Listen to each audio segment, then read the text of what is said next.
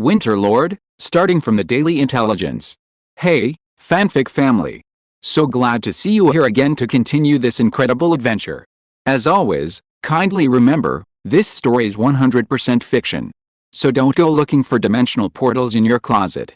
All rights to this fantastic novel belong to the original author. We're just your humble narrators of epic tales. Are you enjoying the fanfic? Show it by subscribing to our YouTube channel and dropping us a like. And if you're impatient for more exclusive content, our Patreon is your happy place. Chapter 351 Intelligence in Autumn Harvest. When Lewis awoke, it was just dawn. Still weary from the night's journey, the rapid return from Dawn Harbor to Crimson Tide had left him almost instantly asleep. He rubbed his temples and glanced instinctively to his side. Emily was sleeping beside him, her blue hair spread across the pillow, her breathing shallow, her eyelashes fluttering. The baby in her arms was curled up, half encircled by her arm. Lewis looked down at them, his expression softening for a moment, then gently got out of bed. He donned a thick robe, walked to the window, and opened the wooden pane. Morning mist enveloped the entire city of Crimson Tide, snow-covered streets stretching into the distance. Red-domed houses were faintly visible in the mist, like undulating waves. Then Lewis waved his hand, and after a familiar soft chime, a pale blue light curtain spread out in midair. Daily Intelligence Update complete. 1. The second prince was attacked by a mysterious high-ranking extraordinary knight during a hunt, losing his left arm and currently unconscious. 2. The sixth prince, Asta August, has recently been using the name of the royal family to bring rare magic stones to win over Earl Holmes. 3. A tribe of frost giants has appeared in the northern valley of the Crimson Tide territory, suspected of seeking refuge for the winter. He looked at the first item, his brow furrowing slightly. The severed arm wasn't just a physical injury, it connected him to the dozen or so legions that had already sided with the second prince, and to the military affairs department. Even if the arm could be reattached, the injury would diminish his power by half. Once the second prince fell, the political balance in the capital would immediately be disrupted. Would the legions continue to support a crippled prince? Or would they split up and side with other princes? And once the military was divided, the empire would have no complete defense line, meaning that foreign forces could take advantage of the situation. The cracks in the capital were larger and deeper than they had been 6 months ago, as if someone was secretly cutting the empire's veins with a knife. Lewis silently assessed the situation. He could almost foresee the struggle between legions, the tearing apart of military power, and the purges among the royal family. He mentally crossed off all the possibilities: internal purges within the military affairs department, the Vatican's interference, a noble faction buying his hand, or the Federation using him as a probe. The intelligence report didn't reveal who was behind it, only coldly stating the result. This attack couldn't be the end, it was merely the beginning. The possibility of internal strife erupting in the capital next year was extremely high. Time left for the Northern Territory to protect itself and consolidate was running out. Lewis sighed deeply. The pressure on him was mounting. Why fight and kill? Wouldn't it be better to work together to build a better empire? 2. The sixth prince, Asta August, recently used his royal status to bring rare magic stones to win over Earl Holmes. Asta, Lewis's lips twitched, a faint, cold smile appearing. To him, Asta could never cause any trouble.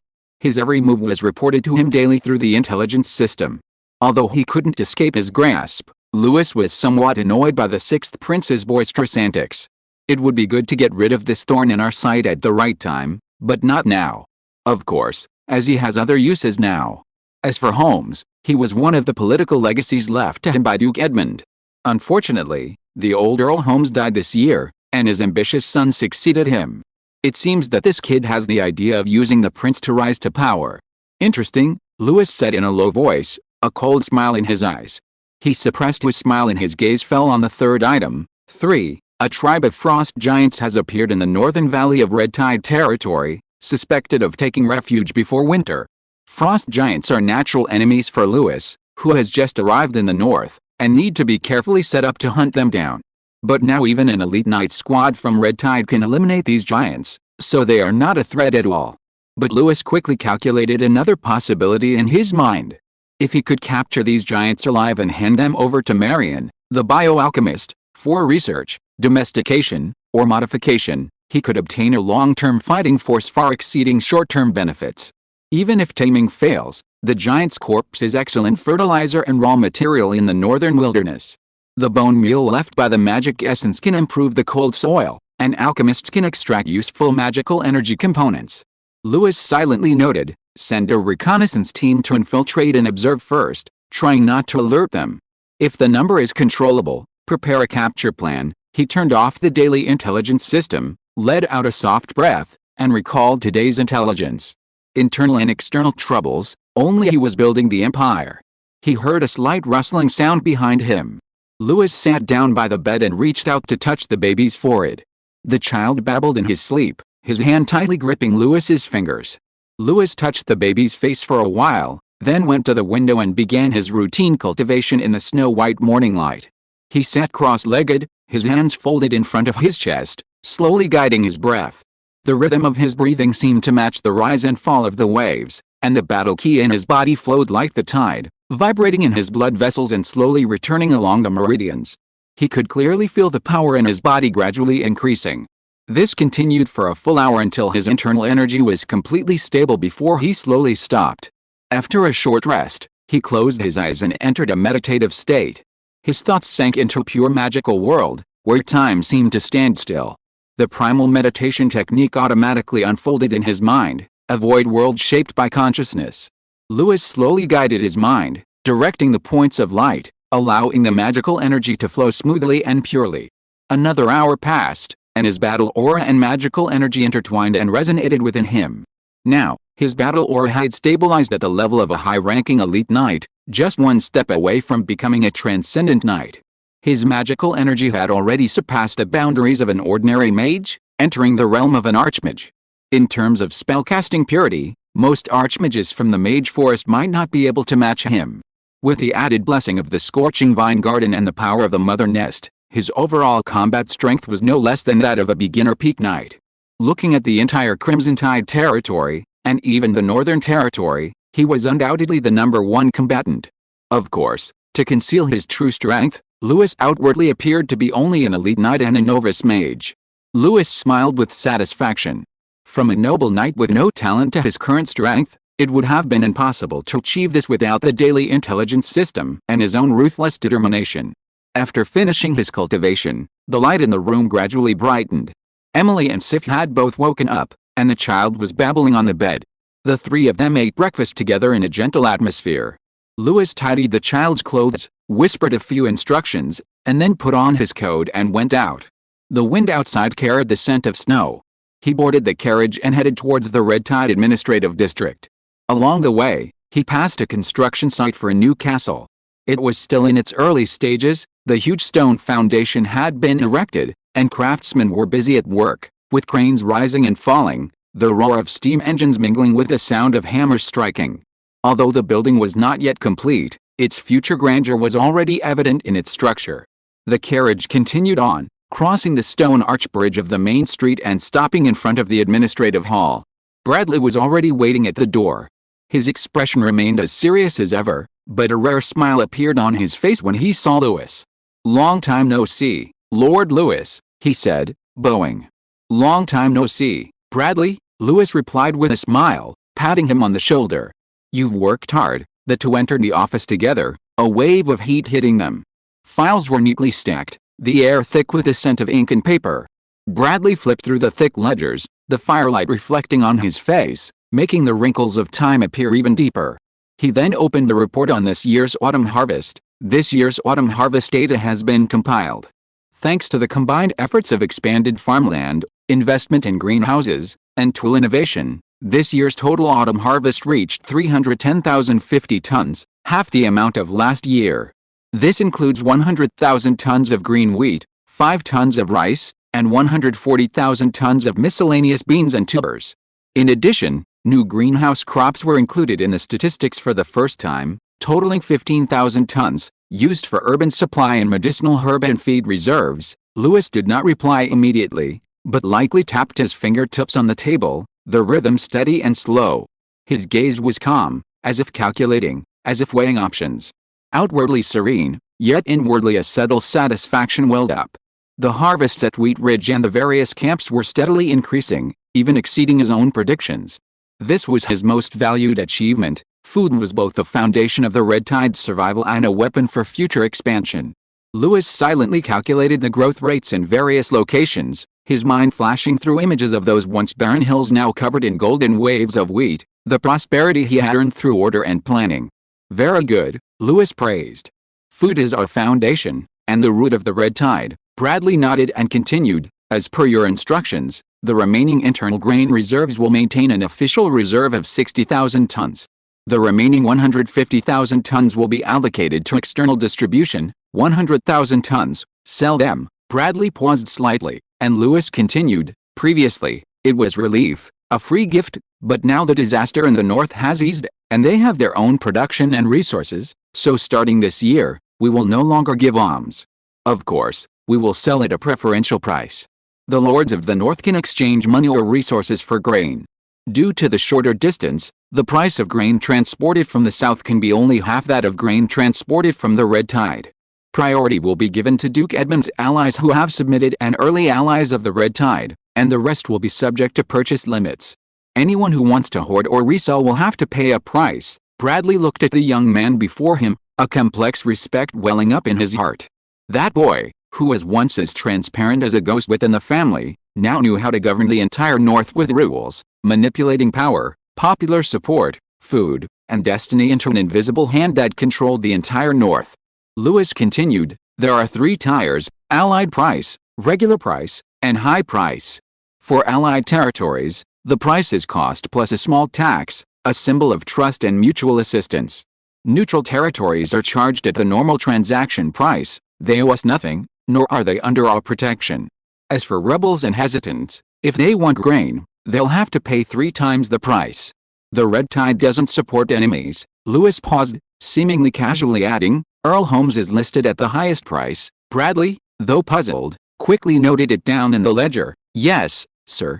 Earl Holmes is the highest price. I will publish the specific percentages so they can see clearly. Lewis's gaze lingered on the snowy landscape outside the window. From this year onward, the Red Tide is no longer a philanthropist, but the ruler of the North. Anyone who wants to survive must follow our rules. Bradley nodded quietly, his heart churning. He realized that the young lord before him was no longer just the master of the Red Tide, but the cornerstone of the entire North. Lewis softened his tone and asked, Bradley, how is the restoration progressing in the southeastern part of the North? Bradley, though surprised by Lewis's question, calmly replied, reporting to you, sir, the overall situation is good. Almost all the post-war ruins have been restored, and transportation lines are open again. The population is steadily returning, and some areas have recovered to 2/3 of their pre-war levels. Areas like around Red Tide territory are even more prosperous than before the war. Lewis nodded slightly. As if weighing something, he said, very good. It seems we can hold our ground, and it's time to move forward. He paused, his tone becoming even lower. It's time to extend our reach into the southeast and control the entire North. Bradley looked up, a look of delight on his face. It should have been done long ago, my lord. You've been too cautious these past 2 years, maintaining the North's support for your policies with food. But to truly seize power, food alone is not enough. If you take this step, no one in the North will be able to stand shoulder to shoulder with you. Then let's begin. Lewis turned. We'll use order and interests to make the winds of the entire North sway with the Red Tide. Bradley straightened up, his expression solemn. Yes, my lord, Lewis smiled, his tone softening. No need to be so serious, Bradley. Tell me, what suggestions do you have? If it were my father, Duke Calvin, what would he do? Bradley pondered for a moment before replying, His Excellency the Duke. He's always been adept at winning people over through marriage alliances, especially in the southeastern provinces, where almost all the nobles are relatives or in-laws of the Calvin family. Lewis's smile faltered slightly as the image of the old Duke, with dozens of children and a prolific procreation process, flashed through his mind. He subconsciously thought of his own 1-year-old son. How could he arrange a marriage? He himself was quite diligent every day, but it was possible he might never have a second child. After all, while the power of bloodline made knights strong, it also made reproduction a luxury. Many nobles in the empire had only 3 or 4 offspring in their lifetime. Thinking of this, he couldn't help but smile bitterly. His father, the Duke Calvin, had fathered over 30 children, leading the entire empire to speculate about what kind of tonic he had taken. Bradley also realized something, and the atmosphere became somewhat awkward. He coughed lightly and continued, "Of course, sir, you don't need to follow his example. The red tide has its own path. Actually, I already had a plan." Lewis smiled slightly and gently pulled out several sheets of paper from beside the table, which were densely covered with the marks and annotations. Chapter 352 Draft and Alchemy. Bradley took the drafts, the prominent title before him, Draft Charter of the Northern Supply Council and Joint Defense. "Listen carefully as you read," Lewis said, his tone thoughtful and deliberate. "I'll explain the key points, Bradley. You know I'm not after power for power's sake. All of this is for the red tide and the North to survive longer and thrive. We can no longer rely on external aid or luck. The North is rebuilding every year. Without unity, we'll only repeat the same mistakes." Bradley nodded as he flipped through the pages. "The first item is food," Lewis said, pacing slowly. "As previously stated, the free relief ends here. It will be replaced with preferential, compensated aid. And based on this, at the next Northern Reconstruction Conference, we will propose the establishment of the Northern Supply Council and the Northern Commercial Alliance, ensuring standardized transactions and reciprocal aid. Will they agree?" Bradley asked tentatively. "More accurately, they have no choice," Lewis replied calmly, a barely perceptible smile playing on his lips. "There might be some resistance at first, but once they have stable trade routes, we get financial flow. No one loses out, and no one can escape the rules. That's the balance. Including all the red tide nobles and merchant guilds in this community of interests is just to make them understand who can keep this chain running." Bradley took a deep breath. Such a concept required not only power but also immense influence and control. Anyone else would have considered it arrogance, but coming from Lewis, it sounded perfectly natural. "What about financial flow?" he couldn't help but ask. Lewis pointed to the second page. "The red tide needs a sustainable financial cycle. The council will handle settlements, and the commercial alliance will guarantee the flow of trade." He paused, then smiled. "In the later stages, we can issue our own currency, the red tide coin. It's not meant to replace the imperial currency, but to establish a credit system. To make the Northerners believe that they are no longer dependent on the imperial capital, but on the Northern's production and trade itself, achieving an internal cycle. And doing business with the Federation is not impossible. This way, even if the Empire collapses, the Northern can still be self-reliant." Bradley's breath hitched slightly, almost doubting that he had misheard. "The red tide is going to mint coins. It's just a concept for now," Lewis explained, "but getting the Northern to get used to using the red tide's units of measurement is part of the control. What's circulating isn't gold or silver, but trust." Bradley's heart raced. The young lord before him had transformed from a pioneer controlling a city into architect planning the entire Northern, and there were likely other ideas he dared not even imagine. As for trading with the Emerald Federation, he wasn't too surprised. After all, most of the Empire's high nobles did so, and the imperial capital could only turn a blind eye. "The second item is joint defense," Lewis continued. "Sign the Northern Joint Defense Treaty, establish a military academy, and bind military supplies and training to the red tide system. Joint defense exercises and military supply approvals will all be handled by the council." He softened his tone. "There have been too many wars in the North, Bradley. Every noble has their own banner. Which means every misunderstanding can turn into a battle. We've finally had a few years of peace, and I don't want to see another winter like that. The purpose of joint defense is to teach them to cooperate under the red tide's order, so they don't fight individually, but cooperate to survive." Bradley's hand trembled slightly. "That's equivalent to unifying the military power of each noble. Unified management," Lewis finished for him, his tone calm.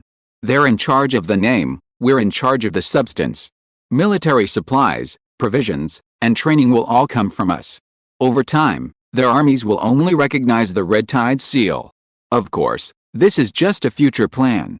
The first step now is to bind them together with commerce and food." Bradley swallowed, beads of sweat forming on his forehead, realizing this was a conquest plan. "The third item, the North Watch Hall and the Bard's Network," Lewis turned the page. "The former is the intelligence agency, the latter is in charge of public opinion. Festivals and the historian system will all be brought under the red tide's control.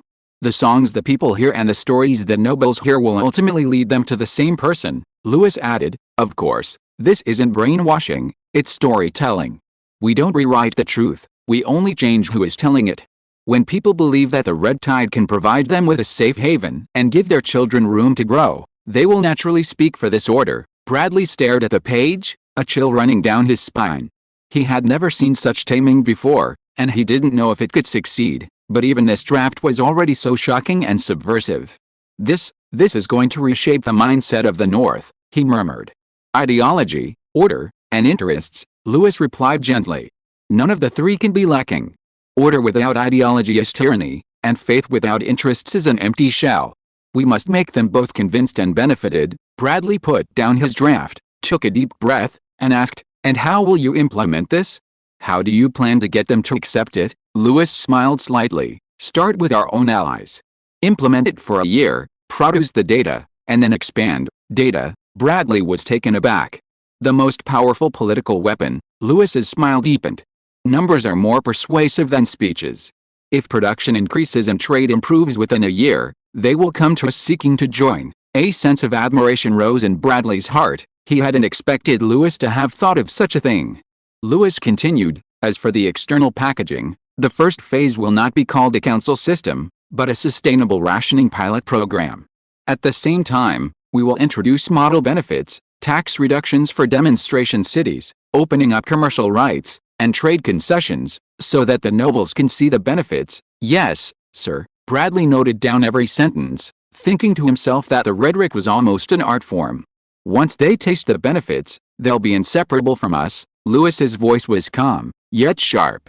"Once resources, commercial rights, and military supplies are all tied to the red tide, they will realize that opposing the red tide is tantamount to making an enemy of the entire North. If this charter is successfully implemented, the North will be free of chaos," Bradley said softly. "Not the end of chaos," Lewis corrected, his tone tinged with humility. "But a clearer choice. I hope they choose order, not me," he sighed softly. "If I had the power of Duke Edmund, I wouldn't have needed to go to such lengths to make these arrangements." Bradley paused, then lowered his head, knowing that Lewis was being modest again. Lewis smiled gently and said slowly, "This is just a rough idea of mine. There are certainly many immature aspects that you and the people in the government office need to improve step by step." "Yes, sir," Bradley replied earnestly. The two then discussed the details at length, from the quota ratio of the Chamber of Commerce to the supervision of port warehousing and the structure of the council, even meticulously considering the emergency tax rate. It wasn't until the midday sun slanted into the study that Lewis put away his drafts. "Go on with your work, Bradley. I have some things to do," he said gently. Bradley bowed and turned to leave. Lewis stared at the documents on the table for a long time before finally putting on his coat, pushing open the door, and boarding the carriage bound for the alchemy workshop on the outskirts of Red Tide City. The morning breeze seeped in through the cracks in the window, carrying a hint of chill after the snow. Marion awoke with a start, his chest heaving, his fingers gripping the corner of the blanket tightly. In his dream, he was still in that dark room of the Azure Tide Guild. The damp air, the echoing of chains scraping, the footsteps reverberating between the stone walls. But when he opened his eyes, he was greeted by sunlight, real sunlight. A corner of the curtains was lifted by the wind, casting warm yellow light onto the wooden walls. The air was filled with the scent of burning wood from the fireplace and the aroma of freshly baked bread. Marion stared blankly for a few seconds, his mind a complete blank. Then he slowly sat up and looked around. The door was unlocked, the window was open, and there were no shackles on his feet. This unfamiliar freedom made him even more uneasy at first. It was too quiet, too bright, leaving no room for even fear. He suddenly remembered that during his years in the guild, he had almost never truly seen sunlight. Since being pulled into the underground research institute in his teens, his life had been locked behind layers of stone doors. Every corridor was guarded, and even his sleep and meals were recorded. The only places he could go were the lab benches, his dormitory, and the lecture hall. He almost never had the chance to set foot on the surface. Occasionally, when he was sent on assignment, someone would accompany him the entire time, forbidding him from speaking to any outsiders. This life of isolation and surveillance lasted for decades, and only now did he realize that he had long forgotten what freedom meant. He threw back the covers. The smooth wooden floor was cool, yet dry. A small plant sat in the corner, a few white moss flowers blooming among the green leaves, a common, hardy variety in the north, its leaf tips glistening with dew. He reached out and gently touched it, murmuring softly, 1 month. I'm still alive." His voice was almost inaudible, as if afraid to break the unreal tranquility. Just then, a soft knock came at the door, and a young servant's cautious voice said, "Master, breakfast is ready." The title master made him tremble slightly. There was no cold command in the tone, only respect. He didn't know how to respond for a moment, only whispering, "Thank you." The servant placed a breakfast outside the door and left. Marion stared at the bowl of hot porridge and 2 slices of buttered bread, remaining silent for a long time. The aroma made his throat tighten, yet he felt strange. He had never smelled this kind of food in the Federation. They usually ate nutritional supplements and pastes containing various elements to prolong his life, but the taste was never good. He then sat down by the window to enjoy his meal. Outside, he saw rows of 3-story houses with courtyards. His residence was situated in the most luxurious part of Red Tide City. The building was constructed of wood and stone, with warm-colored exterior walls and wide windowsills. The courtyard had a small fountain and neatly arranged vegetation. 3 servants were responsible for his living quarters, cleaning, and meals. Guards were stationed at a distance rather than at the door, more like a courtesy than a watchful presence. All of this was unbelievable to Marion. In the Federation, he had spent his entire life underground, yet now, in this corner of the northern wasteland, he owned a house of his own, and such a luxurious one at that. Before coming to Red Tide, he could never have imagined such a life. For the past month, this tranquility had left him somewhat uneasy, often waking up feeling as if he were dreaming. This was all arranged by Lewis. During his time in Red Tide, no one restricted his freedom, but Marion still dared not venture far, spending most of his time between his laboratory and residence, only occasionally gazing at the city center lights from the 3rd-floor terrace at night. After breakfast, Marion changed into his white robe, his movement somewhat clumsy, his hands trembling slightly as he buttoned the last button. But as he pushed open the door and stepped out, sunlight streamed in through the crack, and for the first time, he didn't instinctively retreat. At that moment, he suddenly had the illusion that he had truly left the shadows. Then came the soft sound of hooves. It was the carriage prepared for him, the driver already waiting at the door. Marion put on his outer robe, whispered a few instructions, and boarded. The carriage was warm, padded with thick fur blankets. He was still somewhat uneasy, his fingers tapping lightly on his knees from time to time, until the rhythm of the wheels rolling over the cobblestone streets gradually calmed him. The carriage traveled through the Red Tide district, white steam rising from the workshops along the roadside. The air was filled with the scent of flowers and grass. This was a northern town he had never imagined. In the minds of almost any Commonwealth citizen, this place should be desolate and backward, but the orderly scene before him surprised him. The carriage stopped in front of the alchemy workshop. This was a brand new building, its exterior more spacious and brighter than the Federation's underground experimental tower. The workshop was clean, well ventilated, and fully equipped. Even the refining furnace was made of the same material as those in the Federation's main city. This was a separate studio specially set up for him by Lewis. It was equipped with fireproof walls and ventilation towers, a complete set of glass instrument racks, a temperature-controlled alchemy furnace, a separate herbal medicine room, and a dedicated experimental record-keeping assistant. Every detail showed the designer's meticulous attention to detail. Upon his arrival, several young assistants greeted him respectfully.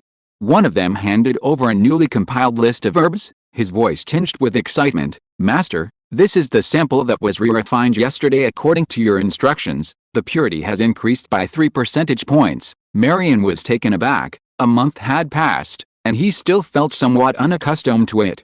He had initially thought these assistants were merely there to monitor him, but their eyes held only genuine respect. Very good," he murmured. After the assistants dispersed, he surveyed the workshop alone, his heart still unsettled. The equipment and medicinal herbs were neatly arranged. Silverleaf grass, magic stone, aquamarine crystal, and jade extract, as well as the rare frossilef vine, were all on orderly shelves. There were even several new materials similar to frossilef vine that he had never seen in the Federation, seemingly new catalysts extracted from northern specialties. The preciousness of these materials made him almost feel like he was still in the core experimental layer of the guild. This was the most surprising resource he had ever seen from a border city of the Empire, comparable to one of the 8 major merchant houses of the Emerald Federation. However, when he examined the samples, he felt a sense of confusion. Given the quality of these materials, The finished product seemed somewhat rough, with proportions and integration not meeting expectations. For the past month, his main task had been to recombine these materials, rearrange the reaction pathways, and correct the flaws in the Crimson Tide alchemy system. Marion continuously modified the formula in his experimental records, noting the temperature and time, trying to improve the stability of the finished product with more refined techniques. Unbeknownst to him, the furnace fire gradually dimmed, and sunlight shifted from the window cracks to the doorway. Only then did Marion realize that it was nearly afternoon. Just as he put down his notes, a soft knock came at the door. "Master," an assistant cautiously peeked in, his tone respectful. "Lord Lewis has arrived and wishes to see you." Marion paused. That underlying tension resurfaced. He hadn't truly seen that young lord since their first meeting at Dawn Harbor. He opened his mouth, wanting to say something, but swallowed it back, hesitating for a moment. "I understand. Please inform him for me, I'll be there immediately." The assistant nodded and withdrew. Marion straightened his clothes, his heart tightening slightly. He knew he couldn't avoid it, he had to face it, no matter what. At that moment, steady footsteps sounded at the door.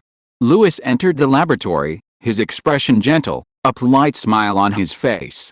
"Master Marion," he said calmly and kindly, "I've heard your recent work has been very fruitful, and I'd like to see it for myself." Marion hurriedly stood up, almost knocking over the bottle rack on the table, and quickly said, No, sir, it's just some recombination experiments, still very rudimentary, don't be nervous." Lewis smiled, his gaze sweeping over the notes and bottles. "Could you tell me about your research over the past month?"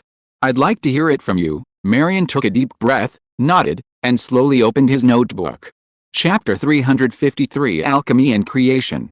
"Don't be nervous," Lewis smiled, his gaze sweeping over the notes and bottles. "Could you tell me about your research over the past month?" "I'd like to hear it from you." Marion took a deep breath, his fingertips trembling slightly on the pages of his notebook. He had almost memorized every recipe, but the thought of describing it to the Lord and the others still made him tense. Several alchemy apprentices pushed in a cart displaying various reagents and small instruments. Glimmering light shone from glass bottles, and sealed samples sat in metal boxes. The apprentices were almost trembling with respect, their eyes filled with anticipation for their master and reverence for Lewis. Marion looked at the row of familiar yet unfamiliar tools, his Adam's apple bobbing before he whispered, "I'll begin." Lewis smiled faintly. "Relax, don't be nervous." Marion then placed 3 materials and several finished product bottles on the table: the spores of Shadowmus, the remnants of soul-eating lizards, and the soul vine dew. These are the core ingredients. Shadowmus amplifies the echoes of memories, soul-devouring crystal disrupts the memory spectrum, and soul vine dew acts as a stabilizer, preventing the torn mind from collapsing. He then picked up a small, dark silver bottle. The liquid inside flowed slowly, refracting iridescent light under the lamplight. This is one of the finished products, Heart Abyss Temptation Mist.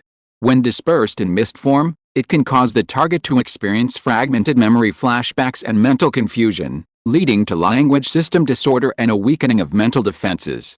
When combined with interrogation techniques, it can force the subject to reveal subconscious information in a very short time. He then picked up a slender syringe, the syringe filled with a slightly glossy liquid.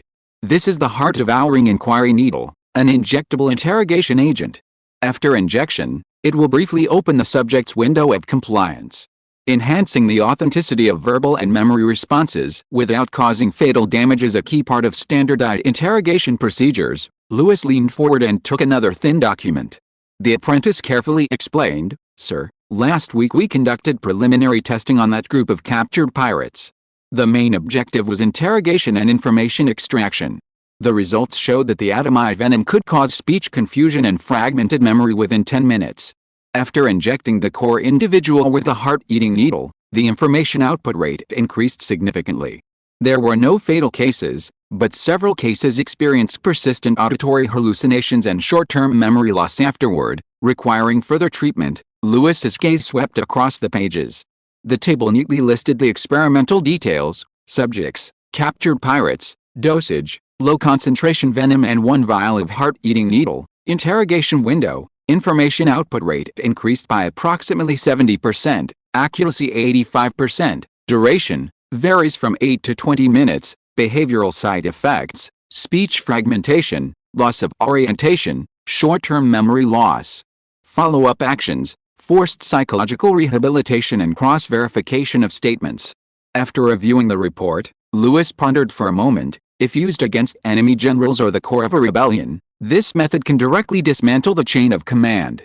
Make it a formal option for intelligence and interrogation, but be sure to establish strict procedures for its use and a mechanism for accountability. Hilco had previously attempted similar methods with similar materials, but due to his talent being more focused on impact-based magic explosive bombs, the finished product was crude and prone to backlash, making it impractical. Marion's achievement in just 1 month was both surprising and delightful to Lewis. Lewis closed the report, immediately archived the samples and data from the pirate experiment and established a special approval team. Any practical application must be authorized by me. Marion nodded immediately, and the alchemy apprentices quickly agreed. Yes. Then, Marion carefully put on a pair of thin protective gloves. He took a bottle of pale green liquid from a refrigerator, inside which floated tiny vine-like fragments that looked as if they had been bathed in moonlight. This is a purified extract of soul vine dew. He held the bottle up to the lamp, the light filtering through the bottle and casting faint spots of light on the table. Soul vine dew has an extremely strong magical energy circulation ability, capable of stimulating the natural reconstruction of battle aura meridians. When fused with fire scale viper scale powder in a specific ratio, it produces soul scale restoration liquid, which can rapidly repair battle aura bloodlines and minor injuries. Injected on the battlefield, a knight can recover about 40% of their battle aura and alleviate muscle tears in a short time. Then the apprentices pushed over another cart, and Marion gestured to an assistant to retrieve a darker colored reagent. The liquid swirled within the tube like a hidden stream in a deep forest. This is a concentrated version of the spirit source reconstruction agent, based on soul vine dew with the addition of the catalytic enzymes of the snow scorpion bile. It can significantly accelerate the penetration rate and tissue repair efficiency. It is especially effective for patients suffering from magical burns or severe injuries. He dripped a drop of the spirit source reconstruction agent onto the simulated skin of a mouse's wound. Blue-green light patterns spread like tiny rivers, and under the microscope, the burned epidermis slowly closed, with traces of fiber remodeling beginning to appear within minutes. The apprentices watching held their breath. This type of reagent has a clear advantage in the red tide. The raw materials are readily available and inexpensive, Marion added in a low voice. And the soul vine thrives in the northern highlands, while the fire scale viper, though dangerous, has its scales and body fluids sustainably collected and processed around the red tide. In other words, mass production doesn't depend on southern freight. Lewis reached for the bottle. This will change our rescue and battlefield endurance. Frontline medical personnel can use it to shorten wounded soldiers' recovery time and even maintain knights' fighting strength in short-range combat. Marion smiled under the light, a hint of shyness in his eyes. I will continue to improve the stability of the formula to ensure that it doesn't lose its activity during long-term storage. Lewis nodded, affirming, these can be mass-produced directly. Arrange production lines, establish quality control and tracking systems, and prioritize support for the front lines and rescue units. He withdrew his gaze. His eyes filled with unprecedented approval. Very good. This way, we have both more intelligent interrogation tools and sufficient rear supplies to sustain our combat power. Finally, Marion slowly opened the silver-gray sealed box. Cold air escaped from the gaps, and pale blue vines meandered in the soft light, their sap shimmering like ice crystals. The temperature in the air seemed to drop sharply, even the lamplight seemed colder. Frosselaf vine, he said softly, his tone almost like chanting a spell. Its sap can stabilize magical fluctuations and suppress mania and anger. In the north, it is one of the most precious resources. I didn't expect Crimson Tide territory to cultivate so many. Marion took out a slender-necked bottle, the vine sap inside shimmering with a soft blue-white light. This is Frosselaf tranquilizer. After atomization, it can form a calming field in a short time, quickly calming raging magical beasts and suppressing the effect of mass rage. Marion placed the bottle on the tray, then took out a syringe slightly thicker than a finger, its needle wrapped with fine silver thread, the liquid shimmering with a crystalline blue luster. And this is the enhanced injection reagent, the Frost Third Control Needle. He paused, glancing up at Lewis. Used in conjunction with the Breath of Lorun and the miniature sound field inducer, it amplifies the compliance effect after injection, causing the controlled beast to obey commands and act smoothly for a limited time. He gestured for his assistant to prepare a demonstration. The isolation shield lowered, and a young magical beast was fixed to a transparent platform, trembling slightly. Marion operated the syringe, slowly injecting half a vial of reagent into its neck, then affixing a thin metal rune to its fur. As the inducer beside it activated, slight ripples appeared in the air. The young beast's breathing gradually calmed, the fear in its eyes fading, replaced by an eerie calm. It obediently lowered its body, as if guided by an invisible will. When the injection and inducer are used together, the beast enters a controlled training window. Marion's tone remains restrained. Aggression is suppressed, and the ability to learn and respond to specific commands is significantly enhanced. The effects last for about an hour and will not burden the organs. Lewis approached to observe, his gaze sweeping over the still cub, his voice low. This not only reduces casualties but also allows us to directly incorporate magical beasts into combat. If controlled breeding units are established on the front lines, the Red Tide Legion's mobility will be greatly improved. Lewis looked at the calmed cub, a slight smile playing on his lips. Well done, Marion. Your results far exceed expectations. Marion was momentarily at a loss for words, and could only bow slightly awkwardly. Lewis suddenly asked, could you imagine if this reagent were used on larger magical beasts, such as frost giants? Marion hesitated, remaining silent for a few seconds before cautiously replying, theoretically, it's possible, but no one has ever tried it. The dosage would likely need to be increased tenfold, and the induction field would also need to be strengthened, otherwise it would be difficult to cover that size. The risk is extremely high. Lewis chuckled, a chilling glint in his eyes. Then let's give it a try. Marion's expression shifted slightly, and he hesitated, whispering, but there aren't any samples of frost giants here. Without physical experiments, we'll have some soon. Lewis interrupted him. Marion paused, not fully understanding the young lord's meaning. Lewis then changed the subject. Besides these, are there any other results? For now, no. Marion shook his head instinctively, then hurriedly added, but I have a few ideas. For example, the inspiration detection emblem, made from the spiritual factors of Shadamas, can detect lurking magical energy waves. And the frost breath amulet, cold extracted from the venom glands of fire-scale viper, can suppress magical energy combustion. He paused, his voice trembling slightly. These are all still in their infancy. If I could have a few more months, the Crimson Tide's alchemy system would be completely different. Lewis silently surveyed the neatly arranged bottles and jars on the lab table, their gleam a testament to the alchemist's remarkable achievement in just 1 month. He murmured, very good, Marion. You've turned waste into wealth. Lewis gestured, and a servant behind him brought in a heavy wooden box. The lid opened, revealing gold coins gleaming under the lamplight. It weighed several thousand. This is a reward for you, Lewis said calmly. Your research is enough to change the landscape of the Red Tide. Marion's eyes widened. He had clearly never seen such a sum of money. Having been confined to a laboratory since childhood, he understood little of the significance of these coins, but he still recognized it as a tremendous favor. He immediately knelt and bowed. Thank you, sir, thank you. Lewis reached out to help him up, his voice still calm. No need. Just continue doing what you're good at. After Lewis left, the laboratory returned to silence. Marion was still somewhat dazed, seemingly not fully recovered. It wasn't until his assistant came forward and gently reminded him that he snapped out of his reverie and let out a breath. He glanced at a box gleaming with gold and suddenly said to the alchemy apprentices beside him, each of you go and grab a handful of gold coins. A collective gasp filled the air. The apprentices exchanged bewildered glances, then their faces contorted with utter shock. That was real gold and silver, almost equivalent to several years' wages. Once they were certain Marion wasn't joking, a burning light shone in the young alchemy apprentice's eyes. They rushed towards the wooden crate with almost fanatical excitement, each grabbing a handful of gold coins, unable to hold them all, yet unwilling to let go. Laughter and gasps mingled, the entire laboratory bathed in a warm, bustling golden light.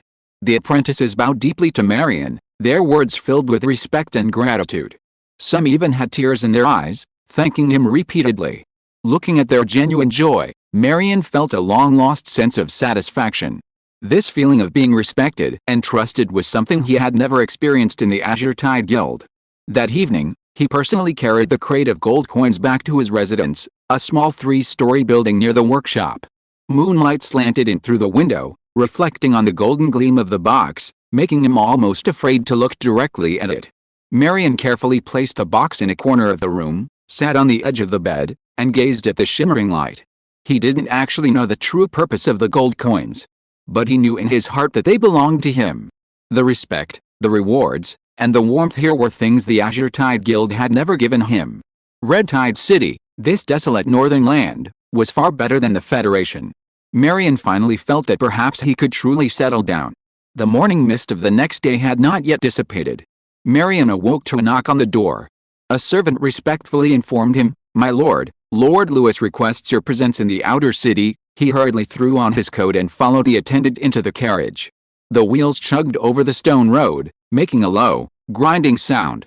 The streetscape gradually shifted from orderly commercial districts to empty military zones, the wind howling, the air thick with the smell of blood and snow. When the carriage stopped, he found himself standing in a vast open space in the outer city of the Crimson Tide territory. A drill ground enclosed by iron bars. Marion instinctively clutched his notebook, and the moment he looked up, he froze. In that white expanse, dozens of frost giants were bound by thick chains, the rings digging deep into their flesh, arranged in a neat row. Each giant was several meters tall, their eyes flashing with a dull, suppressed light, occasionally emitting soft growls from deep within their throats, mixed with a sound of metal scraping. Marion's mind went blank. Lewis's words from the previous night, "It'll be here soon," echoed in his ears.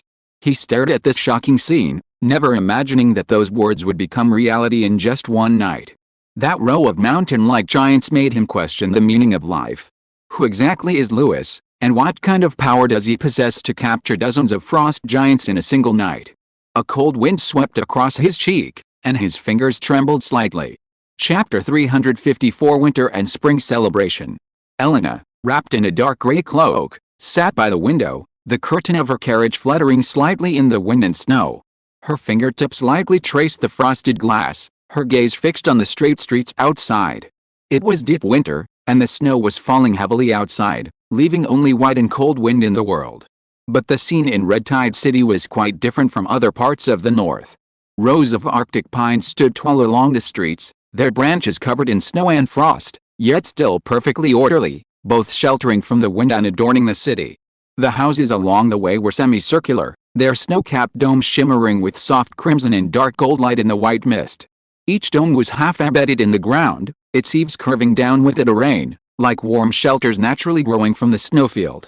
The faint sound of flowing water could be heard beneath the road. It was the heating system designed by Lewis, filled with warm water in winter to prevent freezing, so even in the heavy snowfall, the wheels did not slip.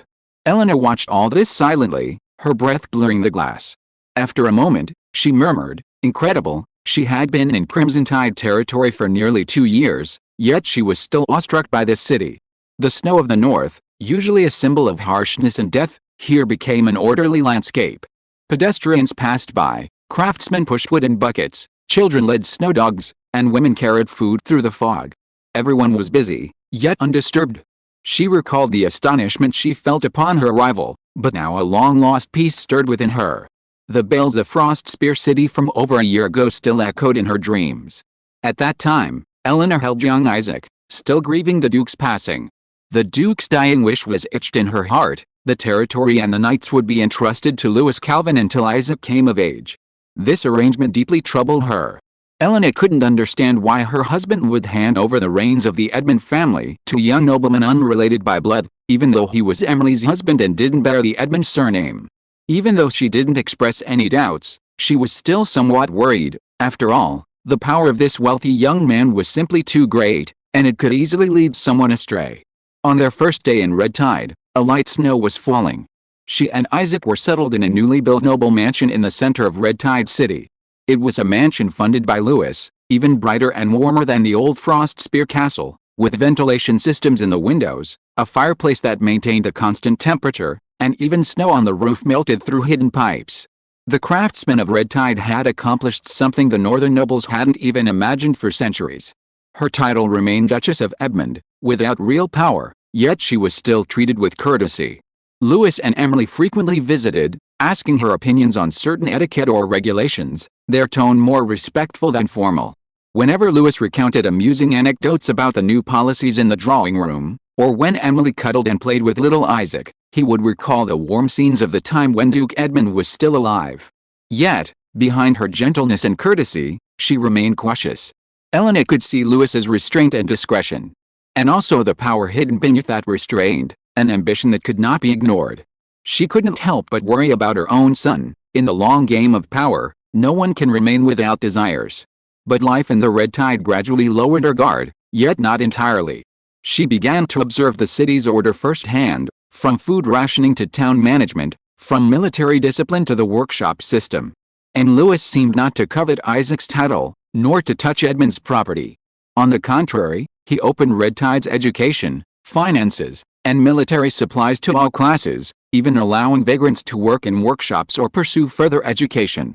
Elena spoke with Red Tide officials at a banquet and was surprised to find that they weren't discussing conquest, but rather port expansion, mechanical technology, and winter relief. Transparent tax laws, fair food stamps, and orphans able to attend school, even servants learned to read and write at night school. Gradually, she finally understood that Lewis's ambitions were not merely for the rule of the North, but for a new order, an order that allowed everyone to survive. Elena's vigilance hadn't vanished, but that fear had been replaced by a strange respect. As she pondered these thoughts, the carriage slowly came to a stop in the thick snow, and a maid softly reminded her, "Madam, we've arrived." Elena lifted the curtain, and a cold wind rushed in, instantly soaking her cloak with snowflakes. Before her stood a simple yet tidy courtyard, the Red Tide emblem hanging at the entrance, its sun pattern shimmering in the snow. That was the Red Tide orphanage. This was Elena's task for the day, to inspect the preparations for the Red Tide orphanage. Since she took charge of managing several orphanages in the city, she had personally inspected them every few days. The children in the orphanage adored her, always waving as her carriage approached from the window. Snowflakes danced in the air, the aroma of firewood and hot soup filling the air. Elena pulled her cloak tighter around herself and ascended the stone steps. Several maids and administrators followed behind, while staff members of the compound bowed and greeted her along the way. She surveyed the corridors of the compound, her steps slow but steady. Children's laughter drifted from behind doors, mingled with the sounds of reading aloud. A little boy crouched in a corner, clutching a wooden toy. Elena approached and bent down to tie his scarf. The boy looked up, startled, and she gently stroked his hair. A maidservant quickly stepped forward and offered the child a bowl of hot soup. The nuns in the compound distributed food in an orderly fashion, and a fire burned in the center of the hearth. Several elderly orphans were reading to the younger children, reciting from a literacy textbook compiled by the Red Tide Academy. A wooden plaque hung on the wall, engraved with the slogan, "Everyone is a child of the Red Tide." Elena stood there for a long time.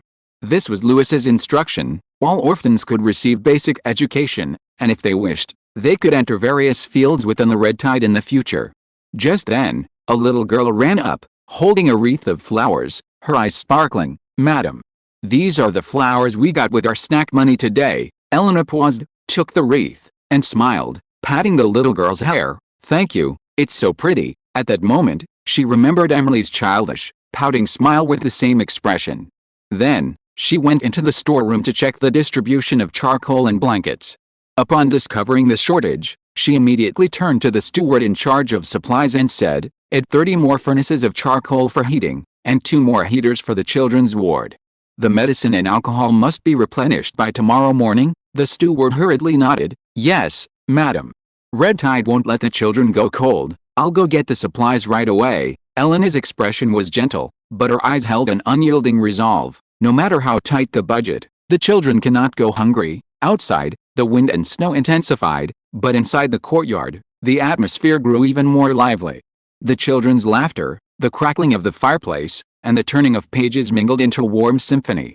As night fell, Elena returned to her mansion in Red Tide City. A gentle fire burned in the fireplace, and Isaac leaned against the window watching the snow, his face warmed by the orange glow.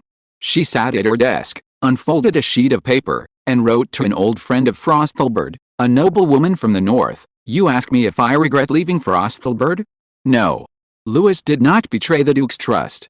Perhaps he desires more than just the north, but in his order, winter is also warm. The ink was slightly dry, the firelight flickering. She sealed the envelope, looked out at the snowy night, and hoped everyone would have a better winter. Winter finally passed, the snow on the streets shimmering in the sunlight. The market in Red Tide City was already decorated with ribbons and flags, the air filled with the aroma of hot soup and bread. Since Lewis's arrival, Every year at this time, the people of Red Tide would hold a spring festival to celebrate the end of winter and give thanks for the past year's efforts and harvest. This was the fourth spring festival in Red Tide territory, but for Kosa, it was his first. The morning mist had not yet dissipated, and the entire city was draped in festive colors. Flags and floral fabrics fluttered along the main street, craftsmen paved the road, and children built snowmen by the roadside, their laughter echoing in the cold. Today he had a mission, to represent the knights in the parade. Although he had muttered to himself last night, "Why do I have to do such a pointless thing?" the thought of riding through the city and letting everyone see the procession filled him with a secret anticipation. He rose early, washed, put on his clean knight's uniform, and adjusted the badge on his chest. His slightly nervous expression was reflected in the mirror. He took a deep breath, checked his sword and belt, and turned to straighten the hem of his knight's cloak.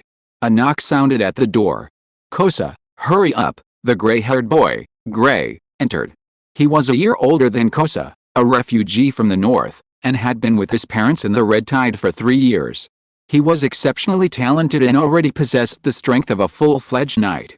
The two had trained together, been scolded together, and even stolen stew from the kitchen together. They were best friends.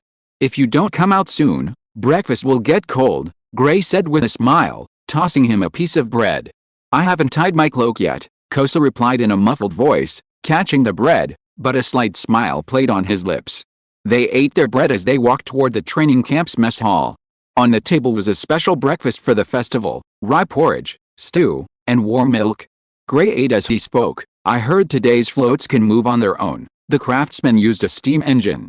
I bet one of them will break down." "Don't be such a jinx," Kosa glared at him, but couldn't help laughing. After finishing their meal, they put on their cloaks and headed to the assembly point. On the training ground, a dozen knights stood ready, with Instructor Brooke standing at the front.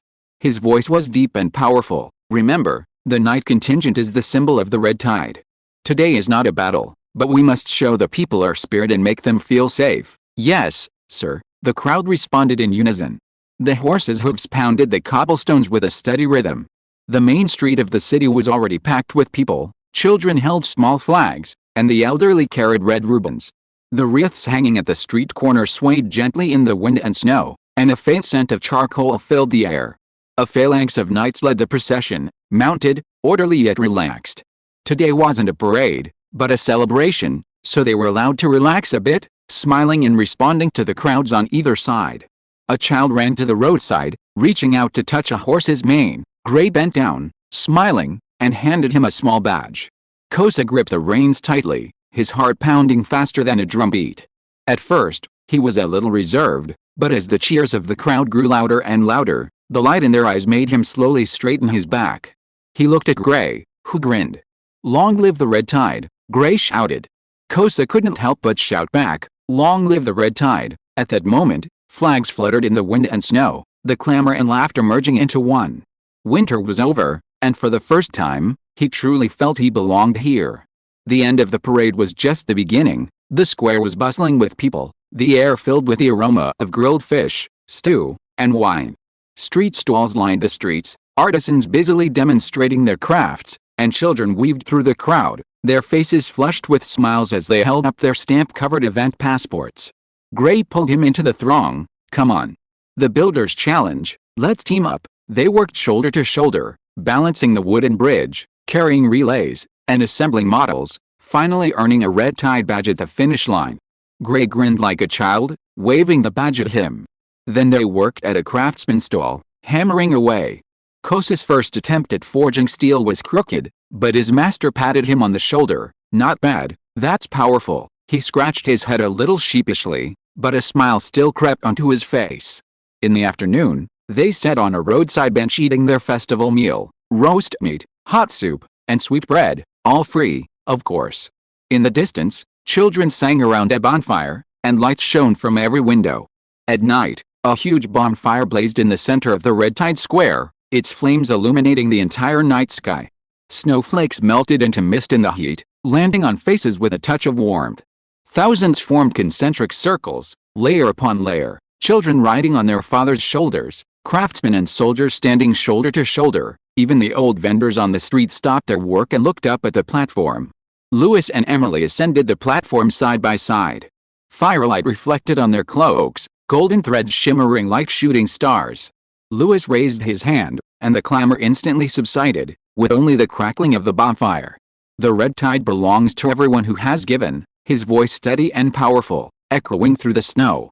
After a moment of silence, the entire square erupted in a thunderous roar of cheers. The crowd chanted in unison, "Red tide! Red tide!" Banners fluttered, the wind and shouts weaving into a deafening anthem. Kosa stood at the end of the nightly formation, his gaze fixed on the main banner. Firelight reflected on his face, his young eyes burning with fervor. At this moment, he almost forgot where he came from. He was simply a member of the Red Tide. Gray patted him on the shoulder. "Hey, don't just stand there. We have to shout too." Kosa took a deep breath, raised the flagpole in his hand, and shouted with everyone, "Long live Red Tide!" The shouts echoed in the night sky, and the distant snow-capped mountains echoed back. At that moment, the cold night was no longer cold, and the firelight illuminated every young face.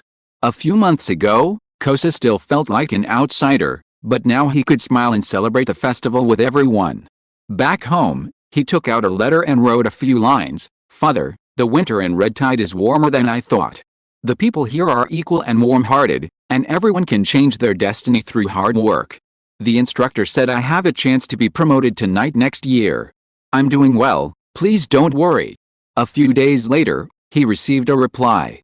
His father's handwriting was as always, rugged yet gentle. "Good child, live well in Red Tide. It's a blessing to be in such a place. Don't cause trouble, study hard. When spring melts the snow, I might come to visit." After reading the letter, Kosa remained silent for a long time. In the darkness of night, with streetlights and bonfires intertwining, he suddenly realized that this sense of belonging was no longer given by others, but something he had personally entered into. Now he was a true member of the Red Tide. Chapter 355 John's Happy Days. A week after the spring festival, morning exercises had just ended, and the white mist hadn't yet dissipated, leaving steam rising from the Red Tide Knights training camp's parade ground. Instructor Brooke stood on the platform, holding a parchment scroll in his hand. Lord Lewis selects several young knights each year to join his personal guard. This signifies trust, but also a test. The parade ground fell silent instantly, dozens of eyes fixed on the scroll. Brooke unfurled the list, a slight smile playing on his lips as he raised his chin. This year, the chosen ones are Kosa Coldtooth and Gray Harlow. At that moment, the air seemed to freeze. Kosa froze, suspended in midair, not even hearing his own name clearly. By the time he reacted, his palms were already drenched in sweat. Gray, standing next to him, slapped him hard, almost knocking him over. "Did you hear that? We're in the personal guard." The training ground erupted in applause and cheers. His comrades surrounded them, teasing, patting their shoulders, and even excitedly lifting them both up and tossing them around in the air. Although some gazes held envy and jealousy, most were filled with genuine laughter. Brooke shook his head with a smile on the stage. "Perform well. It's not just an honor, but also a responsibility.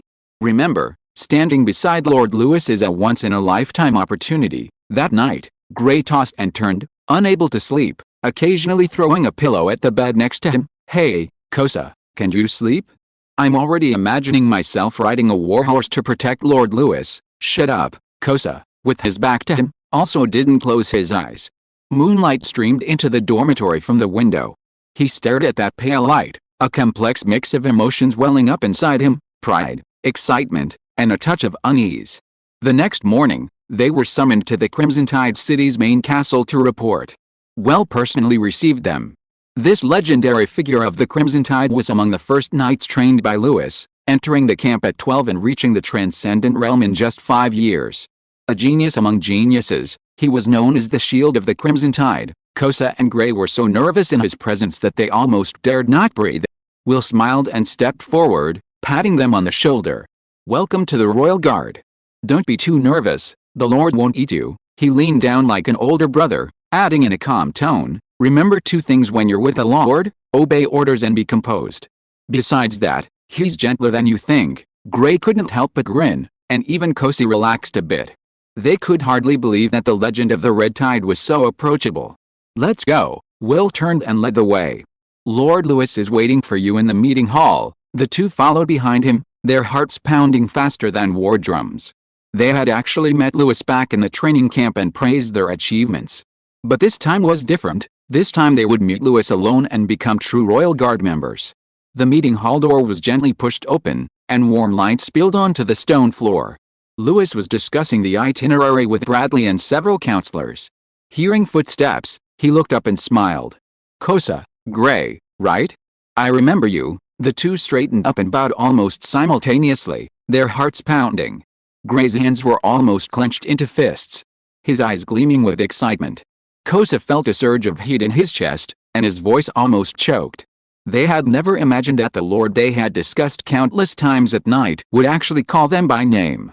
Gray couldn't help but puff out his chest, his voice brimming with barely suppressed excitement. "Yes, of course." Kosa followed closely behind, his voice trembling but extremely firm. "Your subordinate will not fail in your mission." Lewis looked at the two men, a slight smile on his face, his tone calm. "Learn more, observe more.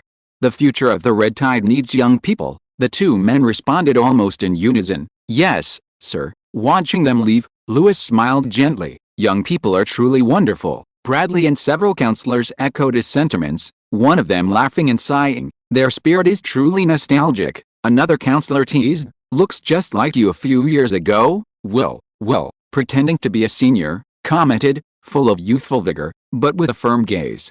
"That's how young people should be." Lewis chuckled, turning to tease, "Aren't you only 16 too?" Will coughed, his expression slightly stiffening, and laughter erupted from the crowd, instantly lightening the atmosphere. The laughter subsided, and Lewis, his smile fading, returned to the main topic, standing with Bradley before the unfolded map. Lewis tapped Frost-Dragon territory on the map, his gaze calm. "We all know that the Sixth Prince intends to intervene in northern affairs under the guise of reconstruction. He wants nominal control, while we want substantive dominance." He paused, his fingertip tracing the lines. "The supply routes, accounts, and regulations, we already have them. The loyalty test will proceed as planned, voting, categorization, and demarcation. Who truly submits and who feigns allegiance will be clear then." Bradley smiled slightly. "Perfect. We also need such a scene to test the loyalty of each territories. Execute everything according to the previous plan. It will be obvious who is truly on our side." Lewis nodded, his tone even. "The supplier routes and accounts are in our hands." His so-called special envoy, my head is naturally spinning. "We control the meeting proceedings. If the Sixth Prince wants to participate, he can only operate within our framework." Bradley responded, "This is merely a confirmation of the results." Lewis smiled slightly, then changed the subject. "Furthermore, there's no need to choose a demonstration city anymore. It will be Frostspear City. Building a new Frostspear City based on that city will not only serve as a window to showcase the Red Tide system, but also fulfill my promise to Duke Edmund." Bradley whispered, "This is the most suitable choice, my lord. The terrain is good, the transportation is convenient, and it's symbolic enough." Lewis put away the map, his tone calm. "We don't need to compete for a face, we only care about the results. Once the North operates according to the Red Tide's rules, his prestige will naturally be completely wiped out." After being summoned by Lewis that day, Kosa and Gray didn't have any special missions after leaving the main castle, continuing their training as usual. Occasionally, they would accompany Lewis to some places inside and outside the city to perform small escort duties, but there were no thrilling or exciting missions. 3 or 4 days later, they received orders for a large-scale expedition. And this mission was extraordinary. Lewis was to travel to Frost-Dragon territory to attend the Northern Reconstruction Conference, a gathering of all the prominent lords of the North and representatives of the Red Tide Council. The journey was expected to take 15 to 17 days. He would depart from Red Tide, pass through various territories in the north, and then enter Frost-Dragon territory. Lewis naturally decided to inspect the various vassal territories along the way to examine the results of the Red Tide system's implementation, and they would witness it firsthand. They quickly realized the special nature of this mission. At dawn, the snow in Red Tide City had not yet melted, the main street was swept clean, and the cold light reflected on the stone bricks like a mirror laid out for the Lord. Lewis's giant carriage slowly drove out of the main castle, its body engraved with the Red Tide emblem, the heavy armor reflecting a cold light, and a banner with a sun pattern hanging at the front, the emblem of rule. 8 Frost-Dragon horses rode side by side, their hooves drumming like drums, pulling the entire carriage like a slowly moving iron fortress. To his left and right stood the extraordinary knights, led by Lambert, arrayed in front, followed by the massive Crimson Tide Knights. Over 300 knights, divided into 5 columns, their cloaks and armor gleaming in the morning light, lances held high like a forest, forming an impenetrable steel torrent on both sides of the street. Each knight had undergone rigorous Crimson Tide training, possessing elite-level skills in physical fitness, tactics, and aura manipulation. Rumor had it that no one in the north dared to stand against the Crimson Tide cavalry. The magistrates, scribes, attendants, supply wagons, and guard cavalry followed in sequence, flanked by musketeers and crossbowmen. The entire force, exceeding 500 men, was well organized, yet moved with the precision of a sophisticated war machine, everything perfectly orderly. As the procession passed through the main street, residents were already waiting on both sides, offering quiet prayers or shouts of encouragement. The craftsmen tipped their hats in salute, children waved red tide flags, and shouts of "Long live Red Tide" echoed through the streets. Kosa, riding at the back of the procession, felt this imposing presence up close for the first time. A wind swept in from ahead, carrying the scent of iron and fire. Gazing at the iron fortress-like carriage, he felt only awe and fervor. This is the prestige of the Lord of the North. Gray, riding beside him, couldn't help but turn back and smile. From now on, we'll be knights standing beside Lord Lewis, won't we? Kosa didn't speak, but instinctively tightened his grip on the reins. On a morning in Silveridge Hill, the snow line still clung to the valley floor, and the wind whistled low through the cracks in the ore veins. John Harvey reined in his horse, which snorted at the hilltop. He shielded his eyes from the sun, looking down the mountainside. The veins of silver iron ore resembled fish bones lurking in the earth, stretching long across the forest. "Hunt!" A command rang out, and drums thundered from the makeshift camp below. A dozen knights rode out in a scattered formation, closing in from both flanks. Hunting dogs darted along their predetermined route. A stag was startled, sending snowflakes flying half a person's height. Jordan drew his bow, nocked an arrow, released it, and the arrow whistled through the air, piercing the stag's shoulder cleanly.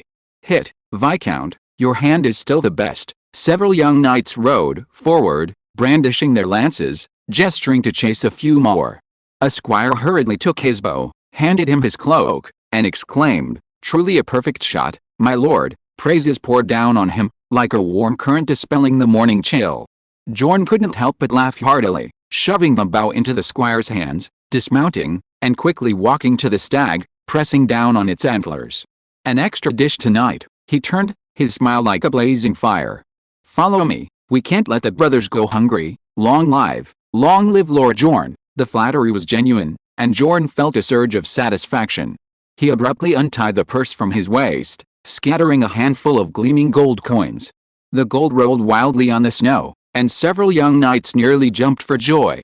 "Hold on tight, don't fall." "Thank you, sir, Viscount, you're so generous." The crisp metallic clang mingled with laughter, even the wind seemed warmer. Jorn watched them, then couldn't resist grabbing another handful and throwing it out.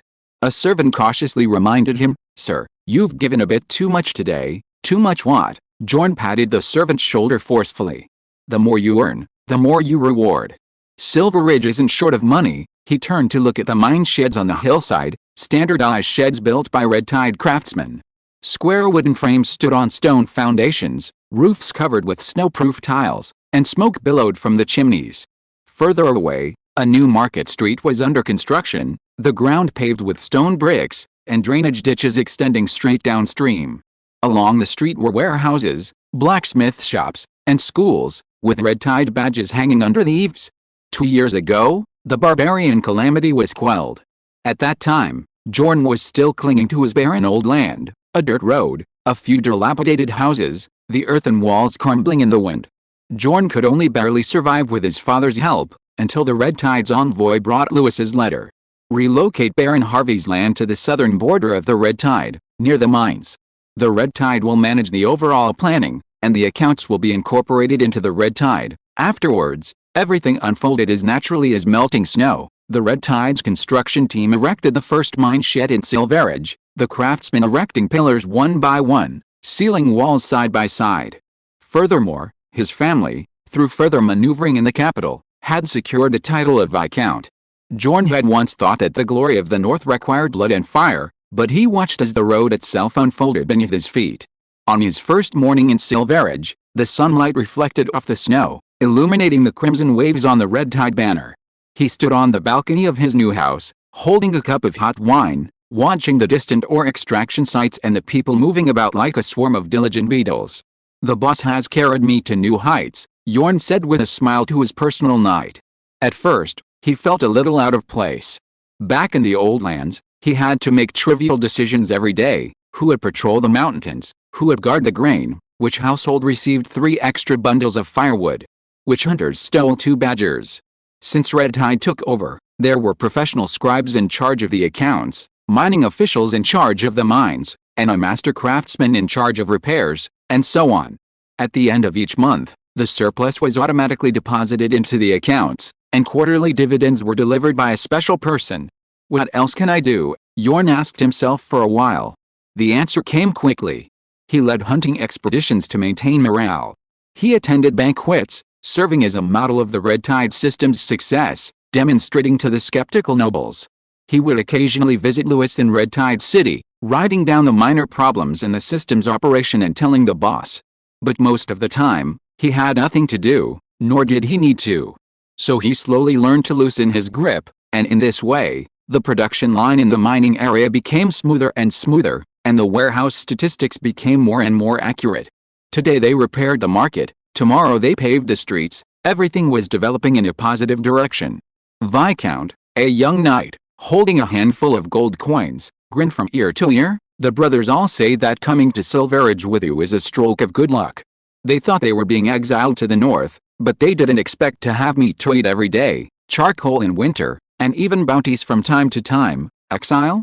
Coming to the north does feel like exile." Jorn laughed, patting his armor. "But you follow the right person, and it's all enjoyable, just like me. You follow me, I follow him, and we won't go astray." "Yes," the knight's laughter echoed in the mountain wind. Their armor was the standard of the Red Tide workshop, and their horses were good horses selected from the northern foothills, with thick winter coats, running like the wind. They originally thought that coming to the north would be suffering, but now they realized that compared to the knights in the south, they were doing much better. Jorn led his horse down the slope, along the newly built stone steps to the edge of the mine shed. The miners were loading crates of freshly forged silver and iron billets onto carts, while the foreman checked the weights and stamped them. Each stamp bore the Red Tide symbol, signifying that the goods would travel along the Red Tide's route, enter its vault, and be exchanged for gold coins. "How are the accounts?" Jorn asked. The scribe opened the ledger, revealing a page densely packed with numbers. "This season's ore production increased by 20% compared to last season, and losses were kept below standard. The dividends are estimated to be 1 grade higher than last season." "Good," Jorn nodded. "Give the miners an extra hot soup. It's still cold." "Yes, sir." He walked to the other end of the shed, where a class was in session at the children's school. The children sat behind wooden tables, writing fluently.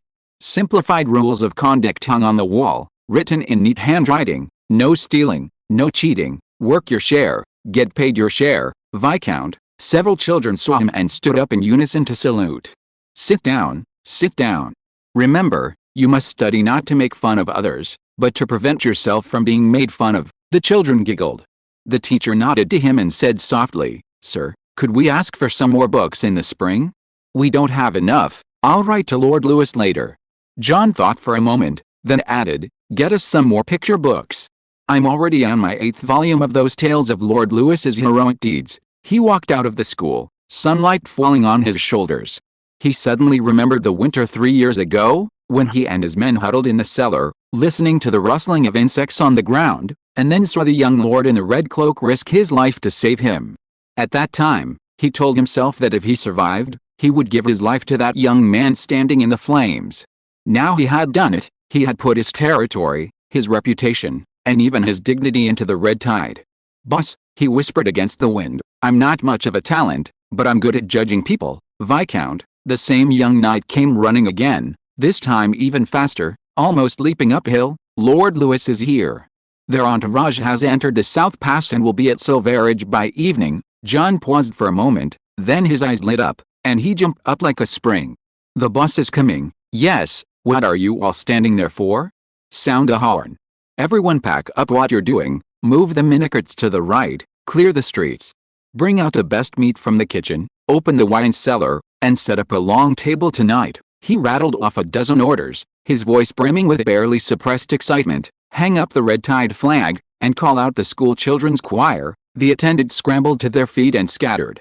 Jorn grabbed the servant's cloak and draped it over his shoulders, then, finding it insufficiently presentable, turned to the steward and shouted, "Bring me that black-trimmed red cloak." "Yes, that one." "Yes, one must look presentable before the boss." He finished putting on the cloak, but the buttons were on backwards. In a flurry, he simply ripped off the buttons and rebuttoned it, the servant barely suppressing a laugh. Jorn glared at him. "What are you laughing at?" "One more laugh and I'll dock 3 days' pay." Yes, I won't laugh," the servant stammered, his shoulders trembling. Jorn led his horse, practically tumbling and crawling down the slope. The wind rushed in from the mountain pass, the flags fluttering, and a surge of heat rose in his chest, like when he was young, running on the training grounds of the capital. "The boss is here," he told himself. "I must personally greet him at the city gate." Chapter 356. A warm welcome. The evening sky was tinged crimson by the flags, the snow had just stopped, and shards of ice still swirled in the air. The heavy clatter of hooves echoed from the end of the mountain road, rhythmic and orderly, like distant thunder. Lewis's convoy slowly made its way up the slope. The vanguard of knights, draped in scarlet cloaks, formed a steel torrent with the supply wagons and heavily armored guards behind them, covering the mountain pass. The city gates were adorned with the double-striped flags of the Red Tide and the Harvey family, symbolizing the fusion of nobility and the new order. The bell tower had already tolled, and the entire Silver Ridge Hill was in an uproar. John had originally ordered a ceremony, but it proved unnecessary. The people had already gathered spontaneously. Miners dropped their hammers, children sang while waving hand-painted Red Tide flags, women swept the streets, sprinkled furnace ash for slipperiness, and the elderly brought out their homemade wine. The entire city had been buzzing since morning. No one had forced them. Why were they so excited? Because for 2 years, they had heard the bards sing the song of the Red Tide every day.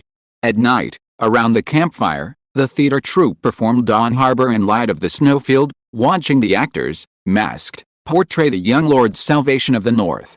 Children found it amusing, but adults wept, knowing that without Lewis, there would be no Silver Ridge Hill, no stable life for them. Torches lit up the streets, illuminating the massive ironclad wagon, its doors emblazoned with the Red Tide emblem, like a burning sun. Old men leaned on their canes, craftsmen raised their hammers and shouted, miners lit torches, students sang loudly, women stuffed freshly baked bread into knights' arms, and children jumped and waved flags. A young mother, holding her baby, told him, "Look, that's Lord Lewis. Long live Lord Lewis. Long live the Red Tide." The shouts surged like a tidal wave. The Red Tide Knights advanced with the cheers, their steps like a torrent flowing into the city gates, shaking the snow off the ground. John rode at the very front, wearing his most magnificent ceremonial robes. The knight, clad in embroidered cloak and wearing a gold-trimmed armor, sported a medal bestowed by the Duke of Edmund on his chest. To show his respect for Lewis, he had even polished his helmet to a gleaming shine, and his sword had a new tassel. He looked imposing, but the thick armor made him appear somewhat round and comical on horseback. As the carriage slowly approached, Jorn's heart pounded with the drumbeats. 2 years of construction could finally be displayed before his master. Jorn had worried that his preparations weren't thorough enough, but seeing the jubilation of the crowd in the streets, even greater than he had planned, he could no longer hide his smile. His eyes narrowed into slits with joy at Lewis's arrival and pride in the success of his preparations. The surrounding knights shouted, the miners yelled, and the enthusiastic atmosphere made his chest burn. As the caravan slowed, Lewis sat in the carriage, his fingers lightly tapping the armrest, a hint of helplessness in his expression. He had originally only intended to discreetly observe the governance of Silver Ridge Hill, checking the mines, warehouses, and schools to see if they were functioning properly. Now, it seemed everything would have to be rescheduled. Through the window, he saw torches, flags, and countless excited faces lining the streets. The shouts had merged into a cacophony, radiating intense heat. He sighed, but a smile involuntarily crept onto his lips.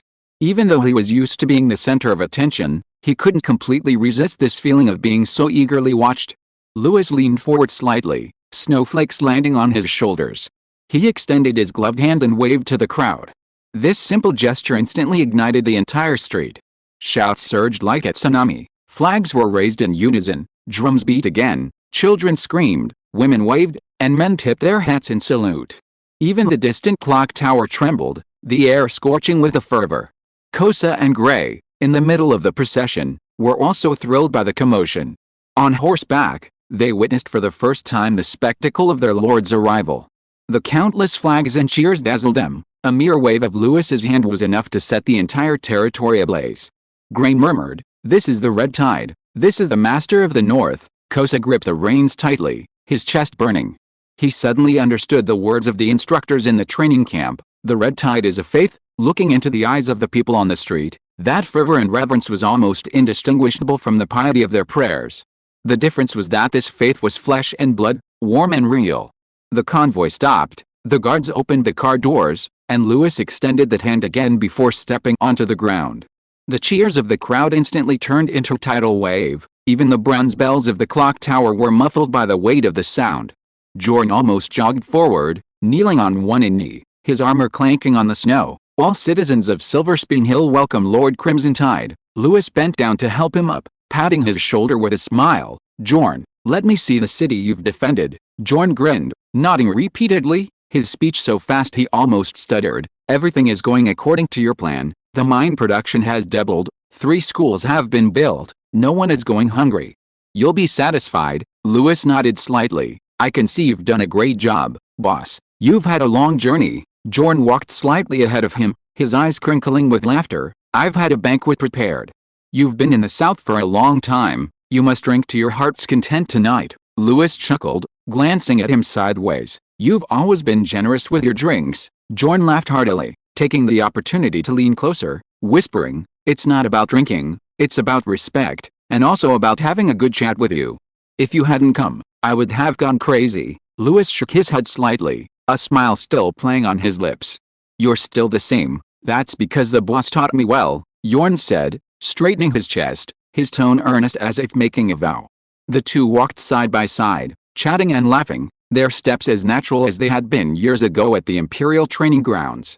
The Crimson Tide Knights escorted them on both sides, and the residents of Silverage Hill spontaneously parted to make way. Some offered bread, some offered hot wine, and many more simply watched the Lord's retreating figure silently. The air in the hall was warm and bright, the walls towering, red and blue curtains hanging down, and flames flickering gently on the metal lampstands. The main banquet hall of Silverage Hill was not noisy at this moment, with only a long table where the two sat facing each other. The table was laden with delicacies rarely seen in the north: roasted frostmane bear, snow-filled lizard soup, rock-salt deer steak, and fine wine sent from the south. A faint aroma of stewed meat wafted in the air, and the firelight melted the shadows of the table corners into a soft red glow. Outside, knights and officials feasted around a campfire in the snow, while inside the hall only Lewis, Jorn, and a few servants were present. "I originally wanted to invite everyone in the city for a grand banquet, but you insisted on keeping it low-key," Jorn said with a smile, shaking his head and raising his glass. "Very well, it'll be good to have a proper drink with you, sir." His tone was tinged with pride and gratitude as he raised his glass. "Sir, this toast is for that rescue 2 years ago. If it weren't for you, I'd be meeting the dragon ancestor by now." Lewis smiled and clinked glasses. The wine rippled slightly. "You were crying your eyes out back then. That's called emotional release." Jorn glared at him, then couldn't help but laugh out loud. "When you saved me, even my pants were frozen solid." The two exchanged a smile, their laughter echoing in the empty hall. After a few rounds of drinks, Jorn beckoned to the servants to clear away the cold dishes and personally introduced the food on the table. "This frostmane bear was hunted last month, and that pot of snow-filled lizard soup." Lewis scooped a spoonful of soup and nodded. "I really didn't expect that you could eat more lavishly here than Red Tide." Jorn proudly tapped the table. "This is all thanks to your supply system. I just happen to benefit from it." The firelight reflected on his round body, his gold-trimmed suit stretched a little tight, and when he smiled, he looked like a cheerful wine barrel. Lewis looked at him and shook his head with a laugh. "Dressed like that, even a bear probably wouldn't dare approach you. This is a grand occasion." Jorn patted his chest. "I have to let the boss know that I've been genuinely waiting for you to come." The topic slowly turned to the past.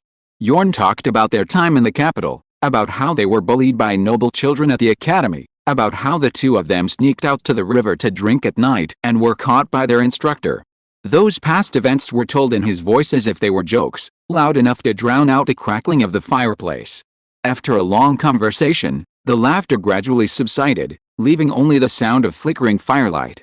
Jorn lowered his voice. The messengers from the capital have recently reported that things are getting increasingly chaotic there.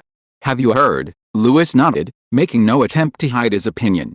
The Emperor is missing, the princes are fighting amongst themselves, and the Dragon Throne Council is undermining imperial power. The Empire's backbone has been broken. Those new nobles are still pretending everything is calm. Jorn sighed. My father received their letter a few days ago, saying things like to maintain loyalty and stabilize trade routes. Lewis tapped his fingertips lightly on the table, his tone steady. They want stability, but the world is already unstable. For the North to survive, it must learn to breathe on its own before the capital falls. Jorn paused, looking at him with a mixture of understanding and confusion, then raised his glass. Boss, whatever you do, I'll listen to you. Lewis clinked glasses with him. I hope you truly understand the weight of those words. They both drained their glasses simultaneously. The firelight reflected on their faces. Lewis's gaze was calm as ice, while Jorn's expression was passionate and sincere. Then Jorn suddenly laughed and cursed. Actually, I should have cursed back for you at that Chongqing meeting a long time ago. What a sixth prince, what a joke.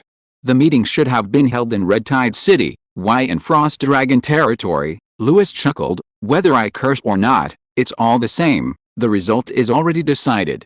I'll just see what tricks they're up to, then I need to vent my anger too. Jorn waved his hand. His arrogance is nothing to us. Lewis didn't reply, but just looked at the fire in the fireplace, his mind wandering to the more distant situation. The map of the Empire, the situation in the north, the territory of Red Tide. The firelight danced in his eyes, as if reflecting some unspeakable ambition. He put down his wine glass and spoke a little truthfully. As long as the North can hold its ground, the more chaotic the capital becomes, the better. It isn't necessarily a bad thing. Jorn didn't quite understand, but just grinned and poured him another glass. Cheers, cheers. Their glasses clinked together, making a crisp sound. One carried calculation and clarity, the other carried trust and passion. Jorn silently vowed to himself, no matter how the Empire crumbled, he would follow this friend. The next morning, as the snow began to melt, the Red Tide banners still fluttered above the Silver Ridge Hill main fortress. After a night's rest, Lewis, accompanied by his officials, Jorn, and personal guards, went to inspect the various locations. The workshops lining the streets were already open. In the blacksmith shops, flames blazed, and craftsmen hammered in Red Tide-style farm tools, the sounds ringing out in unison. Miners were changing shifts, carrying standardized-numbered iron barrels. Clerks in the accounting office were recording the quantity of ore entering and leaving in front of the snow huts. The ledgers were filled with standardized forms printed by the Red Tide Council. The roads were clean, the lines were orderly, and even upon seeing the Lord arrive, no one stopped working. They merely bowed in greeting before continuing their tasks, as they had been informed beforehand. Jorn beamed, pointing around. Boss, look, all of these were built just like you. These past 2 years haven't been in vain. Lewis looked around while flipping through the data report Bradley had handed him. The accounts were clear, and the material allocation was almost synchronized with the Red Tide territory. Tax records, distribution ratios, and warehousing plans, everything was a carbon copy of Red Tide's. Not bad efficiency, Lewis praised. Jorn smiled even more broadly, patting the saddle. I'm glad you're satisfied. These officials are truly devoted to you. They used to be terrified of the Red Tide Council, but now they were eager to enforce the regulations. Kosa and Gray, riding slightly behind, were quite familiar with this scene. After all, Red Tide City was 100 times more magnificent. When the miners and craftsmen saw Lewis, their eyes shone with genuine gratitude and awe. Gray said softly, "They really treat you like a god." Kosa nodded. "We've seen it all the time in Red Tide City. They believe it from the bottom of their hearts." Lewis looked at the semi-subterranean communal house ahead. Warm air wafted from underground pipes, children were riding on the windowsills, and women were hanging laundry.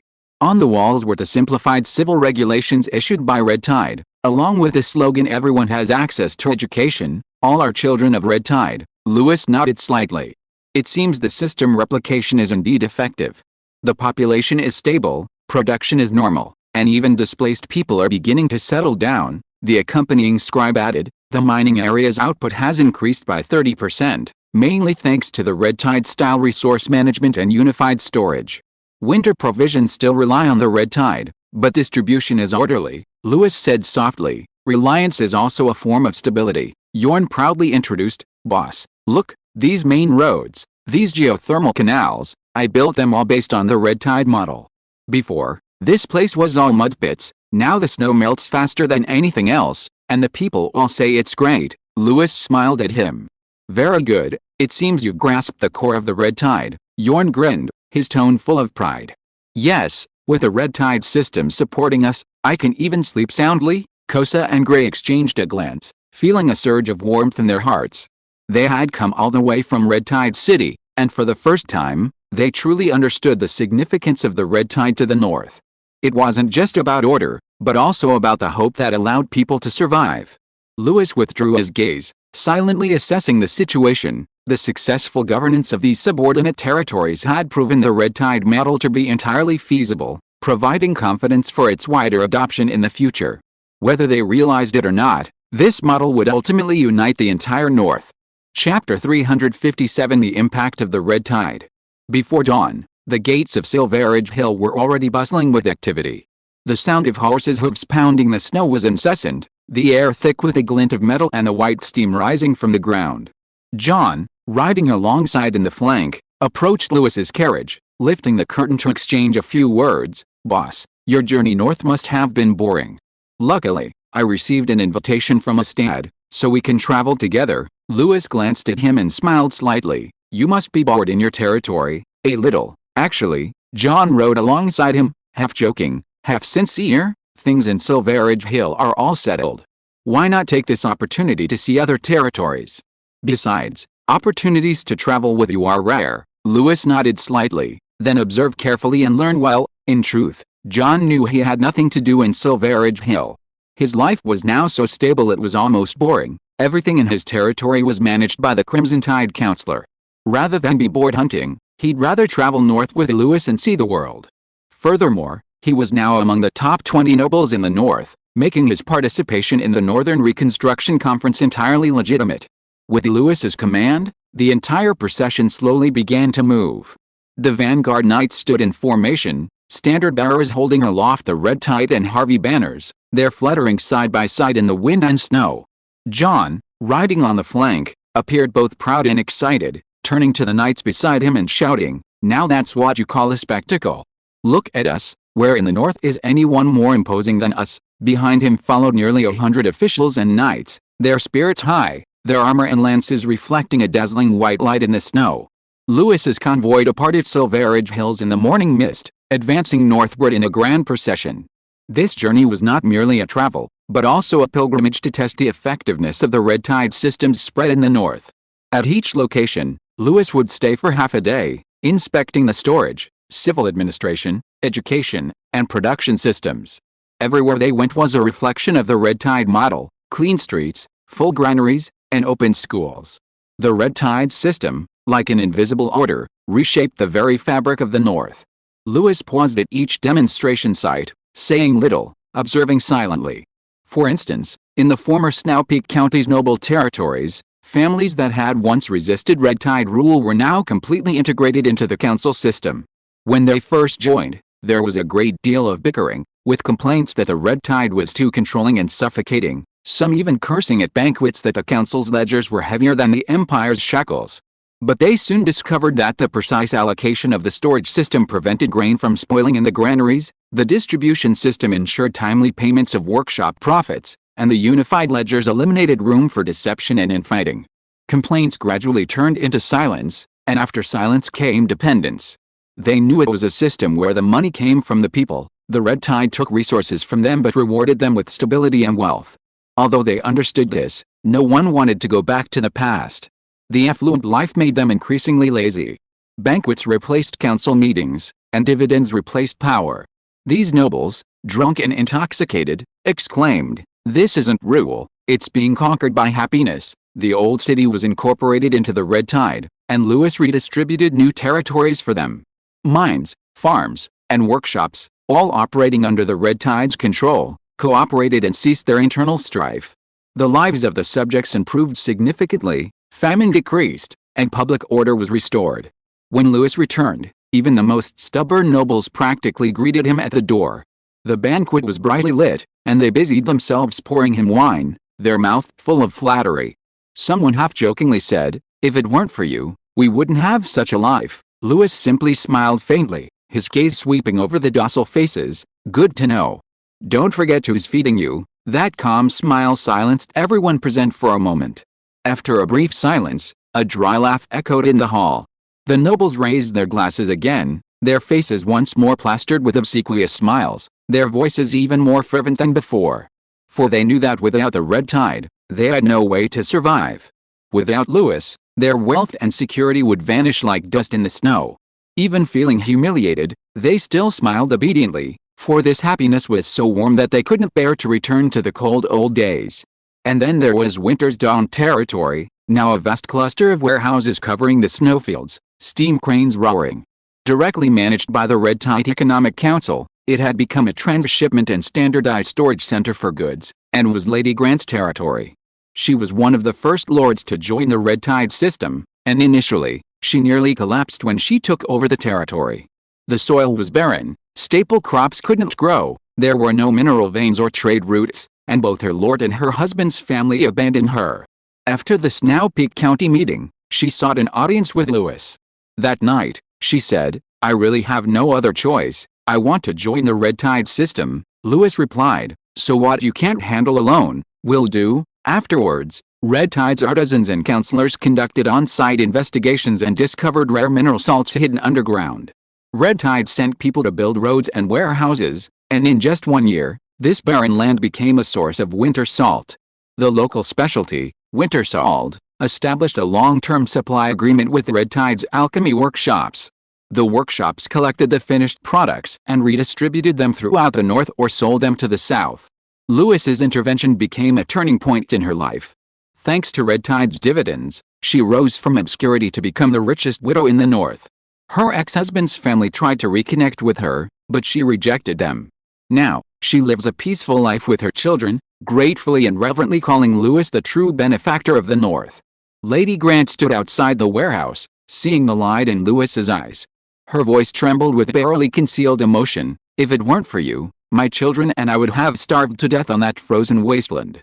"Red Tide saved our lives." Louis nodded slightly. "I accept your gratitude. Remember to continue reporting the warehouse shipments on time. Red Tide will not let those you have helped down, not only in these demonstration sites, but the entire southeastern north, with Red Tide at its center, had completely taken shape." All of this was no accident, but the result of a comprehensive economic plan implemented by Louis within the Red Tide system. Through the council, he established a cross-territorial division of labor and trade agreements, unifying the allocation of resources and labor to avoid internal duplication and conflict, ensuring that every bit of labor and output was precisely invested in the areas most in need. The Red Tide tailored production plans and quotas to each region, dividing functions according to geographical and resource advantages. Some were responsible for raw material extraction, some focused on agriculture and animal husbandry, and some engaged in smelting and processing.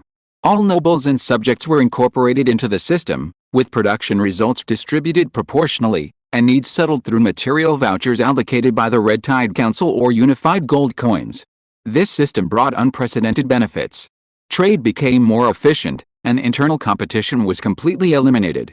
Material distribution stabilized, and grain and iron prices no longer fluctuated. The Red Tide's allocation mechanism created a closed loop of resources within the north, ensuring that the prosperity of any region would feed back into the whole. Simultaneously, the funds, technology, and transportation network provided by the Red Tide helped various regions rebuild quickly, shortening the post-disaster recovery period. In just 2 years, the economy of southeastern North began to operate autonomously, forming a mutually beneficial Red Tide economic circle, astonishing all the nobles who were dependent on the old imperial system with its efficiency. The northern mining areas were responsible for raw material supply, the eastern plains for grain and livestock, the southern workshops for manufacturing and processing, and Red Tide City for command and distribution. All accounts were centrally monitored by the council, and reports were uploaded to the Red Tide main city's database. A unified economy, complementary resources, and the elimination of competition created this unique Red Tide economic circle. The lives of the nobles thus underwent a dramatic transformation. Their wealth multiplied, yet they lost their independence, but they were content because everything was smooth and their income stable. At banquets, the nobles jokingly remarked, "We are no longer lords, but shareholders of the Red Tide." Thus, what Lewis witnessed along the way formed a grand picture. The economy was coordinated by the council, eliminating internal competition. Education was widespread, allowing literacy and order to flourish. The military and government were separated, with knights obeying the council's orders. Resources were shared, and trade was conducted using tokens instead of gold coins. A monitoring system permeated every town, ensuring the rules were not broken. The North became an organic whole. Wealth circulated and concentrated, with the Red Tide becoming its core heart, and other territories becoming its connecting organs. Of course, anyone who left the Red Tide would wither instantly. Every corner of the southeastern North was rewritten by the Red Tide system. Mines were no longer abandoned due to noble feuds, and farmland was no longer barren due to excessive taxes. Teachers taught children to read and write and told the story of the Red Tide in schools. Villagers would instinctively bow upon seeing the Red Tide flag, for they knew that the warm hearths, the rations in the granaries, and the literate children were all gifts from Lewis. The Red Tide was no longer just a name, but the very system that protected them. Thus, wherever Lewis's caravan went, the streets spontaneously lined the streets to welcome them. Bards sang ode to the Red Tide, children shouted "Long live the Red Tide," and women threw garlands at the knights' horses. The young members of the Red Tide Knights were filled with fervor, surrounded by the worship of the people. Corsa and Grey, surrounded by people, truly felt the glory of being Red Tide Knights. Yorn rode beside Lewis's carriage, gazing at the flags and sea of people along the way, his heart filled with pride. This army was the symbol of his leader's prestige, and the future of the North. Outside, a sea of drums, shouts, and a shower of flowers filled the air, while inside, only the soft clatter of pens could be heard. Lewis sat in the carriage, his fingers lightly tapping on the ledgers, his gaze sweeping over the circulation ratio of Red Tide tokens and the statistics on supplies. He calmly looked at the data, listening to the commotion outside, as if calculating his next move. Bradley beside him quietly explained what the various data represented. After listening, Lewis simply said, "Very good, the Red Tide cycle is taking shape." Bradley was silent for a moment, then lowered his voice and said, "Do you really intend to implement this system throughout the entire North?" Lewis turned to look at him. Sooner or later, Bradley gazed at the distant snowfields, his expression complex. The enthusiastic faces and songs under the Red Tide flags flashed through his mind. What this young lord was building was not just power, but an inescapable order. "This will be a more thorough reign than that of Duke Edmund," Bradley murmured, his voice filled with awe. "Not by sword, nor by family prestige, but by a system that will make everyone dependent on you." Lewis simply smiled slightly. "That's an exaggeration." After leaving the core area of the southeastern North, the wheel tracks changed from smooth snow tracks to potholed mud and ice. The wind grew colder, and the wheels made a dull cracking sound as they rolled over the frozen ruts. The last Red Tide watchtower stood on the hilltop, its flag fluttering in the wind. The knight guarding the tower saluted ramrod straight until the caravan disappeared into the snow and mist. Lewis looked out the window and saw the red of the flag gradually fade into the gray and white. He silently drew a line in his mind. This is the edge of the Red Tide. Further north, the towns were visibly decaying. The watchtowers were deserted, the flagpoles were askew, and the tax collectors of the old nobles had put on their fur coats again, shouting taxes at the street corners. When the commoners on the streets saw the Red Tide convoy, fear and hesitation flashed in their eyes, wondering if they were about to be conscripted again. Yorn pulled back his cloak, surveying the disheveled people, his brow furrowing slightly. "It's like waking from a dream, only to return to a nightmare." Lewis's gaze remained calm. This is the reality of the North, before entering the more northerly territories. Several minor lords along the way had received advance notice.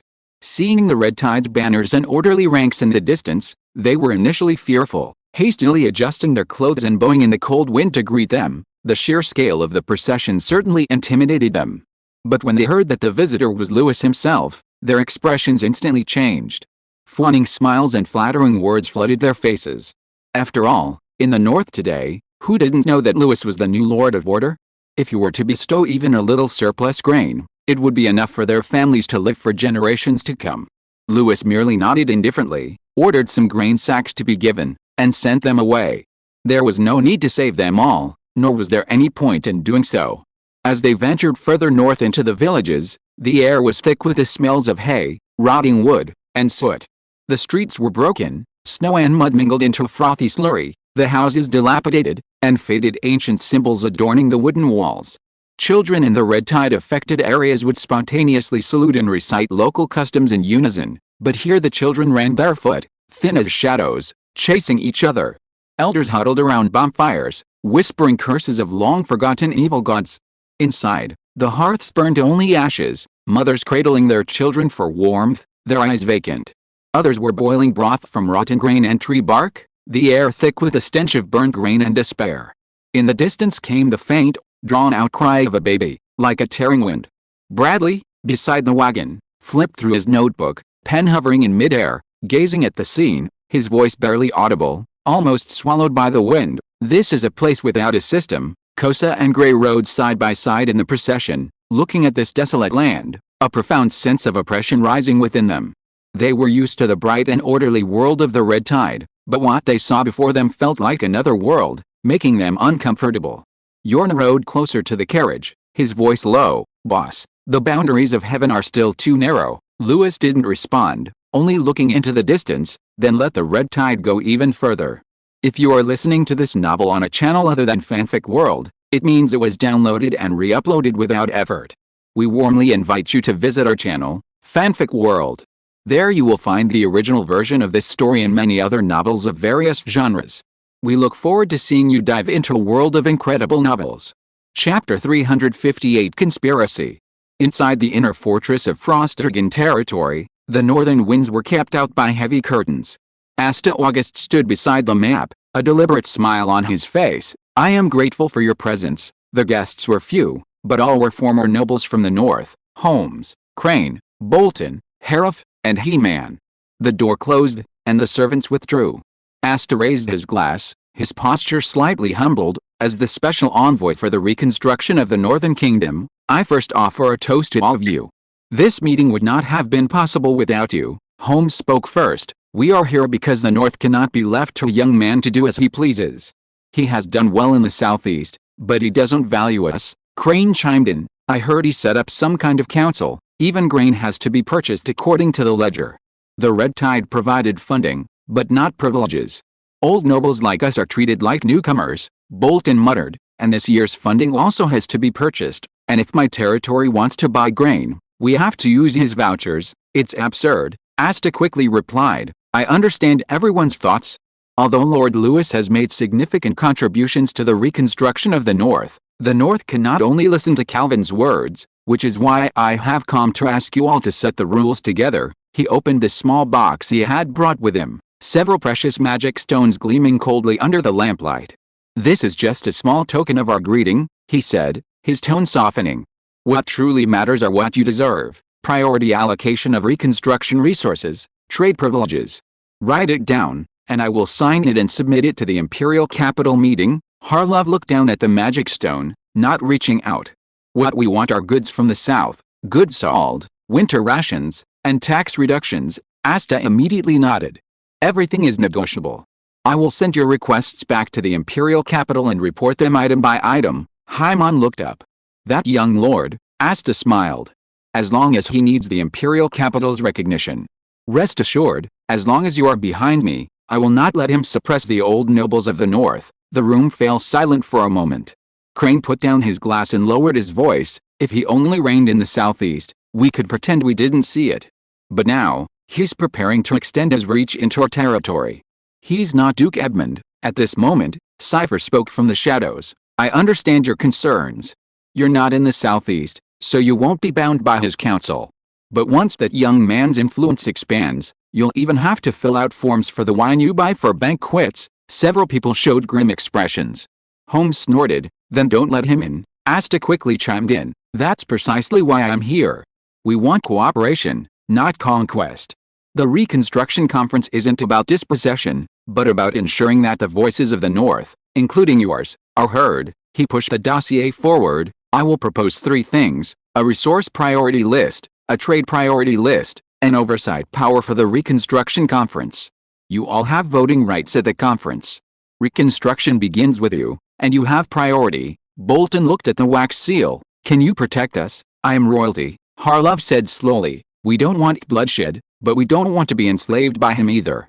We are the old home of the North. I understand. Asta smiled slightly. I will guarantee your dignity. Crane closed the box of magic stones and pushed it back to Asta. We want ship tickets, checkpoints, winter ration stamps, and your pen from the capital. Asta took them with both hands, his tone gentle. All of that will be provided. I only ask for your support. He placed his hand back on the map, his fingertips lingering on the red mark in the southeast corner. He did well there, but the North isn't just in the southeast. You shouldn't be ignored, Bolton said in a deep voice. Then please, Your Excellency, speak up for us. Asta smiled. It's my duty. A gust of wind slipped in through the cracks, the lamplight flickered, and Cypher fastened the window shut, bringing silence back into the room. Harlov raised his glass. To show respect, Crane added. To promote autonomy, Holmes raised his glass to Asta. For the North, don't let it fall into one man's hands. Asta clinked glasses with him, his smile gentle. And for the future of the North, the wine in their glasses emptied cleanly. The nobles exchanged glances, nodded, and each took a magic stone. Before the gathering ended, Asta distributed 5 letters to them, outlining the seating arrangements, speaking order, timing for standing, and even the nightly deployment as a last resort. Doors opened and closed one by one, letting in the snow only to be blocked again, leaving only Asta and Cypher in the room. They won't risk their lives for you, Cypher said. I know, Asta said, his voice even softer as he looked at the map. I don't intend to buy their lives either. I just want them to nod on the light. The rest is up to me. As for that young lord, it's not too late to talk about becoming the Lord of the North after he understands what imperial power is. Asta looked up and asked the wall not far away, has he set off? Cypher, who had been in the shadows of the room, stepped out a few steps and placed a scroll of letters on the table. The Red Tide's banners are almost out of the southeast of the North, heading towards Frost Dragon territory. The entourage is at least 700 men. 700, Asta raised an eyebrow, his tone tinged with disdain. He certainly knows how to put on airs, Cypher whispered, not a ceremonial procession, but a real entourage. 300 Red Tide knights, a whole set of government officials, and some nobles who came with him. They're being greeted by their subjects along the way. It's a grand affair. Asta picked up his wineglass, his voice filled with undisguised envy. He likes grand displays, Cypher continued, like a military celebration. Asta smiled, a cold glint in his eyes. What a vain man. The lifeline of the North won't be tied down by someone like him. He glanced at the map on the table, his gaze sweeping across the snowfields between Frost Dragon territory and Crimson Tide. No matter how many knights he brings, it's useless. Once the meeting begins, he'll be sitting in front of me listening. You seem quite confident, Cypher probed. He nodded confidently, a satisfied smile playing on his lips. He wasn't exaggerating, he knew exactly what he was doing. In this year, he was no longer the penniless prince he once was. Several nobles in the south had already extended a helping hand to him, gold coins, metals, salt, supplies, and even a few knights. They wanted a share of the North's mines and trade routes. And they also wanted to use him to suppress the young Louis of the Calvin family. They were willing to provide money and goods, just enough for their families to intervene in the North. The expenses wouldn't be too great anyway, and with the Empire's situation so volatile, the North was their last resort. Besides, the Imperial Inspector was also on his side. He had bribed him handsomely. That authority from the capital gave him a nominal superiority over all other lords. Asta knew that as long as he raised the imperial decree at the meeting, no one could directly oppose him. Many old nobles in the North disliked the Red Tide system. They preferred to submit to the Emperor, and he had paid a heavy price for it, ceding much power to these greedy old nobles. He had also made arrangements with the barbarians. They wanted grain, he gave them titles. They wanted land, he promised a no man's land. This gave him some control over these hidden barbarians, and now it was time to put it to use. All these factors combined formed his confidence. Those who act justly gain widespread support, while the young lord was ultimately alone. Asta reached out and closed the window, shutting out the wind, and the room fell silent again. Several barbarian envoys were led into the side wing of the inner fortress. It was a secluded stone hall, dimly lit by oil lamps. The door slammed shut behind them, and several knights stood on either side, watching them coldly. The young prince stood before the fireplace, his cloak still up, his back ramrod straight. As he turned, the firelight shone on the badge on his chest, making it appear like a gleaming blade. "Sit," he said, his voice clear and commanding in the imperial language, his words like an order that commanded their instinctive obedience. Yuru sat down, his gaze sweeping over the group. The knight's armor gleamed in the lamplight, their hands gripping their sword hilts, yet they remained motionless. Asta walked to the table, unfurled the parchment map, and swept his unquestionable gaze over them. He said calmly, "The time has come to fulfill our promise." His words were brief, yet carried a cold, hard authority that stirred a sense of unease in Yuru, yet he had no choice but to obey. Asta slowly walked around the corner of the table, his tone lower than before. "I can offer you more than just illusions. Over the past 2 years, I have given you considerable benefits. You should know in your hearts that the time for repayment has come." He had a knight bring several cloth bags, which he then emptied onto the table. A metallic clinking sound came from the rough sack, and several silver badges in a leather bag filled with grain gleamed in the lamplight. "These are the promises of the Frost Dragon territory," he said. "If you do this well, your pastures, your valleys, will be recorded in the imperial annals, and the Frost Dragon territory will send a large quantity of grain." Yuru's eyes twitched as he watched the hand moving in the firelight and the badges on the table. He understood the weight of those words. It wasn't a plea for help, but an order, not charity, but a temptation. Asta continued, "I don't need you to die, just do your best. If you do a good job, the Empire will remember your names. The next batch of grain and weapons won't have to wait until the snow melts." Then he pulled out a wooden staff engraved with barbarian totems. Yuru stared at the staff, silent for a long time. This was the staff he had given to the prince when he begged for grain. It bore the barbarian oath, signifying that the barbarians owed him a favor. He weighed the options in his mind.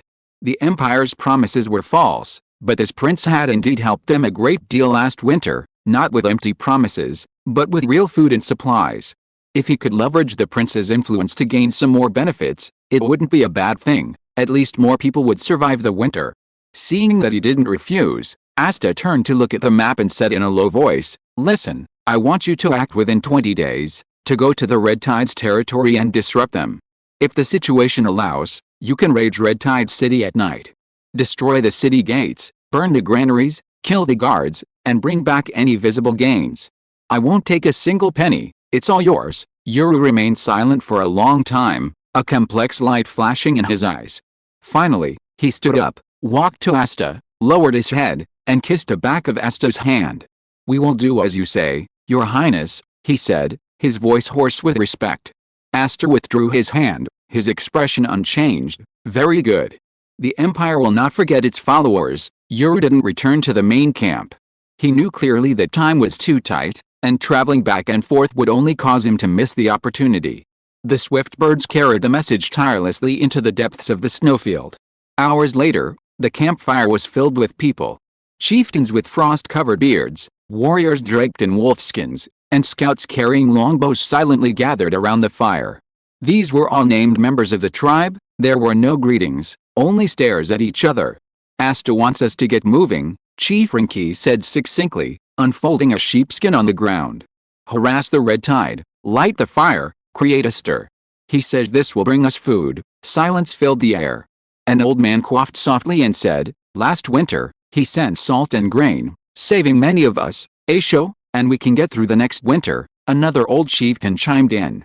"No real fighting, just a few fires and shouts. It's a good deal, but we've suffered losses in a head-on confrontation with the Red Tide." Someone immediately sneered. "We are not the Empire's dogs." The man, wearing an old-fashioned iron helmet, was clearly a seasoned warrior. "Even a play costs lives. They sit in the castle drinking, and we charge the tower for them. The Red Tide are not to be trifled with. Do you really think you can escape unscathed by lighting a fire?" another middle-aged warrior said coldly. Before he finished speaking, a sneer came from around the campfire. A young voice interjected, without respect or hesitation. "Instead of following orders, we might as well just charge in." Everyone turned to look, and Cock stepped forward. He was only in his early 20s, his face still bearing fresh scars, his left arm wrapped in a sheepskin bandage, and his eyes gleaming like blades under the snow. "Frost-stricken territory," he said, emphasizing each word. "The nobles are all there, the lords are all there. They're having a meeting, discussing how to divide our remaining lands." He took a step towards the fire, his voice steady but not low. "We're not going to fight the red tide, we're going to cut off their roots." A chieftain frowned. "You're going to fight Lewis, I'm going to fight everyone sitting at that table," Cox said coldly. "Whether they're Calvino or August, it's all the same." He pointed to a spot on the map. "Here, kill them all overnight, and then no one in the north will be ordering anyone to their death." Whispers began to circulate. "You want to start a full-scale war?" the old chieftain roared. Cox stared at him. "They've driven us for 3 generations, forced us to live on the wasteland, and now they're even assigning us positions. You call this war?" The fire in his eyes burned brighter. "One more generation? There might not be a next generation." The night wind stirred the flames, reflecting the hesitation and longing on every face. Chapter 359 Arrival. Morning light filtered through the thin, misty ice flowers on the carriage windows, spilling onto the thick fur carpet inside. Lewis opened his eyes, his hand touching a warmed-down comforter. The temperature inside the carriage was constant, the fire burning steadily. Outside, the wind and snow were biting, but inside the carriage, it was as comfortable as a hall. The specially designed Lord's carriage was custom-made by Red Tide craftsmen, with a fireplace embedded in the corner, and copper pipes evenly distributing steam heat to the seats and beds.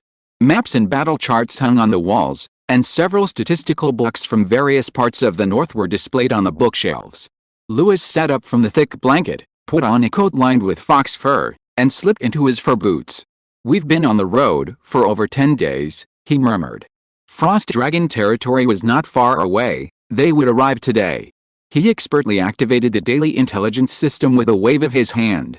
A pale blue screen silently appeared in the carriage, displaying lines of intelligence. Daily intelligence update complete. 1. Viscount Bolton, Earl Harlove, Viscount Heman, Marcus Crane, and Earl Holmes have accepted funding from Prince Asta at the Frost Dragon Territories headquarters and confirmed they're joining the new Northern Council, attempting to restructure the resource allocation system and weaken the Red Tide's influence too. Asta, using his status as a member of the Frost Dragon Territories royal family, bribed the barbarian leader Yu, offering grain, pastures, and imperial status in exchange for assistance.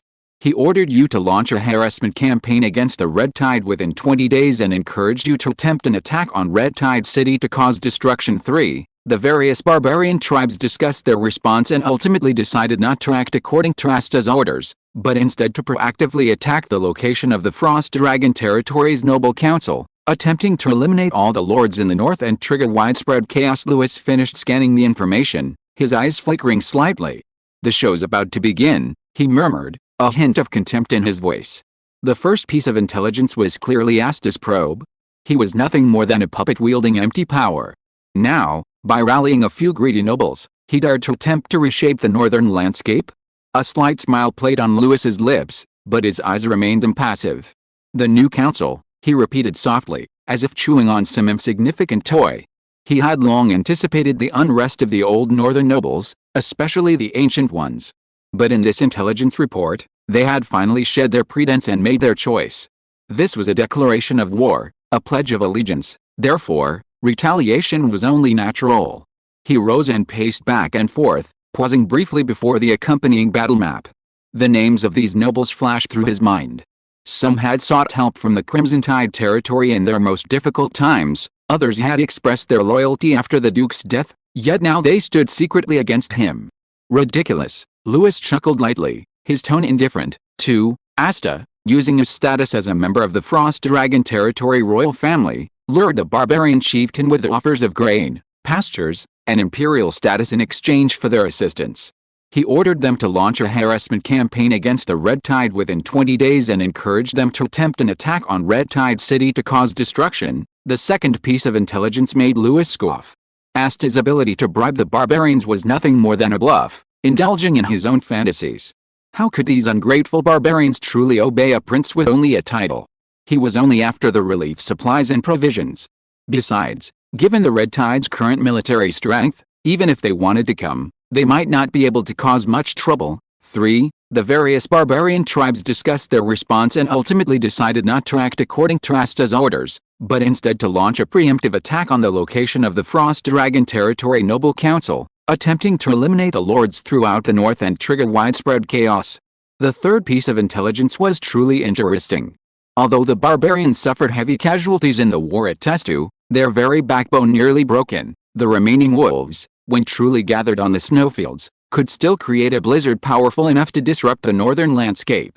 Their savagery remained, not because they had forgotten their pain, but because they had never truly submitted. Aside from the southeastern region covered by the red tide, many barbarian tribes in various corners had never been truly incorporated into the ruling system. Did that prince really think he could win the loyalty of these wolves with a few bags of grain and a few promises? Absurd and laughable. The red tide had spent nearly 2 years, allocating military and political resources, and implementing a system, yet they still hadn't fully tamed these tribes. And he, attempting to use incentives to make them serve him, was ultimately only shooting himself in the foot. These barbarians had suffered countless deaths, yet they had never given up their ambition. They were not content with their current precarious existence. Once the snowfields truly ignited, the first to be swallowed up would undoubtedly be the foolish one who lit the fuse. Sure enough, the wolves are starting to open their mouths, Lewis said softly, his voice as cold as falling snow. A surprise attack on the Frost Dragon Territory's Noble Council?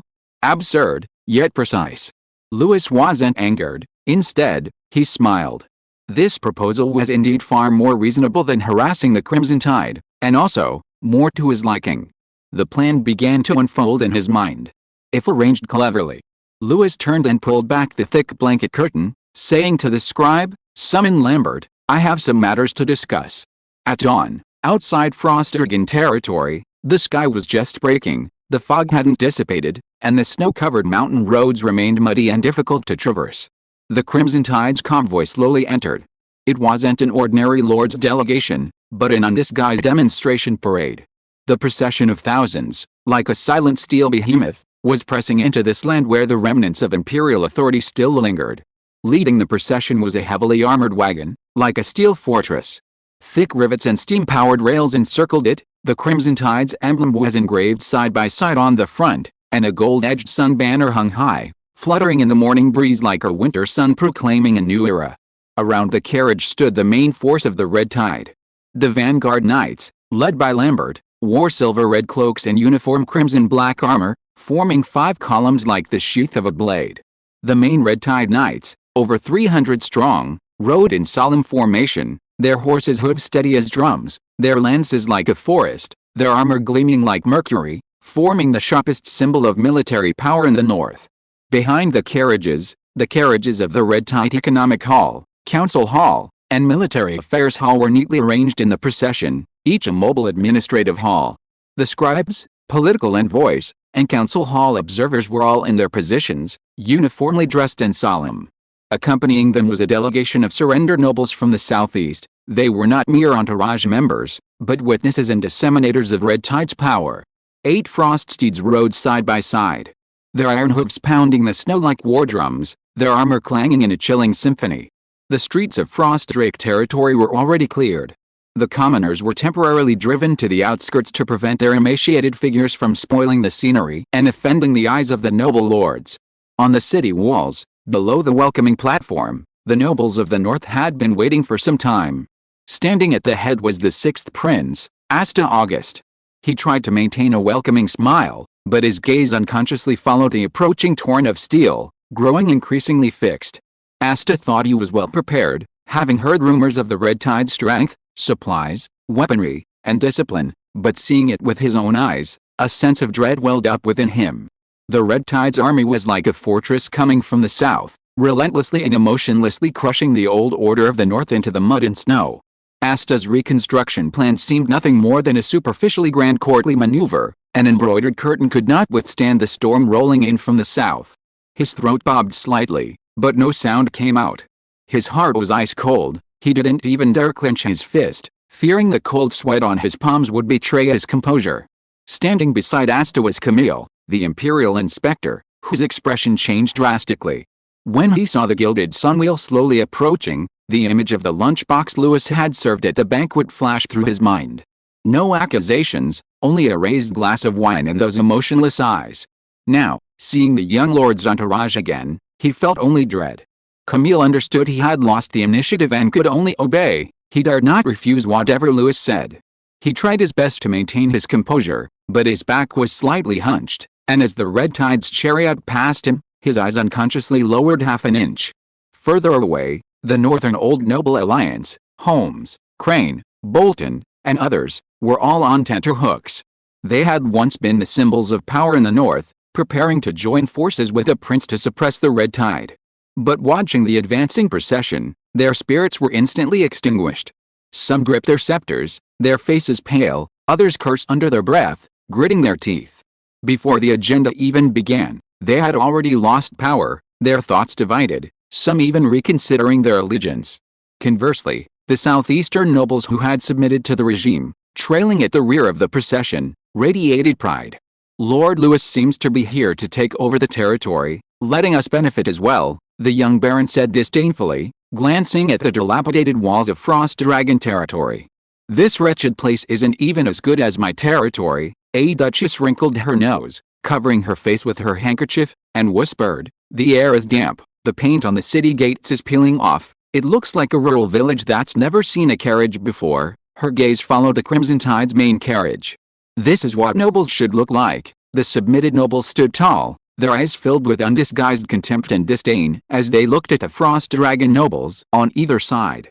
What do these people have left besides their bloodline? A viscount from the southeast sneered quietly.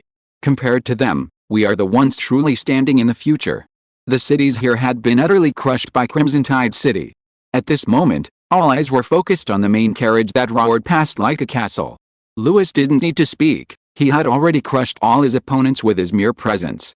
The Frost Dragon territory's home ground had slipped from the hands of the Sixth Prince to the Crimson Tide convoy led by the young lord. Louis's carriage came to a smooth stop in front of the nobles, and everyone stopped their discussions, their eyes fixed on the carriage. In the silence, the armored door slowly opened, and a hand wearing a silver-patterned leather glove pressed against the edge of the door. A young man stepped out of the carriage.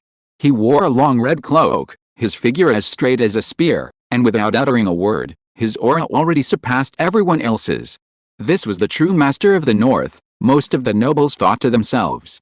Asta turned his head and saw the expressions of the nobles, some astonished, some shaken, some indignant, and some speechless. A burning sense of humiliation surged within him, and he finally realized he could no longer remain silent. No, he couldn't let him continue to dominate. So Asta suppressed his emotions, put on his signature gentle smile, took 2 steps forward, and said loudly, "Welcome, Lord of the Crimson Tide, Glory of the North, Earl Louis Calvin." All eyes turned to the two of them, beginning to assess the situation. Asta continued to smile, gesturing to all the nobles, "This is the most important meeting in the North, and the moment from my Ironblood Empire's 6th Prince, the Northern Royal Reconstruction Envoy, to discuss the future with you all. Frost Dragon Territory welcomes you today in the name of the royal family, and we wish to join hands to build a new order in the North." He deliberately emphasized the word royal family, stressing his status. As long as he retained this status, he had not lost. Louis smiled slightly, gracefully performing a standard and dignified noble salute. His tone was gentle and refined. "It is the Northern Territory's good fortune to be summoned by your highness. Red Tide is willing to do its utmost to discuss important matters with you all and jointly draw a new blueprint for the Northern Territory." Louis spoke sincerely, his wording polite, his tone gentle, every word perfectly embodying the respect and humility expected of nobles. To an observer, it would have been nothing more than a perfectly normal exchange of pleasantries, even conveying Louis's deference to the prince. But Asta felt a tightness in his chest. His tone was too natural, too composed, as if he were the host of the meeting, not a summoned participant. Even more jarring was the phrase "its utmost," a subtle reminder that he wasn't there on orders, but out of cooperation and goodwill. Every sentence was impeccable, every word flawless, yet Asta felt as if he were being pricked by needles. He maintained his smile, but a tightness gripped his throat, forcing him to cough lightly to conceal his lapse. "The army won't enter the city, but we can deploy outside Frost Dragon," Asta added with a smile, his tone as natural as possible, as if it were just a routine arrangement for a meeting. "Of course," Louis nodded slightly, seemingly having expected it. "Lambert, Yes, sir. Knight Lambert bowed and accepted the order, leading his knights to quietly turn their horses and circle around the southern side of Frostdragon territory. The clatter of armor and the clatter of hooves echoed as the 300-plus knights, in the morning light, resembled a steel dragon retreating into the snowy forest, silent yet weighing heavily on everyone's hearts. This knightly order is probably the most elite in the north, a nobleman watching up close murmured in amazement. Even every vanguard is an extraordinary knight. Another nobleman's face paled, unable to believe what he was seeing. Everyone fell silent, the silence conveying not fear of the Crimson Tide, but a profound awe of Lewis himself. Below the city gates, no one dared to whisper anymore. In the air, only the fading echo of hooves and the fluttering wind of the Crimson Tide banners remained. Chapter 360 Undercurrents. In the northern part of Frostdragon territory, deep in the valleys, thick snow blankets the landscape, and white forests blot out the sky. In this neglected, snow-covered land of the north, a dying force is quietly awakening, preparing for a final counterattack. Deep within the caves, dim torches of animal oil burn, casting long shadows of dozens of figures. They are clad in animal hides, wielding iron blades, some wear feathered helmets, some have ancient tattoos on their faces, and some stand barefoot on the ice, barely clothed, seemingly untouched by the biting wind. These are the remnants of the barbarian chieftains and leaders. To be precise, this is the last vestige of what the snowfields can muster. Yuru stands by the fire, silently observing the crowd, his shadow sliced by the firelight. His title is Envoy, temporarily chosen by the various tribes to convey the barbarians' message to the prince. Outside the ice caves, nearly 600 boiling blood warriors from several factions, including Black Rock, Snow Wolf, and Lament, have gathered. They were skilled in charges and close combat, elite raiders trained from childhood with countless battle achievements, the barbarian elite, bearing the blood of their ancestors. These men were the remaining strength of the barbarians. They were gathered together for only one purpose. They wouldn't confront the Northern Knights head-on. Such a confrontation would be gambling with their lives for an uncertain outcome. Their goal was decapitation, to overturn the long table on the day of the meeting, letting those nobles and decision-makers, who were raising their glasses in laughter, taste fear amidst the fire and chaos. If they succeeded, the North would descend into disorder, allowing them to seize food and land, and secure a glimmer of hope for the future. If they failed, it would mean utter annihilation. The name of the barbarians might be erased from the memory of this land. By the fire, fear and resolve shone in the eyes of the men. Young warriors gripped their short axes tightly, while elders whispered the names of their ancestors.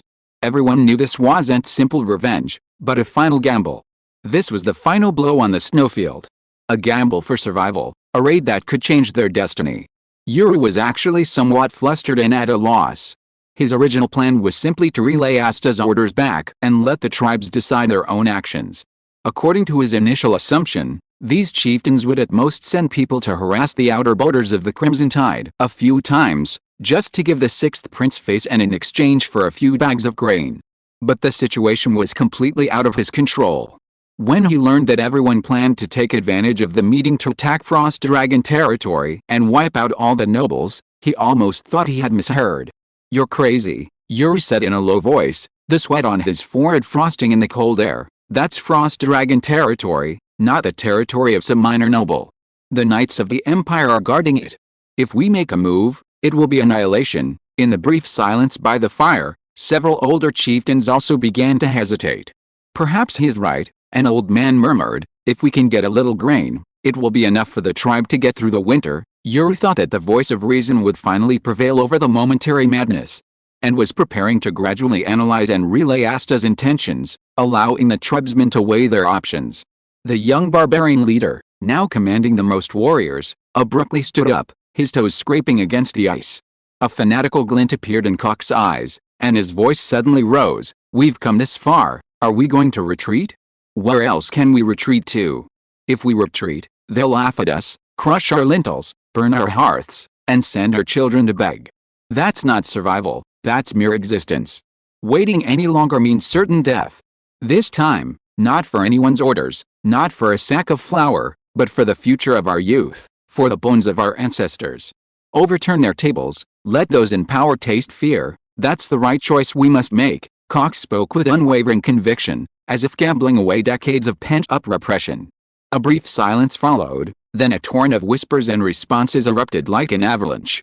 The young leaders almost instinctively rose to their feet, fists clenched, their eyes burning with bloodshot excitement. They had seen the Empire's flags fly high, and they had returned home in the dead of night, drenched in blood. Cock's words stirred their anger and longing. The older generation remained silent for a longer time. Finally, a white-haired elder whispered, "We cannot act rashly, but what can we do if we do not resist?" Another chieftain's voice trembled, "All we want is to live." Uru, caught on the middle, his hands hanging limply at his sides, knew he could no longer stop the operation. If it's just harassment, a few bags of grain and a few grazing rights in return, that would be enough for many to live a peaceful life for the rest of their days. Uru's rationality made a final stand. But Cock did not yield. He walked to the fire, bent down, picked up a torch, and held it in his hand like a flag. The firelight danced on his young face, casting a long shadow. "You are all right. Perhaps living is important. But what is the point of living if we have to bow our heads every day? We are not vassals of the Empire. We must make them remember that the snowfields can also decide their own destiny." There was no resentment in his voice, only a resolute determination born from despair. The young people's cries grew louder, the cave echoing like a windswept wilderness, the sounds building in layers until finally overwhelming any hesitation. Several senior clan leaders exchanged glances, and after a long silence, they slowly nodded. It wasn't a passionate initiative, but rather a resigned one. Some whispered incantations to protect their ancestors, while others patted the shoulders of the young people beside them with rough hands, as if entrusting their blessings and fears to each other. Uru closed his eyes, the chill within him deepening. He felt a crimson tide rising within the cave, heard the resounding echo of young footsteps. His expression was complex. Seeing the clan leader's tacit approval, he finally relented, revealing all the information he knew. Uru pointed to the rough map spread out on the ground, his voice hoarse and cautious. "The Crimson Tide elites are guarding the south.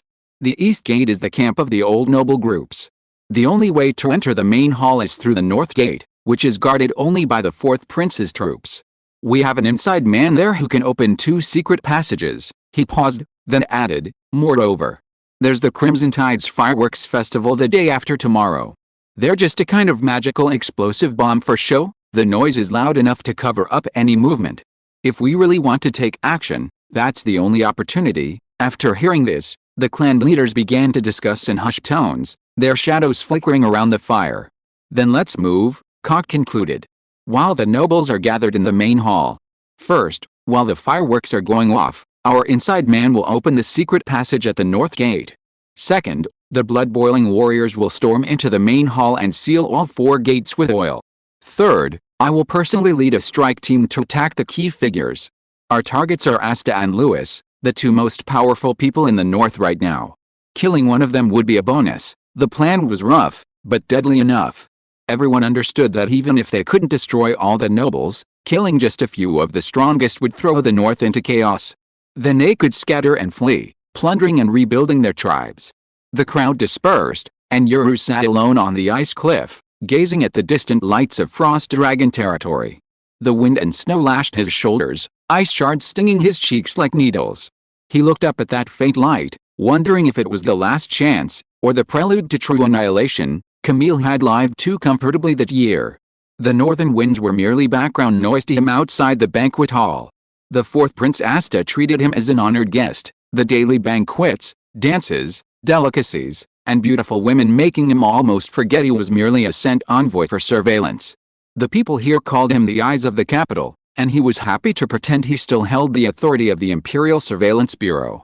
He drank the wine of the north, listened to the nobles' hypocritical laughter, and slowly, even the terrifying memory faded. But fate loves to play tricks.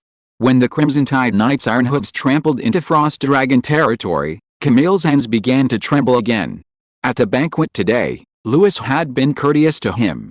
His smile was restrained, his manners perfect, without a trace of hostility, yet this only made him more afraid. Because he didn't know what Lewis wanted him to do. He knew Asta was no match for Lewis. This young prince, full of talk of reconstruction and ideals, was nothing but a courtly joke to him. The center of gravity of Frost Dragon territory had already shifted the moment that Crimson Tide cavalry entered the city. Moreover, Lewis only needed one sentence to let the Emperor know that he was a spy for the Emerald Federation. After the banquet, Camille drank too much. He needed alcohol to drive away the maddening unease. Back at the residence, his steps were unsteady. The candlelight was dim, and the room was so quiet you could hear your own heartbeat. A chilling atmosphere enveloped him. On the bed lay a letter, its envelope pristine white, the crimson tide emblem engraved on the wax seal. The golden sun symbol gleamed faintly in the candlelight, as if mocking him. Camille's hand froze in midair, his breathing quickening. His throat tightened, unable to utter a sound. He whirled around, his gaze sweeping across every corner of the room. The windows were tightly shut, the walls were bare, even the air seemed normal. He rushed outside and demanded of the guard, "Has anyone come in?" The guard looked blank. "No, sir." No one came near. Camille remained silent for a few seconds, then slowly retreated back into the room. He stared at the letter, his pupils trembling, his fingers shaking. After a long hesitation, he finally reached out. The banquet ended, but the Hall of Frost Dragon territory still held the warmth and aroma of wine. Asta August sat in the main seat, his wine glass empty, yet he lingered, unwilling to put it down. Outside, snow fell softly, and the lights went out one by one, leaving him alone. He recalled a scene from just moments before, the shimmering light from the crystal chandeliers in the banquet hall, the silk curtains exuding the scent of warm wine and spices. The northern nobles, old families, and envoys from the capital, all dressed in magnificent robes, gathered in a circle around the young earl. Laughter and the clinking of silver glasses filled the air, servants served aged spirits, and maids' skirts gleamed in the candlelight. The entire gathering was as lively as a banquet in the capital, except that the center of attention was not him. Asta sat at the head of the table, watching as everyone turned to Louis, offering compliments, pleasantries, and humble smiles. At that moment, he felt like a mere backdrop, an unwanted shadow in that grand feast. "That's my home turf," he murmured, a hint of bitterness in his voice. Louis Calvin's name was now etched into his heart like a nail. That man didn't need to say much, just standing there, everyone was involuntarily drawn to him. Asta gripped his glass tightly, his lips trembling. If this reconstruction conference was still dominated by the other side, the order in the north would belong entirely to the red tide, not to him, the so-called royal envoy, and then he would have no chance to turn things around. A suppressed anxiety churned in his chest. If he failed, he would be nothing. Asta abruptly stood up, threw on his coat, and ordered someone to bring Yuru to him. Yuru arrived after a while, emanating a chill. Asta looked at him and said anxiously, "How are the preparations for the attack on Red Tide territory going?" Yuru stood still, his expression as calm as ever. "Everything has been arranged according to your highness's orders. The troops have gone back into hiding and are awaiting orders." Asta tapped his fingers lightly on the table. "Have they identified their target? Red Tide territory's defenses are lax. We will choose the opportune moment to launch a surprise attack, giving them no chance to react." Yuru's voice was dry but resolute, his eyes never blinking. Asta stared at him for a few seconds, unease flashing in his eyes. His lips twitched slightly, as if suppressing something. After a moment, he raised a hand and said calmly, "Leave, Yuru." Yuru bowed slightly and turned to leave. The door closed softly behind him, leaving Asta alone in the room. The air seemed to freeze. His smile faded, leaving only a suppressed, almost twisted emotion churning in his eyes. He wasn't always like this. From the moment the Emperor disappeared, Asta's world seemed to collapse. He suffered from insomnia every night, filled with anxiety, always feeling an invisible hand choking him in the darkness. He feared that the day he woke up, he would be forgotten, abandoned, or killed. To survive, and to prove that he still deserved to be called a prince, he began a frantic campaign of appeasement. He courted Camille, bribed old nobles, even traded with barbarians. He paid too high a price: wealth, reputation, power. He even ceded the trading rights and mining rights most coveted by the southern nobles, just to gain resources and support.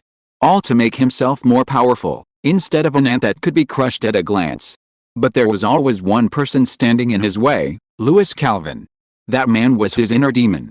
"Very good," Asta whispered, his voice laced with suppressed rage. "Very good. This time, it must succeed, or else." He chuckled repeatedly as he spoke, the dry, grating sound seeming to dispel the chill within him. But the laughter abruptly stopped. He abruptly raised his hand to cover his eyes, his fingertips trembling slightly.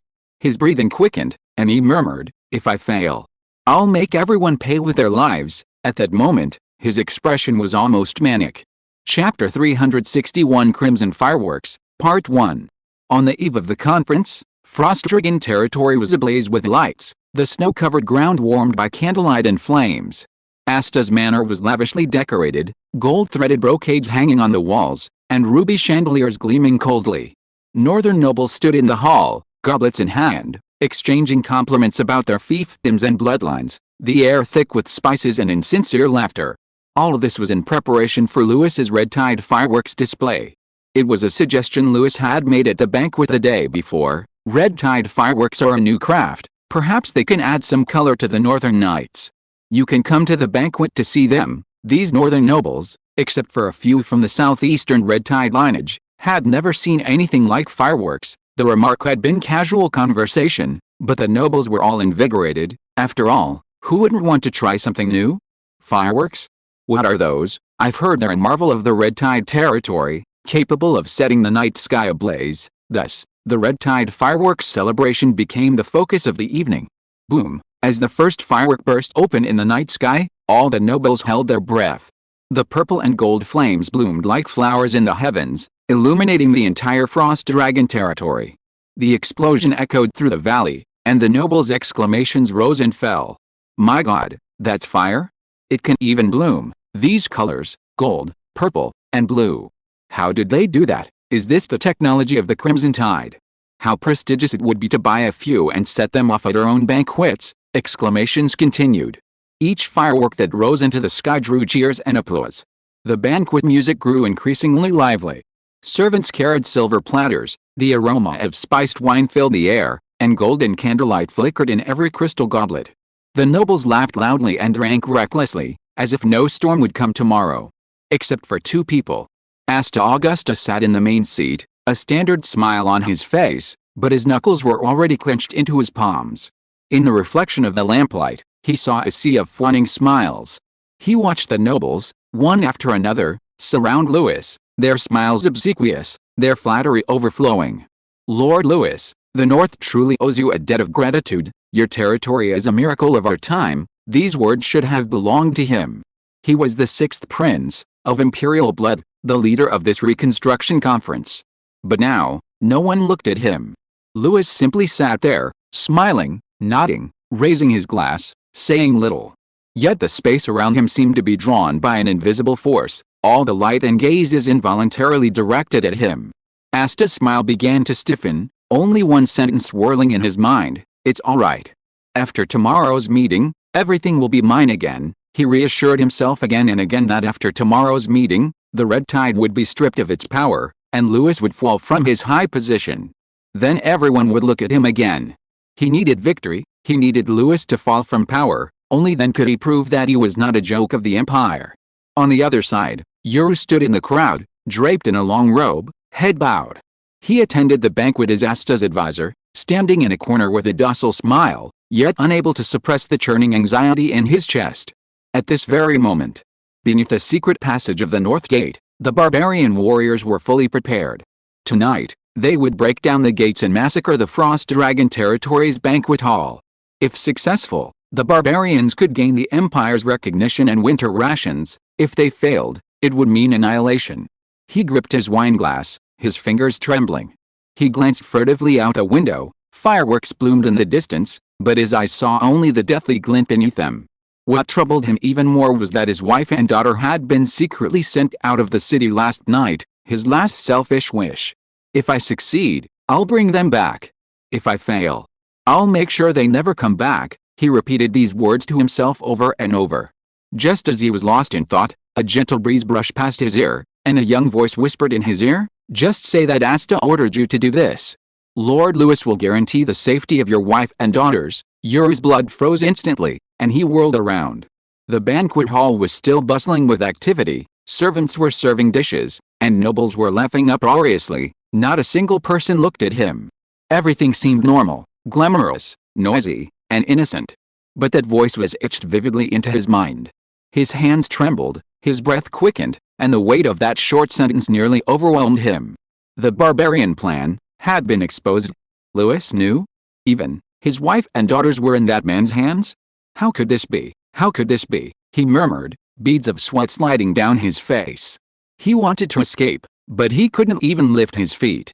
At this moment, he finally understood. The barbarians, the sixth prince, and himself, were all caught in the same vortex. A vortex woven by the very hand of the Crimson Tide Lord.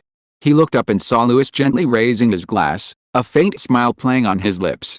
The smile held no malice, yet it was colder than the wind. Flames erupted, nearly shattering Yoru's eardrums. The sound, like thunder, exploded in his mind. The air trembled, and he could only instinctively raise his hands to cover his ears. At that moment, his vision blurred, his heart pounded erratically, and only the deafening roar filled the world, as if the entire night sky had been overturned. Boom, the deafening explosion echoed across Frostrigan territory, swallowing all the laughter and conversation in the manor. Nobles were forced to huddle together, their words whispered in each other's ears, laughter, wine, and music mingling together. The musicians' harps played intermittently, servants carried wine trays, and the clinking of silver cups echoed in the firelight. Fireworks burst forth in the sky, illuminating every face that looked up. Just as the third round of fireworks rose, the north gate of Frostrigan territory quietly opened. Snow and wind swept in through the cracks in the door, carrying a deathly chill. From the shadows, over 100 barbarian warriors slowly emerged. They were clad in wolfskins, their bodies bound with metal fragments and bone ornaments, their iron axes gleaming in the snow. Just before they appeared, a squad of soldiers clad in Frostrigan knight armor appeared before the secret passage. These were Yoru's secret agents, also of barbarian origin.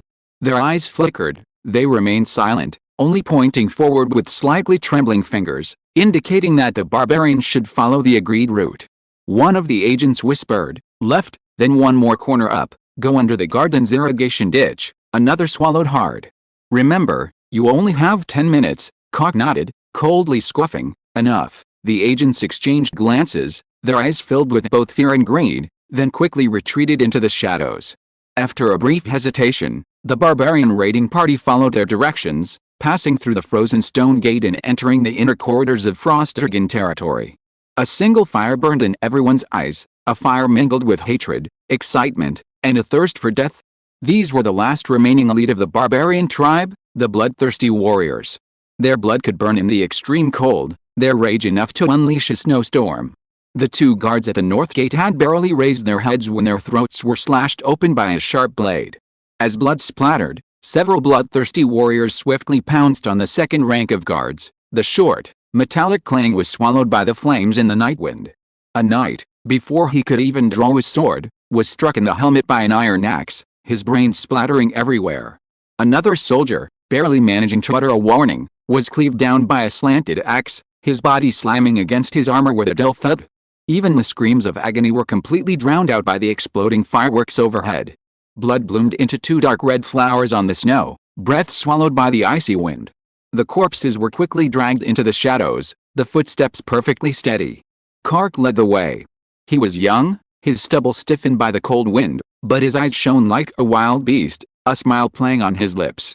"Tonight," he whispered, as if swearing an oath to himself and his entire tribe, "we will make the Empire remember our names." The warriors pounded their chests with their fists, creating a deep, rhythmic sound. The passageway was narrow, damp and cold air clinging to the stone walls, the air thick with the smell of blood and iron. The torchlight flickered across their faces, casting jagged shadows. The column advanced, iron boots thumping on the rocky ground.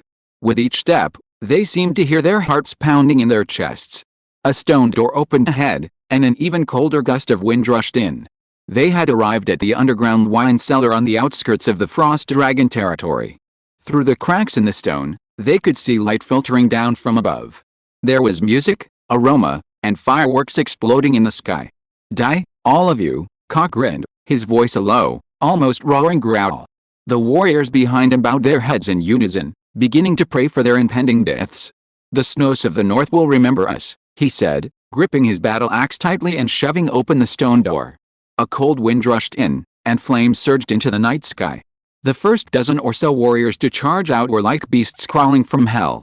Their bodies burned with the aura of blood as they stormed into the garden, cleaving through the first knight who came at them. The sound of clashing steel was drowned out by the roar of fireworks. No one noticed. The light of the flames danced on their armor, the axe blades gleaming with an eerie red light. The musicians in the distance continued their performance, their laughter unending, but not far outside the manor. Blood had already been spilled on the snow, becoming new flames. Calk raised his battle axe, his gaze fixed on the manor. His laughter echoed in the night wind as he shouted maniacally, "Charge into the main hall! Let them see the flames of the barbarians!" The horns sounded, deep and wild. The remaining hundreds of barbarian warriors poured out of the secret passages like a flood, heading towards the manor. Their roars mingled with the explosions of fireworks. The firelight reflected the blood on the ground. Tonight, Frost Dragon territory burned simultaneously amidst fireworks and carnage. When the first alarm bell rang, Asta was still talking with the nobles, assuming it was a servant's negligence or a guard's false alarm. But then the wind swept in from outside the manor, carrying the smell of blood and tar. Just as he was about to frown, the second alarm bell rang, followed by a sudden, explosive third, its sound as rapid as war drums. Before he could react, he heard the chaotic sound of hooves and shouts of battle in the distance, mixed with the crackling of burning grease. At the end of the street, he could vaguely see running figures and fluttering banners. Barbarians were advancing towards the manor, setting fires, flames climbing up the eaves, illuminating half the night sky. Asta's smile froze completely. It's an attack. Barbarians. The barbarians have invaded. A guard burst through the door, covered in blood, and rushed into the hall. Flames spread across the street outside the window, shouts of battle drew near, and the air was thick with the smells of burning, smoky oil, and rust. In the distance, the sound of collapsing roof tiles echoed, and flames illuminated a street corner. Barbarians were setting fires to create chaos. Asta, pale-faced, slumped into the main seat. Wine spilled from his cup onto his boots, resembling a pool of blood. The nobles rose in panic, chairs overturned, silver platters shattered, and the sounds of impact and screams mingled in chaos. Some shouted for escape, others rushed towards the door, only to be stopped by the guards' spears. "Calm down," Cypher roared, drawing his sword and standing ready, his battle aura gleaming with golden light. The light drew an arc in the hall, forcefully suppressing the atmosphere of panic. The manor's defenses were sparse, each noble had brought only one personal guard, totaling no more than 30 men. The true defensive line consisted of only 100 knights under Asta's command. They hastily assembled in the outer courtyard, their battle auras shimmering in the night, gleaming with gold, silver, and a few pale blue lights, intertwining like burning starlight. Fireworks continued to bloom in the sky, drowning out the screams and the clanging of steel on the ground. Meanwhile, the roars of barbarians were approaching from the north garden. They were deep, tearing beastly roars, accompanied by deafening shockwaves. Leading the charge was Kark's raiding party. Every barbarian warrior's battle aura was a deep blue, like a frozen night, yet in their rage it transformed into a blazing torrent. They smashed through the garden's stone gate and rushed into the manor's outer corridor. 2 frost dragon knights charged forward, but were engulfed by the blue light as soon as they raised their swords. The axe blades tore through the air, and with a muffled thud, 2 heads flew off. Fireworks in the sky burst open at that moment, sparks falling like golden rain, reflecting the intertwining of blood and flames. "Stop them!" Cypher roared, swinging his sword to meet the attack. Several Imperial knights, gleaming in golden light, charged forward, their battle auras clashing violently. Gold and blue light intertwined, shockwaves overturning tables and chairs, shards of wood and blood splattering simultaneously. Explosions above repeatedly drowned out screams, like a contrast between 2 grand feasts, a noble celebration above and a deathly revelry below. After a brief exchange, the barbarians advanced again. The deep blue light flowed like a surging tide, turning everything in its path into a sea of blood. Even the screams were drowned out by the explosions of fireworks, becoming silent defeat. Camille's face turned ashen, his wine cup falling to the ground, the liquid splattering like blood. He hid in a corner, looking around, seeing only nobles fleeing, servants lying in pools of blood. Asta sat frozen in his seat, his lips devoid of color, countless questions flashing through his mind. Why? How did the barbarians get here? How did they get in? Who leaked the city gates? His heart pounded wildly, his thoughts a complete blank. It can't be, this is my manor, my north, he murmured, his eyes filled with fear and disbelief. But intermittent roars reminded him that the dream was over. Calk was already caught up in the killing, his axe blade stained with blood and fire, his laughter echoing amidst the flames and screams. Each strike was accompanied by sparks and blood mist, as if dancing in a burning hell. Fireworks illuminated his blood-covered face. As he turned, he casually cleaved a fleeing knight in two with a single blow, hot blood splattering on his face, yet he wore an almost ecstatic expression. Suddenly, his gaze was drawn to a figure at the far end of the crowd. The man remained standing, his face calm, seemingly unaffected by the surrounding chaos. His black hair gleamed coldly in the firelight, his figure tall and slender, his posture composed. Calk narrowed his eyes, a chill creeping up his spine. He recognized him instantly, the man Yuru had shown him in a portrait. He recognized Lewis instantly, Yuru had shown him a portrait. That guy. It's him. The Lord of the Crimson Tide, Calk roared, his voice like thunder, particularly jarring amidst the chaos. He waved his hand, signaling 4 barbarian warriors with extraordinary battle aura to charge towards Lewis. The deep blue battle aura emanating from the 4 men was almost tangible, shattering the stone slabs beneath their feet. The shockwaves from their charge whipped up flames, rushing straight down the corridor. Chapter 362 Crimson Fireworks, Part 2. That guy. It's him. The Lord of the Crimson Tide, Calk's roar was particularly piercing amidst the chaos. He swung his battle axe fiercely, blue battle aura exploding into waves of flames around him. Follow me and kill him. As soon as he finished speaking, 5 figures imbued with deep blue battle aura leaped up simultaneously, like 5 hungry wolves pouncing on their target. Charging alongside Calk was the core force of Yuru's subordinates, all the strongest warriors of the barbarian tribe. In their tribe, they were all bloodthirsty powerhouses capable of tearing through battle formations single-handedly. Among the barbarians, their names represented the glory of undefeated victories. The air trembled, the floor tiles cracked inch by inch, and flames and blood mingled. Lewis, however, stood motionless, his gaze as cold as a mirror. Seeing this, Calk felt a surge of wild joy. He thought the young count had been terrified. Success! He could almost see the burning corpse in the next moment. However, just as the attack arrived, bloodline talent, absolute defense, activated. Well took a deep breath, and with the rhythm of his breathing, a faint red glow emanated from his body. The light instantly spread into a translucent shield, enveloping him and Lewis like a flowing red curtain of water. The surrounding air suddenly froze. The wind stopped, dust hung in the air, and even the sound of the explosion seemed to be swallowed up. The moment the blue flames collided with the red curtain, 5 strikes hit simultaneously. Boom! The shockwave shattered the vaulted ceiling of the corridor, sending stone chips and blood flames flying. The floor tiles beneath Will's feet shattered into a spiderweb pattern, his knees buckled slightly, his face pale, yet he still held on tightly. The shield was as thin as water, yet as hard as steel. The 5 blue beams of light exploded on the outer layer of the shield, yet not even a crack was left. The 2 under the red light seemed to be isolated in another world, the only place of peace in the chaotic battlefield. How is this possible? This is impossible. Calk and the others stared at the shield in shock, finding it unbelievable that the full-force attack of their 5 extraordinary warriors had been blocked. That was the strongest combined attack of their race, a power capable of cutting through anything. Although they didn't know what kind of skill it was, the barbarian warriors, seeing War's pale appearance, knew that the defense wouldn't last long. So they roared again, wielding their weapons once more, unleashing their full fighting spirit, trying to break through the red shield. War gritted his teeth and persevered, his blood churning within him. He said anxiously, "My lord, we should retreat, I can't hold on much longer." He slowly retreated, trying to protect Lewis as they left, but the young man remained standing firm, his expression indifferent. Lewis merely glanced at him, his tone calm. "No need." He raised his hand, and a ghostly red fireball ignited in his palm. The simplest magic, yet profoundly powerful, seemingly capable of devouring everything. Because deep within the heart of the flame lay the power of scorching vine garden, with its subtle black vine-like patterns writhing. He didn't chant, the flame spread through the air like silent flowers.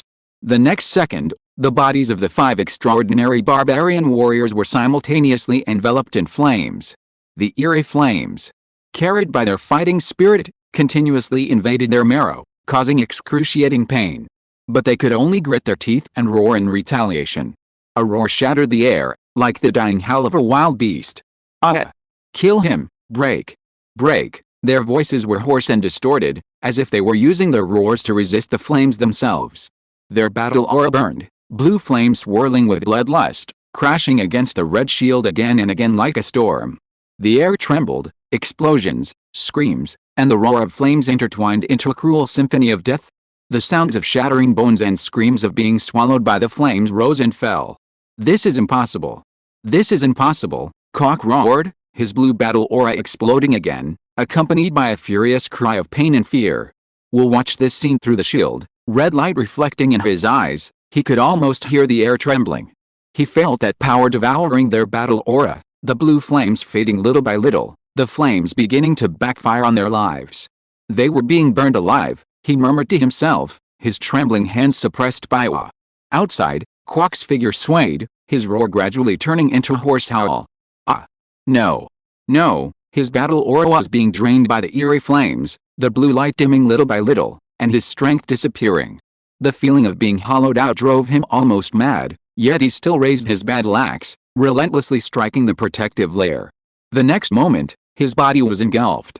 The other warriors let out heart-wrenching screams, their voices mingling into a hellish chorus. Someone roared, "Mother!" Someone scratched at their burning chest with their bare hands, their nails breaking, their flesh charred black. The blue battle aura was finally swallowed by the crimson flames.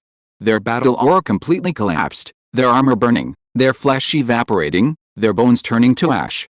The screams were intermittent until they completely dissipated, leaving only the low rumble of the flames. And from the start to the end of the battle, it took less than 10 seconds. It was a process from resistance to despair. Will froze, his chest heaving violently, only his heartbeat and the low rumble in his ears. He looked at the afterglow of the flames. That was no longer the level of mortal magic, but a power that could make the soul tremble. This magic, he murmured, gripping his spear tightly, his expression complex, then turning into fanaticism. Lord Lewis has already reached the strength of a peak knight. Will's eyes gleamed. Serving such a lord was the greatest honor of his life. A few steps away, Uru was stealthily moving amidst the chaos, wielding a short sword and dagger, ambushing enemies from the shadows. His movements were swift and ruthless, targeting the weaknesses of the knight's guards, slitting throats, stabbing hearts, cutting necks, each strike completed in a flash of blood. Just as he was about to approach another knight from behind, he suddenly looked up. In that instant, he saw the flames of destruction, 5 extraordinary warriors swallowed in a flash. Uru froze, his mind blank. That was Cloak. They were all the strongest of our clans. How could they be wiped out by the same person? Uru's heart sank into an abyss, his hand gripping the dagger trembled. In that moment, he finally understood that their so-called perfect attack was nothing but a joke. The barbarians dared to gamble their last lives because they believed Frost Dragon territory lacked high-end combat power. Their advantage lay in the sheer number of strong individuals. But Lewis, single-handedly, shattered all of this. The afterglow of the flames illuminated Uru's terrified face as he muttered, "A young nobleman, how could he possess such power?" The hope in his eyes was slowly fading. In the distance, the flames drew the attention of many more. The terrified screams gradually merged into a cacophony of voices, and the entire manor was enveloped by that strange aura. In the chaos, Asta looked up at the ball of fire. Even through the flames, he could see the figure of the young lord, calm and aloof, like a monument unmoved by a storm. He should have been terrified, but at this moment, his first reaction was anger and jealousy. It's him again, everyone's eyes are on him. Even this attack has become his stage, but his thoughts were immediately interrupted by shouts of battle. The guards shouted, "Your Highness, be careful. They're coming." 6 barbarian extraordinary warriors rapidly approached through the chaotic manor, using the firelight and smoke as cover. Blood and fire glittered on their armor, their battle aura deep blue, carrying a cold and violent killing intent. Asta was accompanied by a dozen personal guard knights, 3 of whom were extraordinary knights, one of whom was the elderly Cypher. This old man had once been the vice-commander of the 6th Legion of the Empire and Asta's mentor. Cypher's sword-drawing movements were still precise, the instinct of a veteran who had seen many battles. Golden battle aura ignited on his body, like a burning flame, as if he had returned to the battlefields of the 6th Legion of the Empire. Although his strength had declined, his aura still made the barbarian warriors instinctively slow their pace. "Your Highness, step back," he roared, and golden battle aura exploded on his body like a burning flame. The 6 barbarians pounced like wild beasts, the blue battle aura colliding with the golden light, the air trembling. Sparks and crimson flame mingled, the sound of blades slicing through the air echoing from the end of the corridor. In the first wave, 3 guards were torn apart, their blood splattering onto the stone walls. In the second wave, Cypher met the leader head-on, golden light exploding as it clashed with blue flames, the air crackling with a deafening roar. "Run!" Asta staggered backward, his eyes filled with terror and twisted resentment. He couldn't understand why the barbarians were here, why they were killing him. He had planned the attack on the Crimson Tide. Yet, on the edge of fear, a more despicable thought flashed through his mind. If he could buy Cypher and his guards a moment's time, he could escape and wait for the knights to arrive from the outer perimeter. "Hold them off. Go!" he screamed, his voice shattered. His former pride and royal dignity were gone, replaced by a naked will to survive. The 6 barbarians, burning with fighting spirit, fought with increasing ferocity, like wild beasts out of control. In less than 10 seconds, the knights fell one by one, their blood staining the stone bricks. Asta staggered away in the chaos, blood streaming down his feet, his eyes fixed only on himself. Cypher roared again as he charged at the 2, his blade tearing through the air, golden light and blue flames weaving into a destructive arc. Moments later, a muffled explosion rang out, and Cypher was sent flying, crashing heavily against the wall, blood spurting from his mouth. "Your Highness! Run!" Cypher shouted desperately, his voice swallowed by the flames. When Asta turned back, his gaze was cold and terrified, his face showing no hesitation, only blatant fear and cowardice. He didn't even look at Cypher, only instinctively growling, "Stop them! You worthless wretches, stop them!" Then he turned and shoved aside a wounded guard, using him as a shield, and desperately retreated. Blood slid down his feet as he practically tumbled and crawled away from the flames. Cypher knelt amidst the ruins, blood dripping from his sword, his gaze still fixed on Asta's retreating figure. He wasn't surprised by Asta's escape. He had long known this young man was unworthy of being called king, yet he still hoped this young man he had watched since childhood could escape. Asta was surrounded by 6 barbarian warriors in the chaos and flames, screaming desperately, his eyes filled with madness and resentment. He kept crying out, "Save me," but the people around him had already scattered, the corpses of his guards piled at his feet. The next second, a battle axe swept across, cleaving Asta's chest, a spray of blood shooting into the sky. He fell to the ground, blood trickling from his mouth, his hands still flailing helplessly. His eyes reflected Lewis's figure, the young man calm and collected amidst the flames. Jealousy, resentment, and deep resentment flashed in Lewis's eyes. In the instant his breath caught, his pupils remained fixed in that direction, as if trying to etch that figure into his soul. Cypher, watching this scene, froze completely. Blood stained his eyes, tears mingling with blood as they streamed down his temples. He murmured, "It's come to this after all." Throughout the manor, chaos spread even faster. The courtyard fountain had long been shattered, water and blood mingling into shallow puddles. Fleeing nobles and servants tripped and fell, some plunging into the pools, struggling desperately. Several maids and servants rushed into the corridors, trying to escape the fire, only to be trapped inside by collapsed door beams. Guards outside shouted, "Get inside!" The barbarian roars rose and fell in the night, their fighting spirit flickering in the crimson flames. Some hid inside halls, others crawled into servants' quarters, doors were smashed open, cries and pleas for help rising and falling. The entire manor, inside and out, became a burning labyrinth, no corner was safe.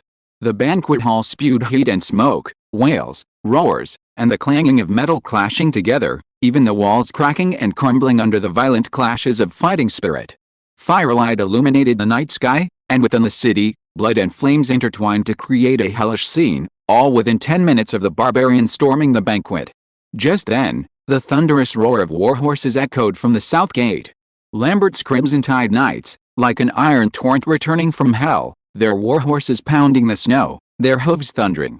Battle aura burned crimson in the night, spears gleaming coldly, and the knights formed a surging tide of ranks.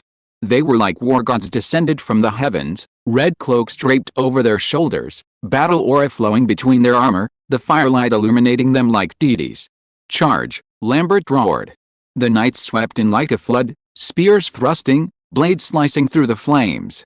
Each clash erupted with a piercing metallic clang, the barbarian roars drowned out by the roar of the Crimson Tide's battle aura. Red flames and blue battle aura clashed in the night sky, creating a dazzling turbulent current.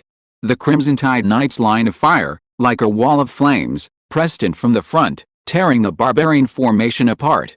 Lambert swung his longsword, unleashing a sweeping attack that sent several barbarians flying, their blood splattering on the ground. Reaching Lewis, Lambert dismounted, his armor still dripping with blood. He knelt on one knee and whispered, "My lord, I'm too late." Lewis looked up at the night sky illuminated by flames, his voice low and menacing. "Close the net. Leave a few key figures, kill the rest." The nobles watched this scene as if witnessing a miracle. They looked at the crimson banner, at the young lord standing steadfast amidst the flames, and wept bitterly. Chapter 363 Evidence. Lambert's cloak billowed on the wind, his visor covered in ash. He growled, "Finish it off. Leave a few alive, clean up the rest." The Crimson Tide Knights launched a bloody crackdown. As dawn approached, a sliver of white appeared on the horizon, and the knights stationed outside the city, along with their support troops, arrived. The crowd halted amidst the ruins, the air thick with the acrid smell of burnt grease, nauseatingly pungent. They stared at the scene before them, charred courtyards, collapsed statues, metal twisted by flames, snow soaked in blood. The entire manor seemed to have been consumed by hellfire. The young soldier's Adam's apple bobbed, his voice trembling. What happened here?" The Crimson Tide Knights were now rhythmically prying up the corpses with their lances, occasionally letting out a dying barbarian roar, quickly followed by a fatal blow. In the end, the Crimson Tide spared only a few prisoners who appeared to be of high status. The barbarian chieftain, Uru, and his 2 lieutenants were chained. The rest of the barbarians were executed. After the casualty count was completed, Lambert stepped forward and knelt before Lewis, bowing respectfully. "My lord, the count is complete. The nobles have suffered heavy casualties. Of the 30-odd nobles who attended the meeting, nearly half were affected, with 75 knights killed. 3 nobles died in the manor, and 2 were killed by arrows while fleeing. The highest-ranking noble was Viscount Bolton, and the 6th prince, Asta, has also been confirmed dead." Lewis was slightly taken aback, his brow furrowing slightly, clearly surprised. His original plan was to use this attack to detain the prince and force him to submit completely. He hadn't expected Asta to die so easily. What a coward. Lewis remained silent for a moment, reasoning about the chain reaction that Asta's death might cause. His expression gradually calmed, a cold thought flashing through his mind. Dead is dead. The objective has been achieved, the effect is the same, and the impact is limited. The princes in the capital are busy fighting among themselves and have no chance to pay attention to this matter. Asta's death might only provide fodder for a brief banquet. No one will send anyone to investigate. As for the north, Lewis didn't believe anyone would dare interfere. His gaze swept across the ruins, the crimson dawn reflecting in his eyes as if calculating his next move. However, the act must go on, Lewis said softly. Now that the 6th prince is dead, there has to be an explanation. He turned to Lambert, saying calmly, "Summon all the uninjured nobles. We need to hold a meeting to give this attack a result." Lambert nodded in response. "Yes, sir." He turned and left, beginning to direct the knights to gather the nobles. The flames illuminated Lewis's profile, his expression was as cold as ice, and no one knew what he was thinking. Dawn broke, the blood mist lingered, the smell of tar mingling with the stench of corpses, like a lingering nightmare. At this time, a clean area had been temporarily cleared from the Frost Dragon Territory Manor, but mutilated corpses still lay piled around it. Crimson Tide Knights stood around, blood still stained their armor, exuding an eerie, chilling aura. The air felt oppressive, as if it were solidifying. The nobles stood in a circle, their clothes disheveled and their expressions terrified. Several young noble women were shielded at the back, their tears still wet on their faces. They were relatively unharmed. Several nobles had already died mysteriously in the attack. "Who dared to attack the prince's meeting?" An old nobleman's voice trembled. "This isn't a rebellion, this is murder," another roared, but his voice sounded weak in the empty ruins. The crowd clamored about yesterday's events. Just then, Lewis slowly ascended the flame-blackened steps, sword unattached, hands clasped behind his back. "Gentlemen," Lewis said, "last night's tragedy not only shed blood in the north but also brought shame upon the Empire. We must find the culprit. Without anyone's help, these barbarians couldn't have entered so easily." Lewis's tone was somber, yet subtly sharp. He scanned the surroundings, no one dared to meet his gaze. "If we don't find the true culprit, we will all become a laughingstock of the Empire. And we will not be able to avenge our friends." The nobles echoed Lewis's words. "This absolutely must be investigated." It was Yorn who first shouted excitedly, having been quite frightened the previous night. "The boss is absolutely right. This despicable conspiracy must be thoroughly investigated. Someone is plotting. They must be punished." Voices rose and fell, many nodding in agreement, seemingly ignited by Lewis's words. But beneath the fervent response, an undercurrent of unease simmered within them, a growing fear that they might be drawn into conspiracy. Some nobles exchanged glances, their eyes darting around, while others frowned, sensing something amiss. Several older lords coughed twice but said nothing more. The murmur of discussion spread like turbulent water. Just as the clamor reached its peak, Lewis simply raised his hand slightly and pressed it down. The movement was small, yet it exerted an invisible pressure. The conversation instantly ceased, and the lords lowered their heads, falling into unease. The surrounding chaos contrasted sharply with the current order. Lewis, though merely an invited guest, had silently seized control of the situation. The ruins of the manor lay beneath his feet, seemingly the territory of the Crimson Tide. The nobles and knights of Frost Dragon territory instinctively felt it was his turn to take charge. Just then, Lambert rushed to Lewis, his voice deliberately amplified. "These are items recovered from the body of the sixth prince, Asta." He held a blood-stained wooden stick high, displaying it before everyone. The stick was engraved with the blood oath of the barbarians, a sacred relic that only allies could possess. The nobles exchanged bewildered glances, whispers spreading rapidly. "This is a barbarian relic. How could it be on His Highness? Could it be? That's impossible." "How could the sixth prince?" Lewis remained silent, merely glancing indifferently at Camille standing in the corner. That one glance sent a cold sweat down Camille's spine. He immediately recalled the secret letter that had appeared on his bed a few days earlier. "When chaos descends, identify Asta, Holmes, Crane, Bolton, Harlow, and He-Man." Camille's breathing quickened, his heart pounded. At that time, he hadn't understood, but now he finally knew that this scheme had been planned from the very beginning. Had Lewis already foreseen this? How terrifying.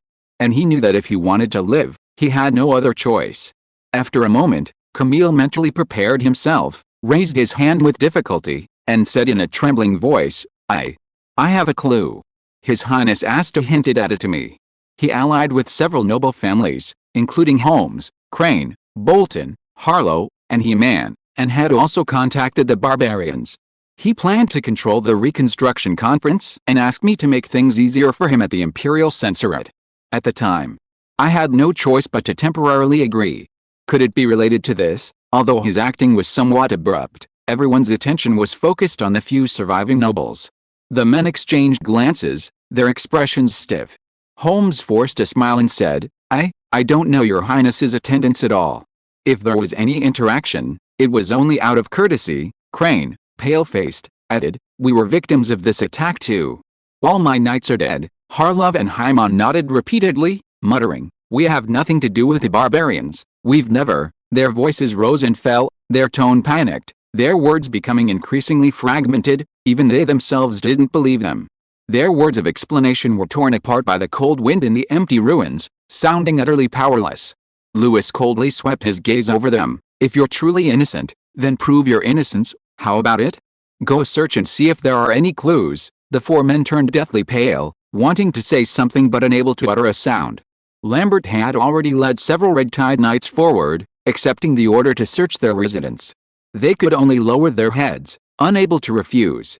Just then, chains clanged, and Ur was brought in, his face deathly pale, his steps unsteady. He knew his wife and daughters were in the hands of the Crimson Tide.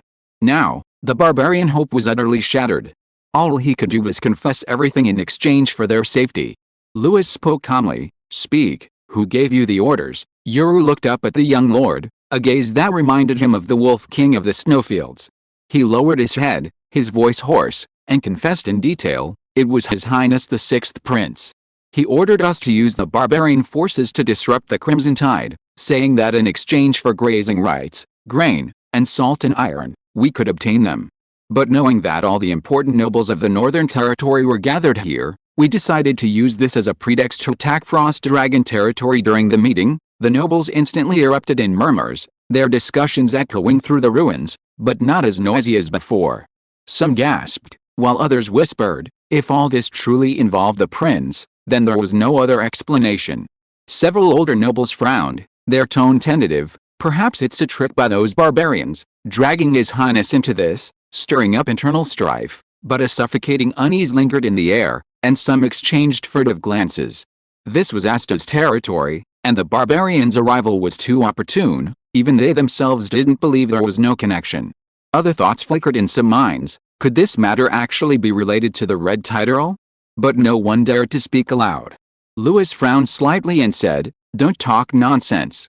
His Highness, of imperial blood, would never do such a thing." Yoru struggled to raise his head, blood trickling from the corner of his mouth. "I have evidence." Soon after, he was taken away, only to be brought back quickly. Several Red Tide Knights carried a heavy iron chest behind him. Inside were neatly arranged the Frost Dragon Territory Envoy's badge, the Oath Parchment Scroll, the Grain and Salt Rationing Order, a hand-drawn map of Frost Dragon Territory, several signed documents, and 2 contract letters. Lambert knelt on one knee and reported, they were all found in the barbarian hideouts. All eyes focused on the badge, the Frost Dragon Territory Envoy badge, a token authorized by Asta, allowing the holder to issue official orders on behalf of Frost Dragon Territory. The badge bore His Highness Asta's seal on the back, suggesting it wasn't a forgery. Another contract, beginning with a barbarian totem, contained the oath, "By the blood of our ancestors, all who sign this oath share honor and disgrace with their allies. Whoever breaks this oath will be exterminated." Asta's signature and the Frost Dragon Territory seal were at the end.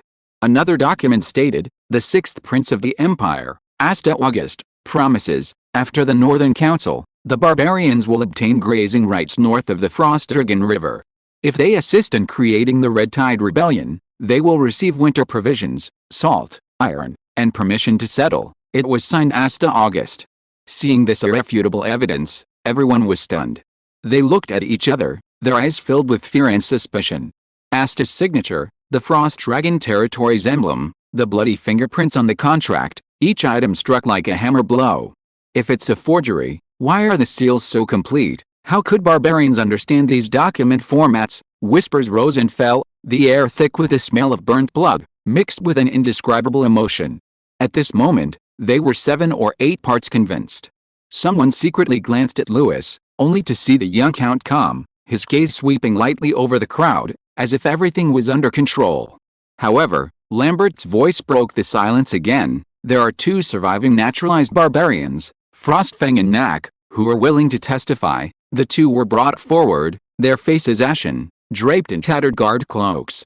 Lambert said in a deep voice, "They were originally barbarians, later recruited as guards by the 6th Prince's Knights.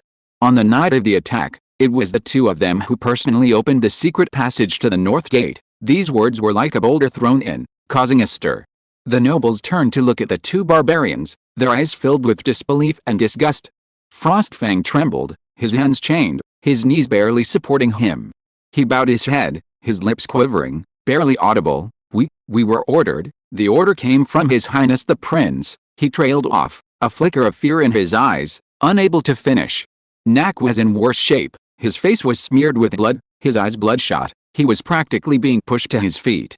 He stammered, trembling, "It was His Highness who gave us the badges and tokens, allowing us to assist the barbarians into the city." He then collapsed on his knees, his forehead pressed against the cold stone bricks, sweat and tears mingling and dripping down. Their voices, weak and feeble in the silent ruins, pierced the hearts of the nobles like 2 nails.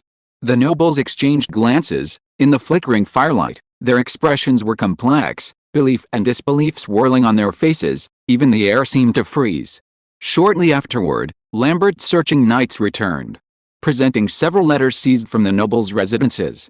The heavy wax seals clearly bore the names Holmes, Crane, Bolton, Harold, and Seaman.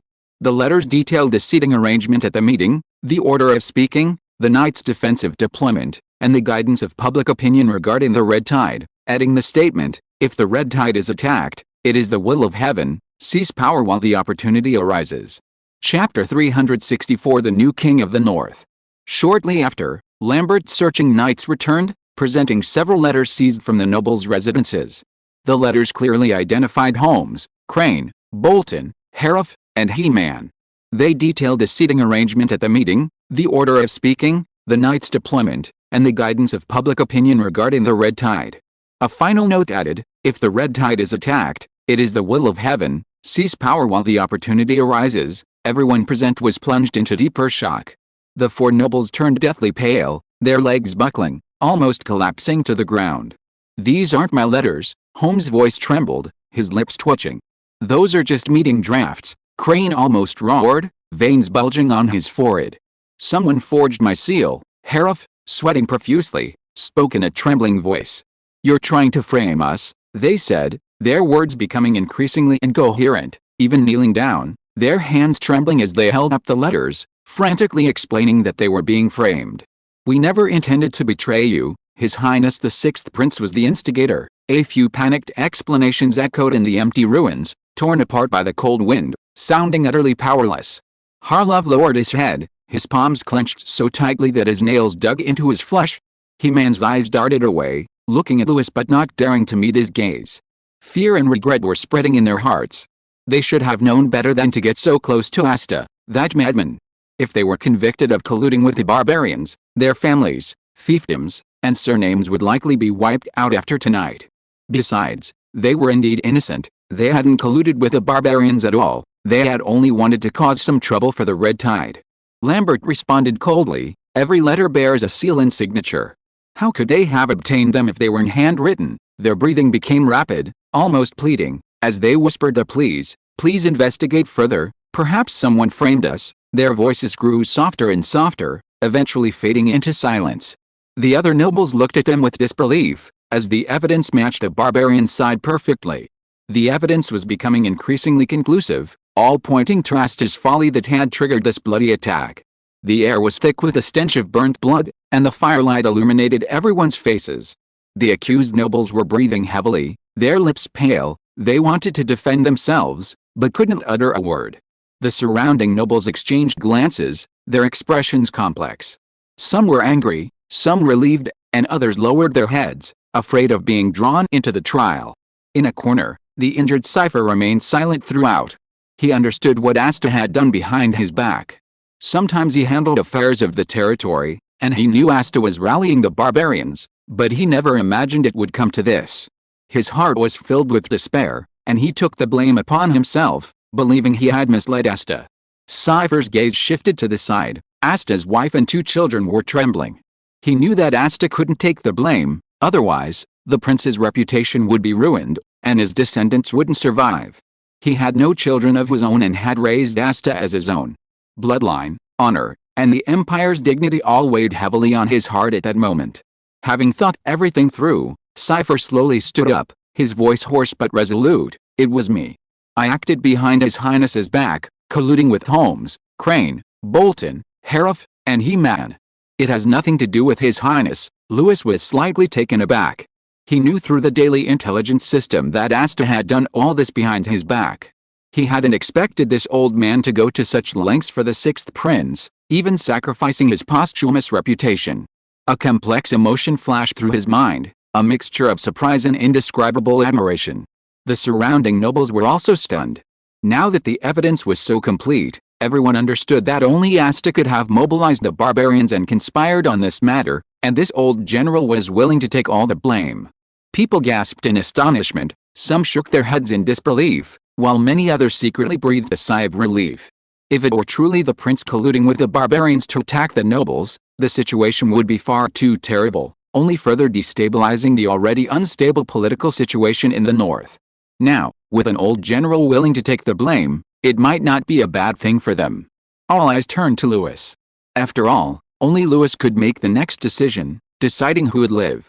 After a moment of deathly silence, Lewis finally stood up and calmly said, His Highness the Sixth Prince has died for his country. He is a martyr of the Empire. However, traitors and conspiracies must be dealt with, he announced. General Cypher, instigated by the barbarians and misjudging the situation, causing the turmoil at the meeting, has now surrendered himself and confessed his crimes. However, due to his service to the Empire, he will be sent to the capital for trial. Asta's wife and children will be escorted back to the capital for resettlement. The Holmes, Crane, Harif, and He-Man families, for their instigation and assistance, are listed as jointly responsible and will be executed immediately. Sever breathed a sigh of relief upon hearing Lewis's verdict. Knowing that Lewis had shown leniency, He knew that with his family's influence, he would have a chance to survive back in the capital, and asked his wife and children would also be safer there. On the other side, upon hearing the word execution, the four men were initially stunned and didn't react. Holmes murmured, "Execution." His voice was weak, as if he was still waiting for someone to plead for them. It wasn't until the Crimson Tide Knights stepped forward and pressed down on their shoulders, the cold rustling of their armor, that they were fully awakened. Holmes was the first to react, falling to his knees and kowtowing repeatedly, "No, my lord. I'm innocent. I didn't do anything." Crane's face turned red, his eyes bloodshot. "Please give me a chance to explain. I was only acting under orders." His Highnesses, but before he could finish speaking, he was kicked heavily to the ground by a Crimson Tide Knight. Harlov struggled and roared, "You little brat have no right to judge the honorary nobles of the North. My grandfather took an arrow for the Duke." His voice was high-pitched, filled with the frantic will to survive. The last man, He-Man, was numb, his eyes trembling as he closed them, muttering as if resigned, "I'll just..." The four were forced to kneel, one after another. Pleading, cursing, and silent, emotions intertwined. Until the first slash of a blade pierced the air, blood splattering before everyone's eyes. Lambert's movements were clean and swift, each strike as fast as lightning. As the second strike landed, Crane's angry curses abruptly ceased. The third strike was accompanied by a terrified howl. By the fourth strike, He-Man could only let out a soft sigh. Blood trickled down the cracks in the floor tiles, the stench of blood in the air growing stronger. Among the onlookers, some were intrigued, some gloated, others trembled and lowered their heads, unable to watch any longer. A few nobles near the front whispered among themselves, "They deserve to die and the punishment is too harsh." Lambert sheathed his sword and silently retreated. The entire hall was silent except for the sound of the wind and the dripping blood. Everyone understood that Lewis's strike was not merely punishment, but a declaration of the beginning of a new rule in the North. Lewis merely watched the flash of blood, his eyes cold, his expression unchanging. Flames danced behind him, casting a golden-red silhouette. From this moment on, he was no longer the Lord of the Crimson Tide, but the true ruler of the North. A king of the North, succeeding Duke Edmund, was born. 4 days had passed since the night of the barbarian attack. The Northern Reconstruction Conference remained postponed. The burned-out manor had been hastily repaired, new wooden beams supporting the roof, and fire marks still lingered on the charred stone pillars. Through the cracked skylight, wind and snow poured in, fluttering the dragon banner of the Iron-Blood Empire. The nobles were tense, some even wearing bandages as they took their seats.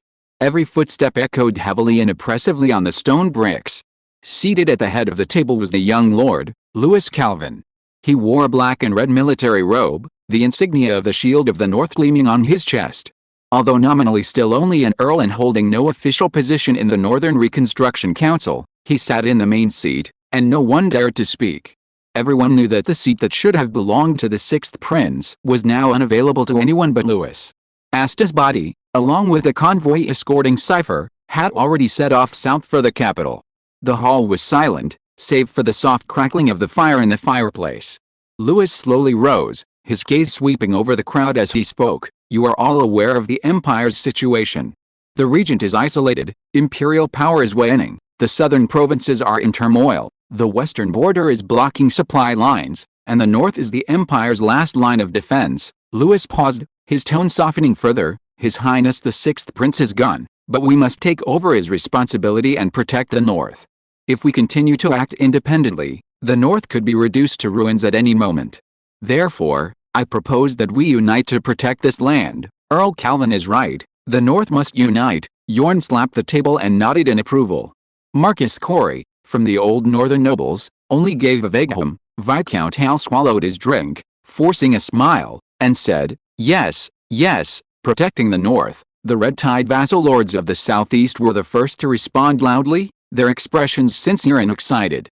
They had already witnessed the benefits of the Red Tide system and praised Louis as the one who could truly lead the North out of the harsh winter.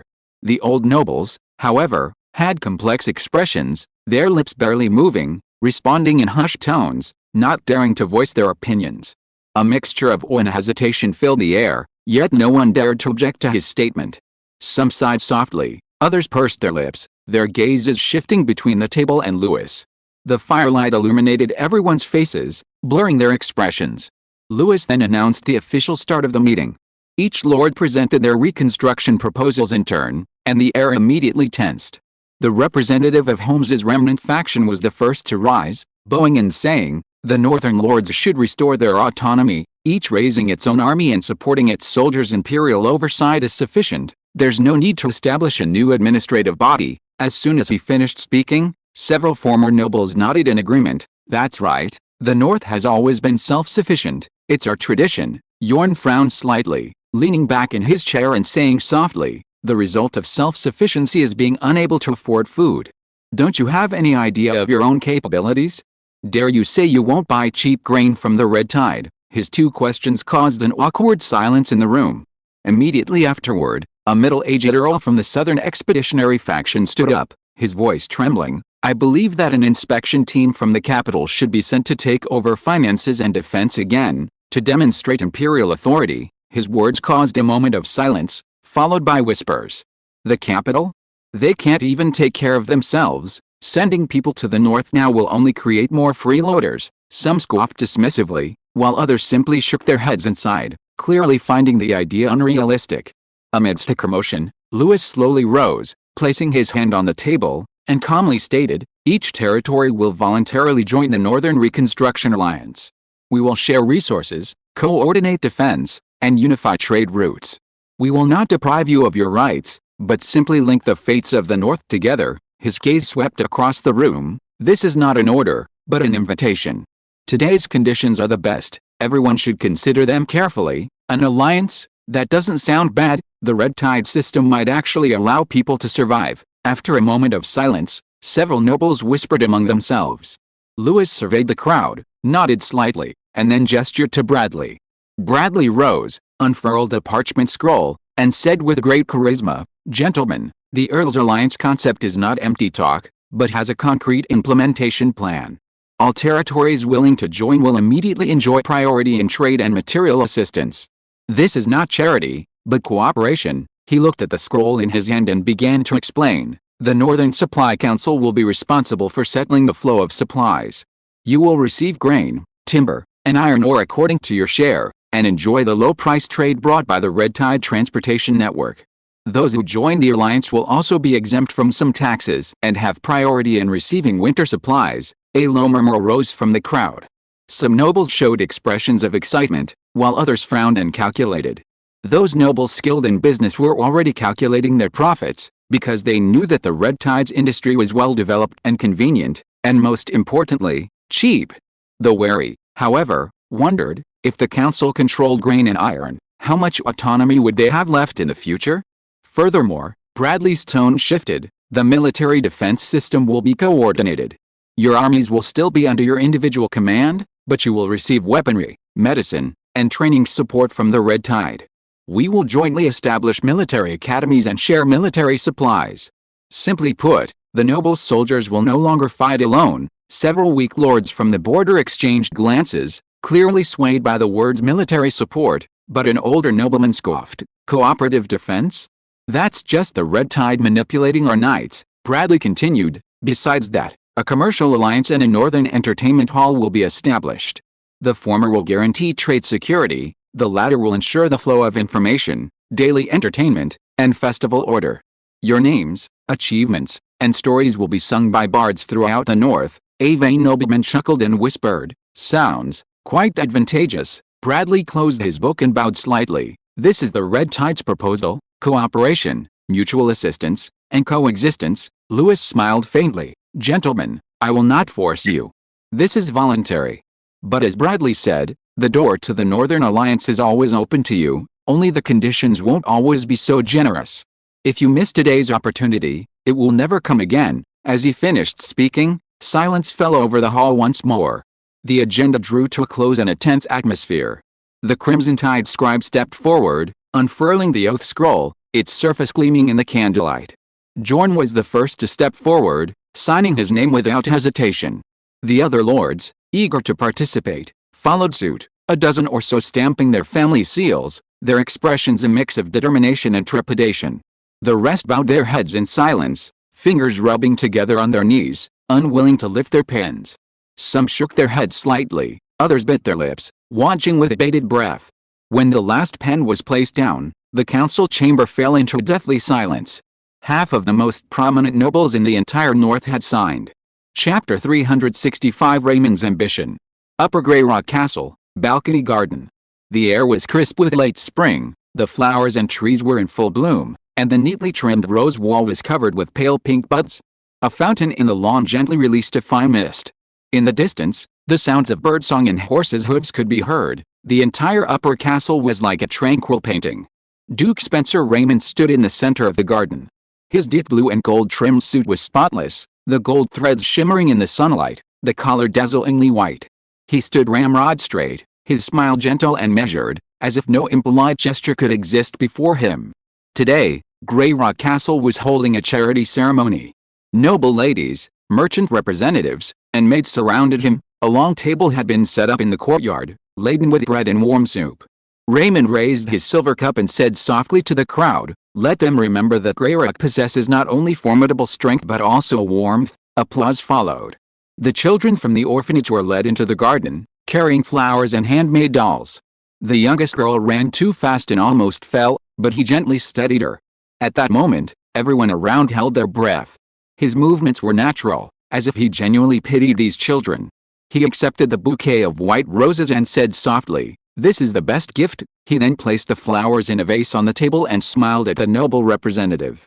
A burst of even louder applause erupted from the crowd, and a lady said with tears in her eyes, "Your Excellency is the most benevolent nobleman in the empire." Raymond nodded slightly and ordered the chests in the storage shed to be opened.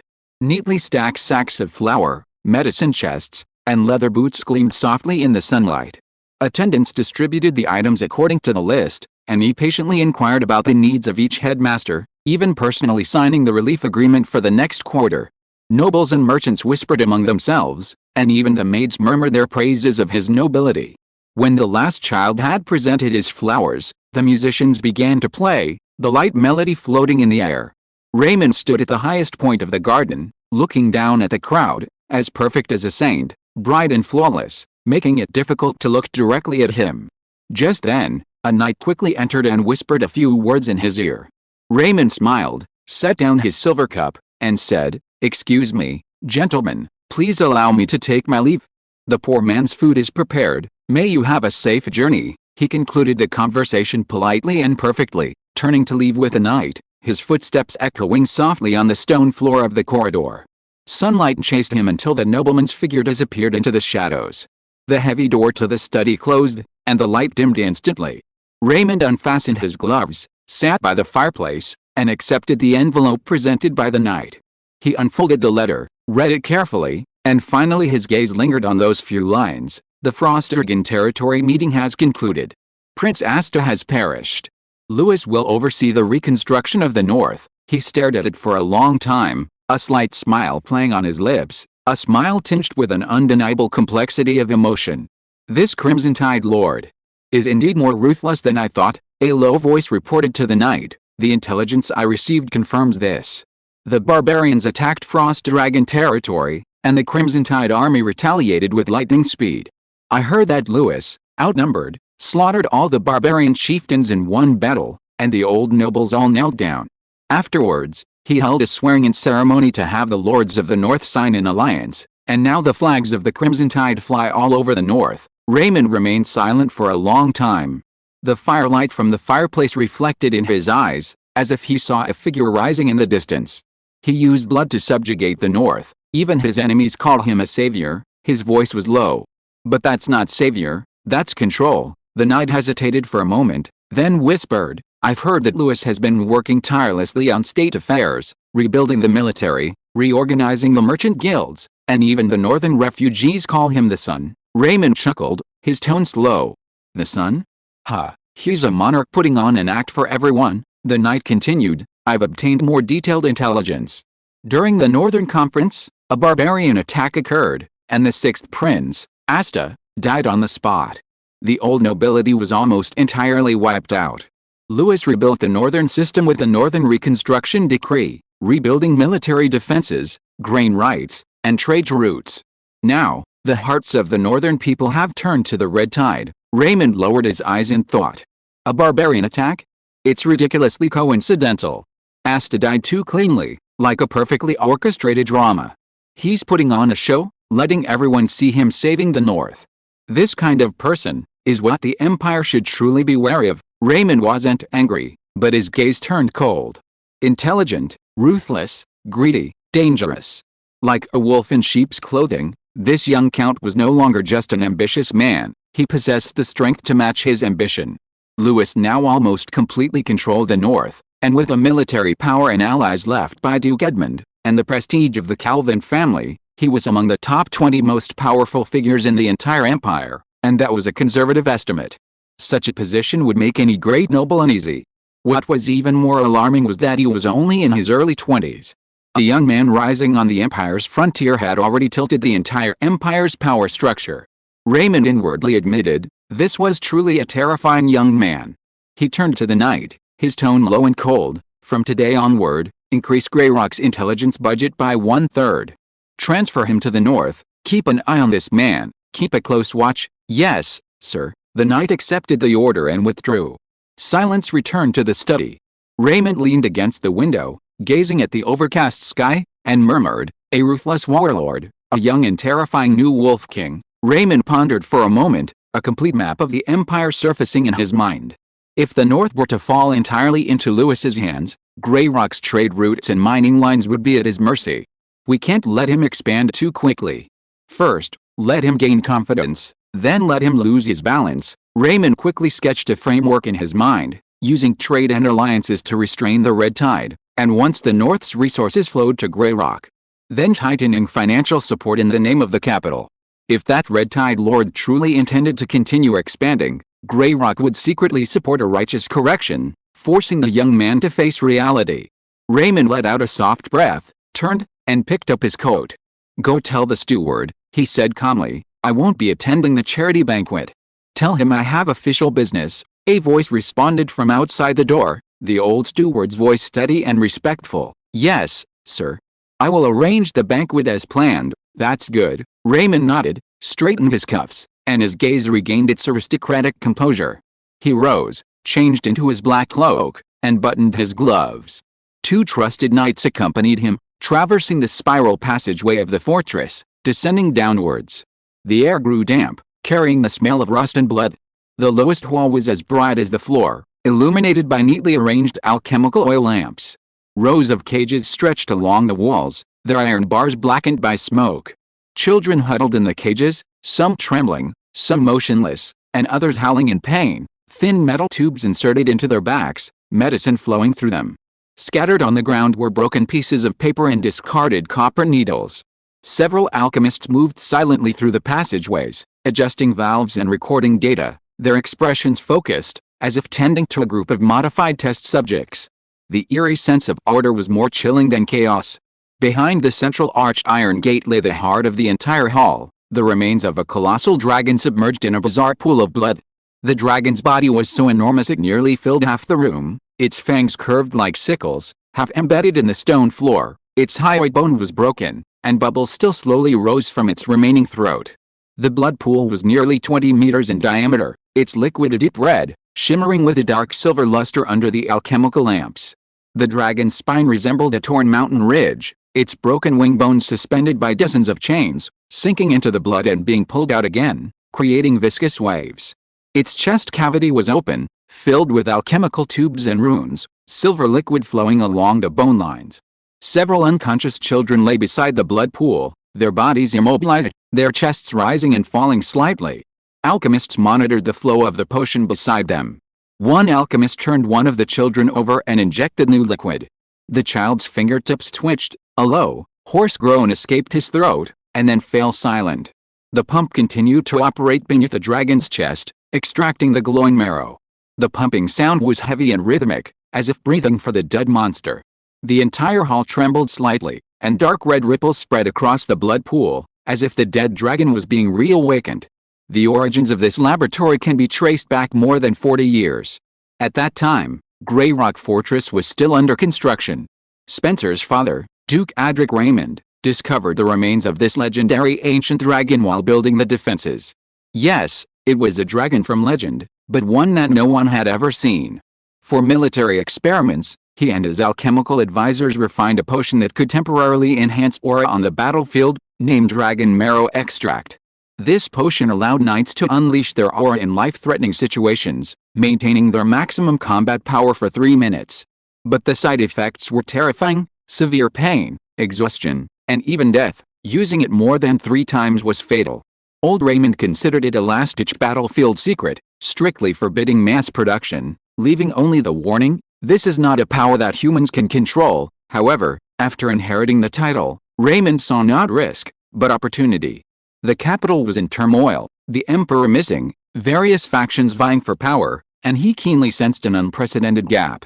An opportunity for him to rise to the core of imperial power, even to rule the entire continent.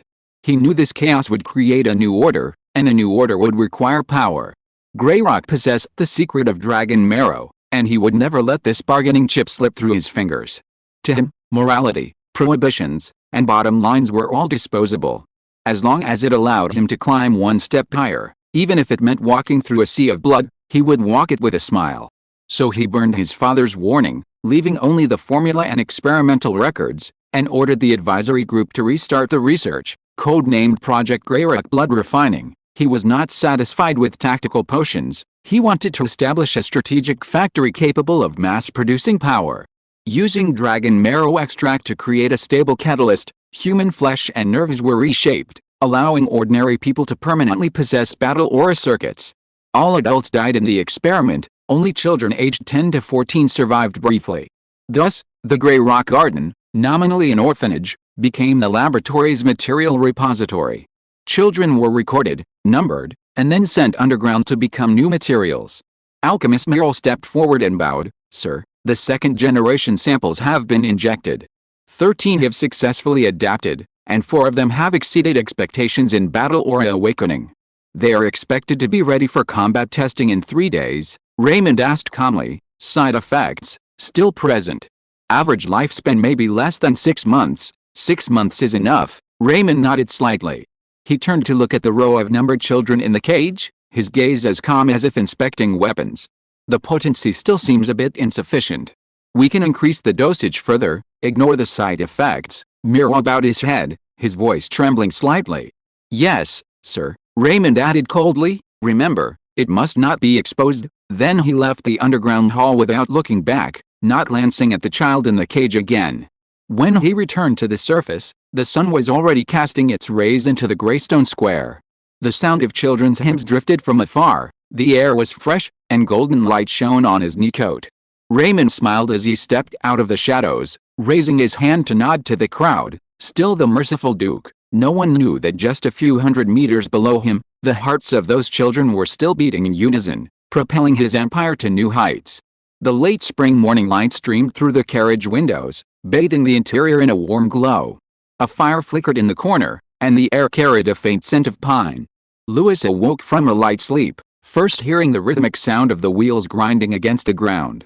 A slight tremor opened his eyes, the firelight casting a pale golden glow on them. Louis first rubbed his temples, exhaling a long breath. The air carried the warm scent of charcoal.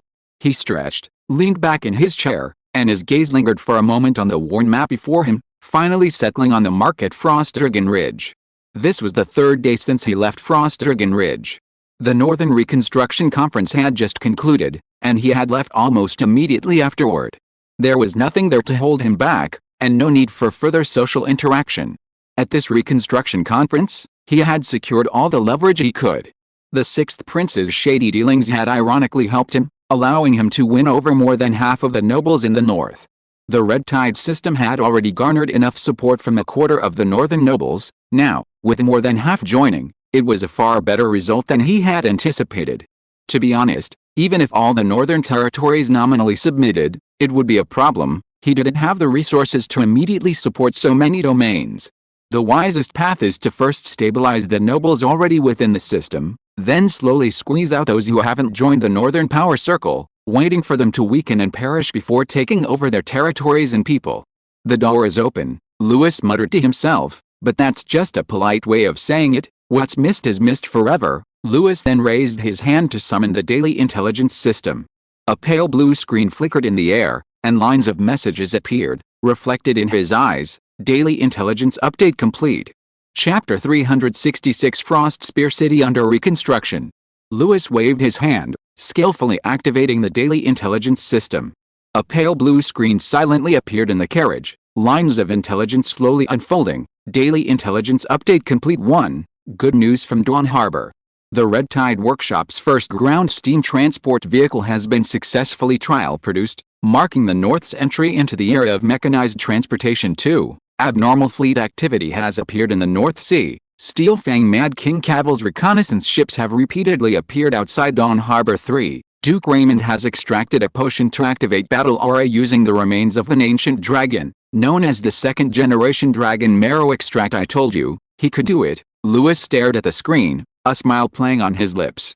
He had known Hamilton would succeed. After all, he was a genius recognized by the Daily Intelligence system. He hadn't expected it to be so fast. That vehicle wasn't just an achievement of the workshop, it was another giant leap forward for the entire Red Tide industry. The firelight reflected a faint glow in Lewis's eyes. Supply lines, trade lines, military lines, they're all operational. He already had a plan in mind. Once the technology was stabilized, he would begin mass production, allowing Red Tide's goods and provisions to traverse the snow-covered plains. In the future, even larger rail cars would connect the ports and the various cities of the North into a steel lifeline. In wartime, these would be behemoths of supply and troop transport. In peacetime, they would be the lifeblood of merchants and artisans. The resources of the North would flow through these machines, no longer restricted by seasons, storms, or horses. Lewis could foresee that when steam trains roared across the snowfields, and workshops could further advance their technology to produce war machines, armored trains, and ocean-going steam fleets, it meant that Red Tide would completely revolutionize the North's roads, trade, and military supplies, from transportation to defense, from production to warfare. In future wars, Red Tide would no longer rely on the blood of knights, but on the roar of machines. In this world, alchemy had long been pushed to its limits by the Emerald Federation, with numerous schools and branches, ranging from potions to bioengineering. However, in the field of mechanics, their progress has always been slow, perhaps because this is a magical world, and therefore there is no development in this area. The Red Tide steam technology is a new path that no one has ventured into before, and therefore truly unique. This is the Red Tide's secret weapon, and also its advantage. Lewis looked up at the line of text on the screen, a sense of satisfaction rising in his heart. 2. Abnormal fleet activity has appeared in the North Sea. Steel Fang Mad King Caval's reconnaissance ships have appeared multiple times outside Dawn Harbor. Lewis glanced at it, remaining completely calm. To him, this was not a sudden threat, but a confirmation finally imprinted on his long-standing intelligence chain. He already had a stack of intelligence about Caval, such as the Ash Guild secretly providing him with cannons and fuel, allowing him to attack Guild ships under the Emerald Federation several times. His main areas of activity were concentrated in the Ice Abyss Islands and the North Sea Corridor. The intelligence even recorded his private life. He was not as insane as the legends suggested. His family lived a respectable life in an affluent small town in the Emerald Federation, keeping their identities hidden. Caval wasn't a madman, but a pawn of the Guild, and a pirate leader controlled by the Ledger. Based on intelligence and Bag's testimony, he had already sent several people to secretly investigate and conduct intelligence simulations, thoroughly understanding the fleet's firepower deployment and supply rhythm. Therefore, Lewis wasn't alarmed. His original plan was to personally eliminate them in the spring, but this time, to attend the reconstruction meeting, he had Dawn Harbor build more ships and refrain from rash actions. Strengthen the defenses, set up gun positions, and wipe them out once he arrived. Lewis's smile faded. Since you've shown yourself, I will choose the time, the place, and your fate. 3. Duke Raymond used the remains of an ancient dragon to extract a potion that activates battle aura, known as second-generation dragon marrow extract. When Lewis saw this, his brows furrowed. Dragon remains, he repeated softly. That kind of creature was already a legend. No one had seen a living one for thousands of years, yet someone had unearthed a corpse in the limestone? Lewis didn't believe intelligence could be wrong. The Daily Intelligence system wouldn't fabricate illusions. He leaned back in his chair, lost in thought for a moment. The existence of dragons meant that some ancient power was awakening. And Raymond, that extremely rational madman, was trying to squeeze it dry. A complex emotion rose in his heart, not fear, but vigilance. This potion can turn mortals into knights. The side effects must be enormous, but can it really be controlled? Lewis slowly exhaled. He wants to take a shortcut, and shortcuts often lead to the abyss. We need to send more spies to monitor Grey Rock Province. If we can obtain a sample, we should spare no expense. However, Lewis didn't have high hopes. That thing wouldn't be seen by just anyone. That was reality. Raymond had definitely locked his most important secrets in the deepest tunnels. Just like the Red Tide's Artisan Research Center, the core experimental section of the steam engine, the aura training room, and even some key assembly lines were designated as restricted areas. Heavily guarded by knights, no one could enter those sealed locations without his permission. Raymond, a man of deep cunning and seasoned experience, was one of the most powerful and ambitious nobles in the Empire. Through the daily intelligence system, Lewis had pieced together Raymond's true intentions, not merely to control Grey Rock Province, but to seize control of the entire Empire, and even seek higher power. Lewis had actually sent spies to infiltrate Grey Rock and gather intelligence, but those reconnaissance efforts always missed the mark. Fortunately, he possessed the daily intelligence system, a seemingly insurmountable tool, which allowed him to piece together fragmented clues into a coherent picture. Otherwise, he would have died without ever knowing his neighbor's ambitious schemes. He didn't have many better options. He couldn't very well wage war. The Red Tide's current military strength and resources didn't allow for such a move. A direct confrontation would be extremely costly and not guaranteed to succeed. Therefore, he could only pin his hopes on two things. First, the daily intelligence, to find as many gaps in Raymond's defenses as possible, and second, to ensure the Red Tide's military development kept pace with his ambitions, deploying chariots and artillery as quickly as possible, since knights couldn't be mass-produced, while chariots could. The current state of the Empire filled Lewis with a sense of urgency, like watching a timed device, knowing the fuse had been lit but unable to extinguish it immediately. Lewis sat in the carriage, gazing at the gray sky outside the window. He had been away from Frost-Dragon Ridge for several days, and his current destination was Frostspear City. He was just passing through, so he stopped to take a look. In the distance, the old Frostspear ruins were still smoking, from the furnaces lit during the demolition of old stone. The air was filled with the smell of a coke and musty wood, and the clanging of metal echoed intermittently through the valley. The outer walls of the new city were not yet completed, and the wooden door frames creaked in the wind. Temporary soldier watchtowers were pieced together from iron plates and frozen earth, and the wind and snow lashed the flags of the Empire and Frostspear. This city had once been the heart of the North, its central hub, the military and political core of the Empire's north. As the capital of the North, its location was naturally excellent, situated in a fortified area where the frozen river met the mountain ridge, controlling the trade routes to the south and the western trade routes, and serving as the node for all supplies and defenses. Lewis gazed silently at the smoking ruins, his expression calm. He knew why he was rebuilding this ravaged city. First, it was to fulfill a vow. Frostspear was the symbol of House Edmund. On his deathbed, the Duke had entrusted him with the name and legions of the North. Rebuilding Frostspear was not only a continuation of trust but also a political commitment. If he abandoned it, he would not only break his promise but also be seen by the northern nobles as a usurper, not a successor. Moreover, Lewis still remembered the Duke's weak voice that day. "It cannot end in my hands," he had sworn to Duke Edmund then. "One day, I will rebuild Frostspear City." Not as an appendage of the Red Tide, but as the true heart of the North, he had to keep this promise. And while the Red Tide territory was strong, it was not the capital, while Frostspear City carried the legitimate banner of the Empire. If he wanted to unify the Northern Lords, this city was indispensable. After its reconstruction, with him as guardian and Isaac as ruler, he could rightfully become the Lord of the North. Isaac, as the sole heir of Duke Edmund, is destined to be the future ruler of the North, a promise he made to the Duke, though few may believe it, but it is his true intention. Lewis knows that his future is destined for expansion and conquest, not necessarily settling in the North. His ambition is for the entire Empire. He didn't have this ambition before because the Empire was still stable, but intelligence indicates it is now in dire straits, and he may well have a chance to carve out his own territory, or even become emperor. Frostspear is the legacy of the old Duke Edmund and a trial ground for the new Duke Edmund. Moreover, Frostspear's terrain is the hub of the entire North, capable of both defense and assembly, essential for future wars. The rebuilt Frostspear will become a supply depot, military logistics center, and transportation fortress for the front lines. The Red Tide will continue to serve as the brain of the North, coordinating orders and operations, and will be used as a testing ground for the Red Tide system. Frostspear is the ideal pilot site, home to both old nobles and war refugees.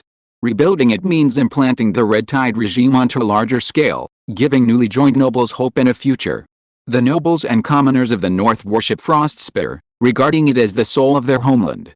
If the ruins are never rebuilt, the spirit of the North will crumble. The process of rebuilding Frostspear is itself a political and religious revival, making the North great again. The carriage passed through the rebuilding city gate, and the knights stood at attention and saluted. Lewis lifted the curtain, looking at the interplay of old and new construction sites, his heart at peace. Two figures stood in the middle of the city gate. Viscount Orion Arden and Harold Grell, with their guards and artisans, greeted them in the snow. Viscount Orion Arden was the new Frostspear's steward, Lady Elena's brother, and of old noble birth. After the war, he was appointed acting steward of Frostspear, responsible for the entire city's Frostspear reconstruction.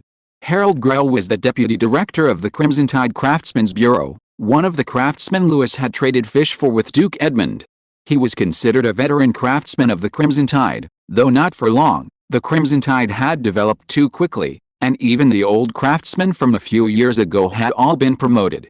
Orion gave a half-bow, his voice warm. "Lord Lewis, you've finally brought me here again." Harold, clutching his gloves covered in coal dust, said somewhat nervously, "You've come at the right time, sir. We've just started laying the foundation." Lewis nodded slightly, his gaze sweeping over the construction site behind them, bricks, wooden beams, and hearths intertwining to form the outline of a new order. He stepped into the city that had just begun to be built. The roads were still muddy, and a cold wind blew between the broken walls and charred beams. Although there were hearths, they couldn't hide the traces of decay. Orion followed behind him, his heart still filled with complex emotions. While he admired Lewis's achievements, he still doubted whether the determination to rebuild Frostspear was genuine. After all, the scene before him resembled more of a temporary workshop than a city. The cost of rebuilding is too high. Perhaps rebuilding elsewhere wouldn't be so bad. Lewis stopped, his gaze fixed on the distant ruins of the tower in the muddy ground beneath his feet. His voice was calm, yet it seemed to paint a map of the future. 3 years from now, this muddy road will become the main ring road around the city. On either side will be domed gray stone houses, warm enough in winter without charcoal fires. Further ahead is the Snow Plaza. The Northern Council will meet there, not in Red Tide. Orion paused, instinctively looking towards the open space, where the outline of the future seemed to truly emerge amidst the snow. Sparks flew under the wooden sheds, the smell of coke mingling with the cold wind. Harold bowed slightly as he reported, "The furnace pipes will start from the command tower, connecting to the first residential area in the spring. The valves will be Red Tide-style pressure distributing valves, sourced from Star Forging." Lewis pointed to the junction of the furnace and the main pipe. "Add another set of pressure relief rings to this section to prevent cracks from thermal expansion at night." Several craftsmen exchanged tense glances, afraid they might have overlooked something. Harold quickly stepped forward and replied, "Understood, sir. We'll fix it right away." Lewis's tone was calm, without reprimand, only a slight nod. "You've done well, but treat errors as enemies." The craftsmen nodded hurriedly, their hands trembling as they jotted down notes, leaving black marks on their still wet hands, and a tense respect filled the air. Orion was taken aback again. This count knew these details better than the craftsman. During the subsequent site inspection, Lewis walked through the various reconstructed facilities. He stopped in front of a makeshift furnace, quietly inquiring about the fuel ratio and air pressure adjustment, personally inspecting the seals of valves and pipes. He then walked to the newly built drainage ditch, squatted down to check the snowmelt flow rate, and indicated that an extra buffer zone should be left at the corner. Several local craftsmen who were unfamiliar with him, seeing that he even knew the blueprints by heart, were all filled with respect, while Harold proudly puffed out his chest. "The furnace here is too close to the residential area. Changes in wind direction will push the smoke back up. In winter, we need to switch to underground ventilation and remember to insulate it." "Yes, sir," Harold replied loudly, immediately noting it down. They continued on, passing the newly constructed railway tracks, the half-built warehouses, and the workshops piled high with stone. Lewis offered adjustments and improvements at every stop, from structural support to pipe pressure distribution. leaving nothing out. The craftsmen answered as they wrote, and even Orion began to feel that the workshop was gradually taking on the outline of a city. Finally, they arrived at the city center, where a stone pillar stood. The pillar was about 2 people tall, its base carved from the hard stone of the north, its surface still retaining its rough texture. The pillar was inlaid with the coat of arms of the Duke of Edmund, an eagle with outstretched wings, symbolizing watchfulness and honor. When the cold wind blew, snowflakes hit the pillar, casting faint golden patterns in the light and shadow, carrying a certain ancient majesty. The inscription was already carved, written by Lewis himself: "This place burned, this place will be reborn, in memory of those who sacrificed for the North." Orion gazed at it quietly, his eyes welling with tears. He finally understood why Duke Edmund had entrusted the legacy of the North to this young man. Perhaps only he could bring this ruin back to life. End of this chapter. Thank you so much for reading until the end. Don't forget to give it a like. Looking for more exclusive content and immediate access? Subscribe to our Patreon. Remember, every like, subscription or donation encourages us to continue. Thank you all. See you in the next video.